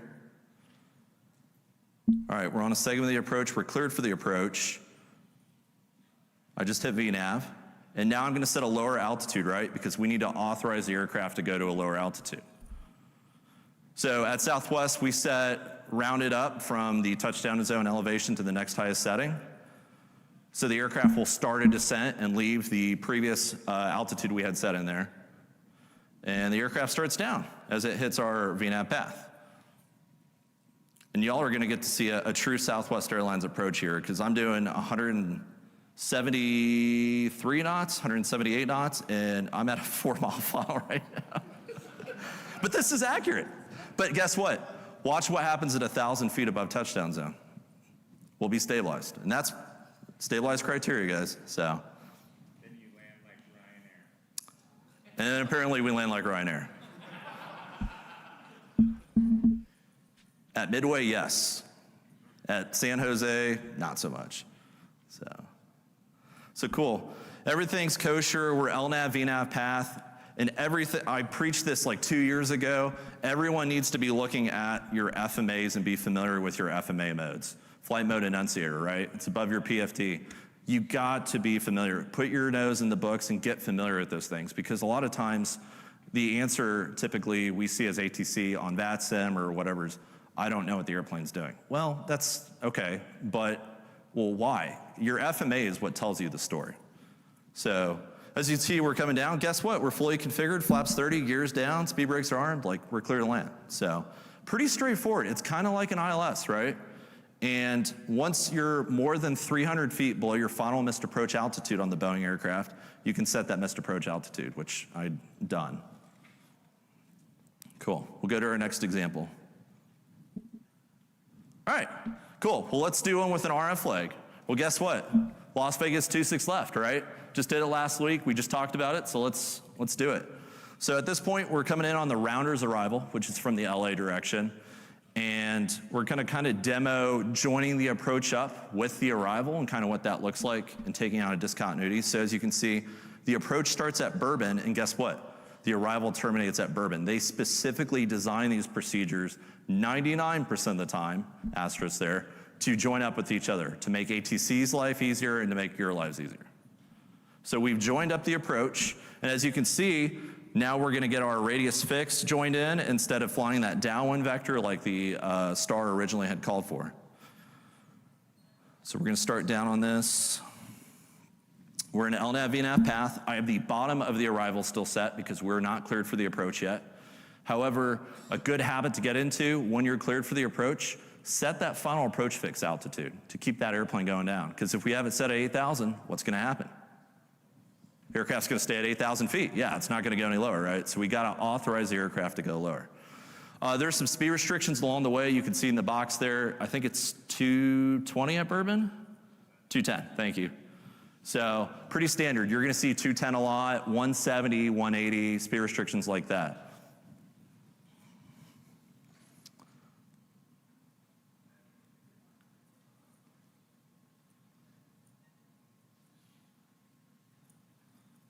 Sweet. So we're tracking down the downwind here, and we're waiting for ATC to clear us for the approach. And you can see the RMP versus the actual, also 0.3 on this approach. However, this one also has a, well, this one only has a 0.3. If y'all flew in, you may have came in on 1.9. That has, I believe, a 0.1 available to it. So if I was doing 1 to 0.1 minima, which usually allows you to get a little lower than 0.3, because of those tighter tolerances, you would set 0.1 in there.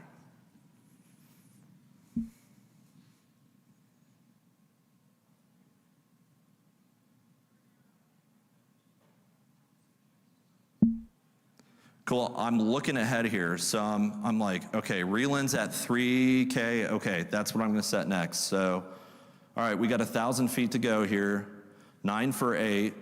Okay, cleared approach, LNAV, VNAV path, cleared for the approach. That's when I set my final approach fix altitude. So there's 3,000. As you can see, you may need to start configuring a little earlier than you want to. That's one of the drawbacks about these approaches. Sometimes it forces your hand and you gotta get slower earlier. And you'll see ATC may be reluctant to give these approaches out, especially if they're trying to cram traffic into the airport. So it's all traffic dependent. But you can always ask.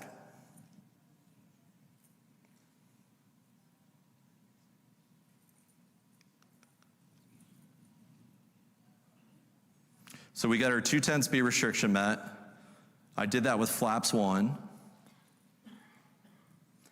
Oh, your final approach courses. Make sure you have both sides set to your final approach course that's listed on your approach. On some aircraft, the airplane will freak out if you do not have both set. So make sure you're doing that on part of your setup process as well.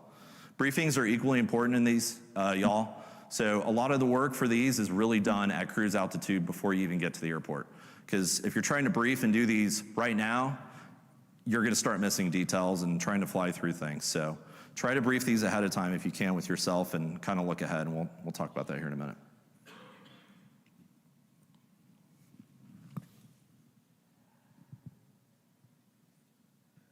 So this one allows you to go pretty fast after that 210. A lot of ones now with an RF fix, or an RF leg rather, you'll start to see the 170s, especially at the really tight turn. This one's about a 5-mile radius turn, so you've got plenty of time. They want you to keep the speed up, so they let you kind of have free speed at 210, basically. But as, of course, you approach the airport, you're going to want to slow down.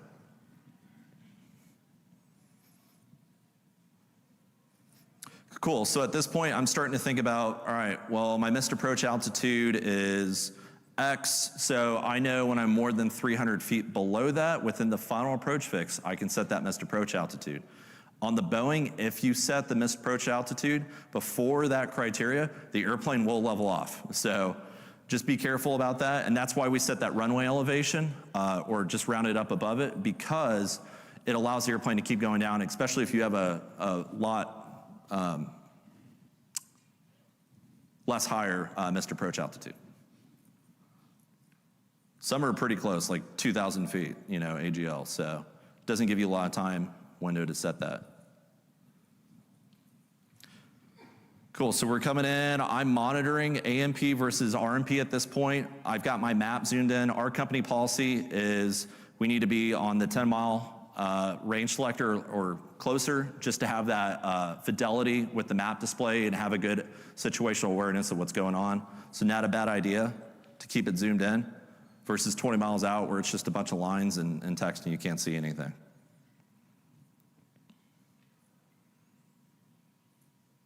Sweet, join up with the final here.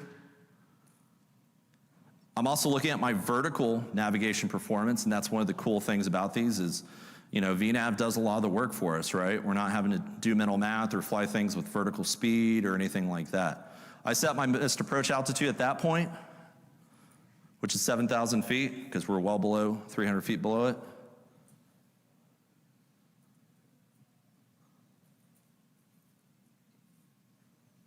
You get to watch another Southwest Airlines approach here. All right, cool, so we're starting to slow up. We're getting to a 5-mile final. We try to do like 170, 180 to 5. 170 is the technical answer there. But sometimes ATC will ask for a little bit more. The center pump tanks are starting to become empty.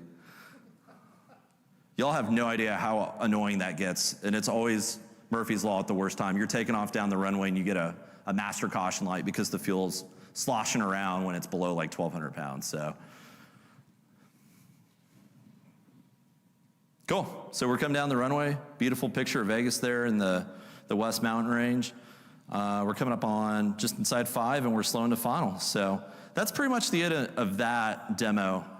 So let's kind of put it all together and talk about some tips we briefly discussed, and I'll add in a couple other things that could help you all at home maybe fly these a little bit more better. One cool thing that I recommend doing with these, back up your visual approaches. When in doubt, back them up. And if there's an ILS and an RNAV or an RMP approach, why not use the GPS approach, right? Like, it's there, it's available. If you don't use it, you lose it, right? Kind of like speaking a language or working out. Not that I do much of that these days, but the more you use them, the more you'll be comfortable with them. One thing to keep in mind, your approach pass from your VASIs, typically with a runway, and a GPS approach will be slightly different. So if you are established, everything's centered up on your next RMP approach you fly, and you break out and you see the VASIs and you're like 3 red or 1 red, guess what? It's not the end of the world. You're still safe. You're still on a safe with the approach. You're still within tolerances. You're not going to hit anything, right? But at that point, not a bad idea to transition to the VASI. Also, these approaches are subject to things called temperature fluctuations or temperature errors. So you'll see a lot in the notes. It'll say this procedure for uncompensated baro VNav systems are available between this temperature range. Hot to cold, look out below. So the colder it gets, the more the true altitude of your aircraft will actually be lower due to altimetry errors and whatnot. So there is a tolerance on some of these, so keep an eye if you do have, or you're flying an uncompensated baro VNav aircraft. So take a look at your aircraft's documentation to see if it has that system or not. Use caution though when you're shortcutting these approaches. I know it's all about getting there fast, right? But when you have a procedure with an RF leg, you cannot go direct to a fix that starts an RF leg. You have to go direct to the fix before. Reason being is, here's a great example. So we have mountains on either side of our RF leg, right? And if we went direct to that first fix, well, the aircraft's gonna take time to turn to rejoin that RF leg. Well, now you're probably gonna be exceeding whatever RMP is required to fly that RF leg, and the aircraft's struggling to make the constraints of that RF leg. So, if we go direct to the fix before, it gets a chance to get itself established and safely fly that RF leg. All right, well, let's talk about missed approach. Not that these probably happen a lot in the sim, but they can. They can happen at any point. They don't have to happen at the missed approach point. So, big things to think about when you're flying these. Where am I at if I need to initiate a missed approach? Maybe someone becomes disabled on the runway. Well, odds are if you're flying one of these and you're on one of these RF legs, remember, they're there for a reason, right? You may be in the middle of a mountain range, diving and driving in, right, to the airport. Well, just hitting go around and you know, coming like a bat out of hell out of the mountain range, you may fly into a mountain. So ATC, and the expectation is you'll stay on the lateral confines of the approach until either ATC breaks you off it or you're at a safe altitude where they can turn you off it. Or they may expect you to fly it all the way to the runway. That's a possibility too. So, like I said, think about where you're at when the missed approach is initiated. Remember also, you still have to meet the speed restrictions. So if we started the approach at Ming, and that's max 230 knots, and we get to Fank, which is max 210, well, if we're between Fank and Zassiv here, and someone stalls out on the runway, and ATC's like, hey, go around or whatever, but maintain the approach until the runway, and then fly runway heading. Okay, cool, that's fine, but we still need to honor the speed restrictions along the way there. So instead of hit and go around and, you know, firing coal down the runway here, or firing coal down into the engines, let's slow down. We may even have to slow down even more from where we're at currently, and even configure the aircraft with flaps to make sure we're at a safe maneuvering airspeed before we do that. So think about that if you do have to go around. And also, you know, think 2 steps ahead, because there may be additional speed restrictions down the line, right? Just because you have a 170 knot speed restriction now, you may have an additional one down the line. Here's kind of a crazy example I found of some speed restrictions being used with RF leg approaches. And this one is absolutely crazy. But like I said, if you're working ahead and you're briefing these approaches and you're familiar with the airspeeds that are gonna be required along the approach pass, not a bad idea to, like I said, brief that ahead of time, but as you're flying through these approaches, always think 2 steps ahead, right? Even the missed approach, look at that, max 175 knots. This is a pretty cool approach though. This is in a Rio somewhere, Rio de Janeiro. Sorry? Santos Dumont. Go try that when you get home, Santos Dumont. That looks really cool. I kind of want to go try that. But cool, so key things, guys, before we go to a quick Q&A here is know your aircraft's capabilities, know how to use your automation modes, FMAs, et cetera, right? Add these tools to your toolbox and use these in the sim. I know everyone starts with an ILS approach, and that's just kind of the entry level for most simmers, but remember, there's a lot of other additional tools to get your flights done. I know a lot of folks here fly GA. Well, guess what? A lot of GA airports don't have an ILS, right? So the next time you fly with live weather, you decide to make it a little more challenging, consider using one of these RNAV approaches, okay?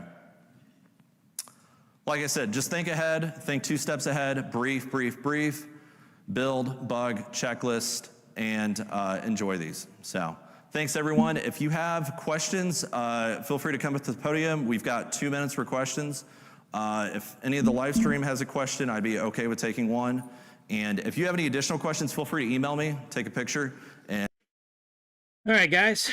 So I think that's about it for today. We covered a lot. We watched pretty much everything that was available. And again, let's look at, I do RNP and RNAV landings all the time. The Boeing 737 from TMDG is probably the easiest out of all the planes in the simulator to do those with. Yeah, it's great. Let's see here. So tomorrow there's a bunch. It starts at 9 a.m. Pacific, which I believe is 1 p.m. East Coast time. So I'm going to start at 1 p.m. tomorrow, and we're just going to breeze. Pretty much just going to put it on, and we're just going to stay watching tomorrow. Might take a break here and there to reset the timer on the sim, because YouTube doesn't like, streams to be too long. We're running up on 4 hours right now. So that's it, my friends. Please subscribe, hit the like button, become a member. Super chat, super thanks. Join Discord. I mean, there's a lot on the checklist, man. Y'all got a big checklist from me. Big checklist. Anyways, that was fun. A lot of good shit today. One of the best things I saw today was that new artificial intelligence ATC, where there's nothing like, there's no software, you don't need to click on anything. You just jump in and you start talking, and it starts talking right back to you. It's amazing. So if you didn't see it, go back to, I believe it was the stream from earlier today where we were watching Friday nights. But it was awesome, man. So anyways, that's about it, guys. I will see y'all tomorrow at 1 o'clock East Coast time for more Flight Expo. Oh, yeah, you shit all over Ryanair. Hey, everybody shits on Ryanair. So, all right, I'm getting out of here. And I will see y'all tomorrow at 1 o'clock East Coast time for more, we'll knock out Sundays live. As they're doing it live, we'll watch it. And, yeah, man, y'all have a good rest of the Saturday night. And I'll see y'all tomorrow. See you, Magnum. See ya.